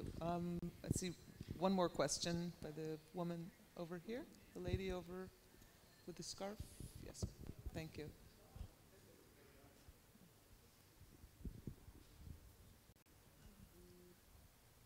My question is to, what about Can you identify you mentioned innovation, Can you everything, identify but yourself, please? My name is Terhas. I come from Eritrea, and I'm based between Eritrea and Europe. The issue, when you talk about standard certification, I haven't heard anything from the platform about property right. Where does this come from? Because we are talking about globalization, innovation, and all this. What about the property right? This one should be fall under the WIPO, World Intellectual Property Organization. All the standards, all the rights you have to register there fall under WIPO. If your country is a member of WIPO, you can get access to. You can go to WIPO website. You can get the details of that, including your idea, your trademark, your patent, your innovation. If fall under WIPO list, then you can register. And what happens if people copy this one in the country? How to enforce it? This is another question. Enforcement is a big issue now. Certain country is difficult to enforce it, but to register is easy. To enforce it maybe take some challenge to do that. Thank you, Mr. Minister. Maybe I can also add. We recently passed the intellectual property law, so modernizing our law, also helping SMEs to sort of identify their products, the elements of the products, in order of registering them to the system. So there is, we've put in place a mechanism, and there are capacity challenges where we're educating SMEs on the need to register. I'll give you a simple example. We had a young artist who produced a very popular, with a very popular hook in the country. Because he did not register, so the cell phone companies, it was so popular, started selling his ringtone, selling it as a ringtone. And before you know, this thing was being sold all over the place. And people were downloading it, and they made a lot of money. And so this young man ran to our office to ask us to interview,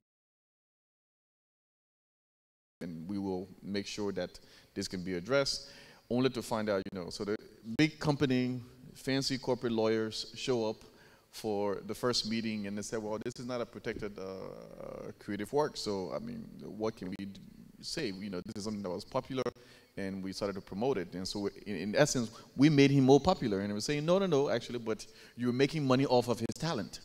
And so our copyright people were able to at least work out something to be able to compensate him in a way that, you know, we felt would be a compromise. But this is the challenge, access to adequate information.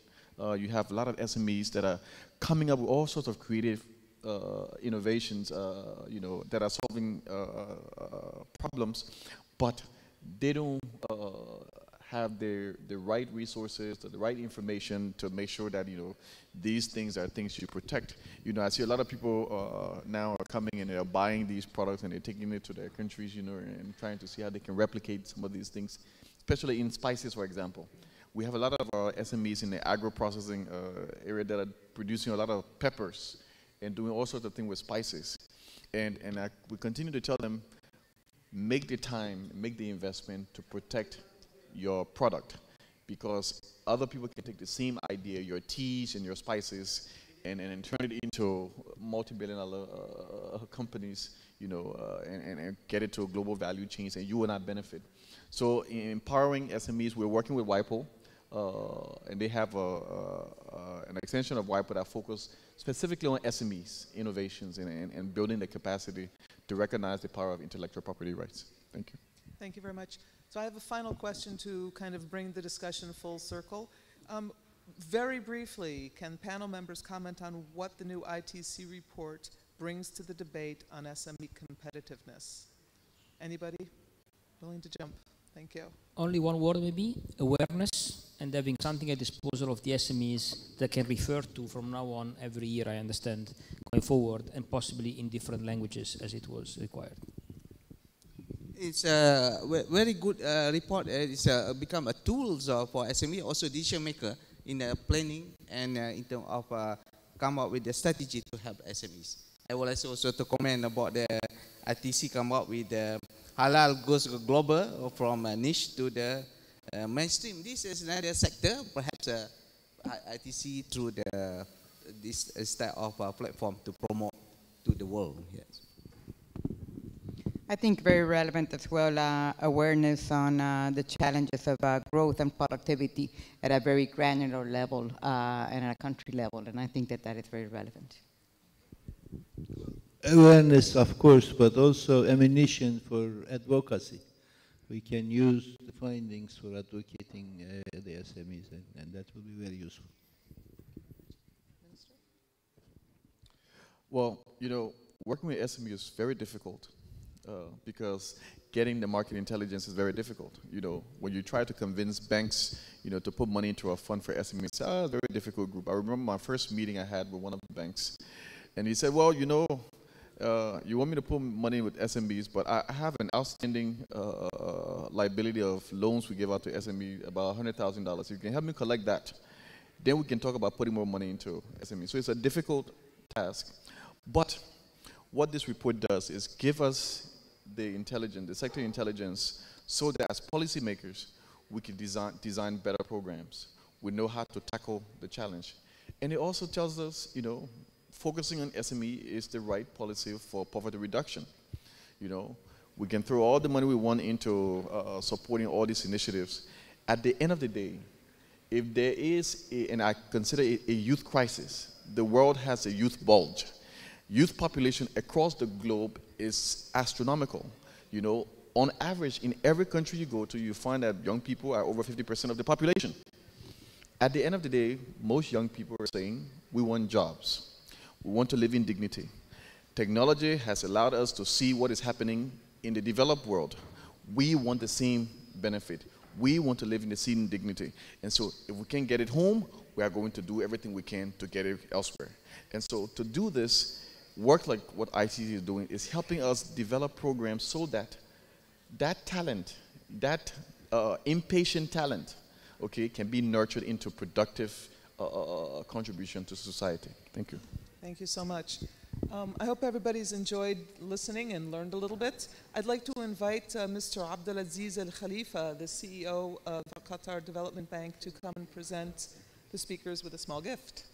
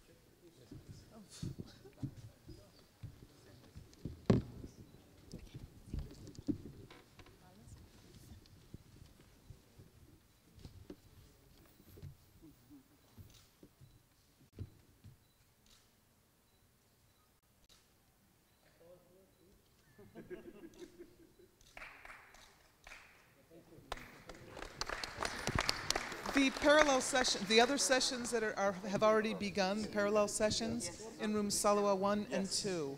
So if you want to make your way immediately over there, that'd be great. Thank you.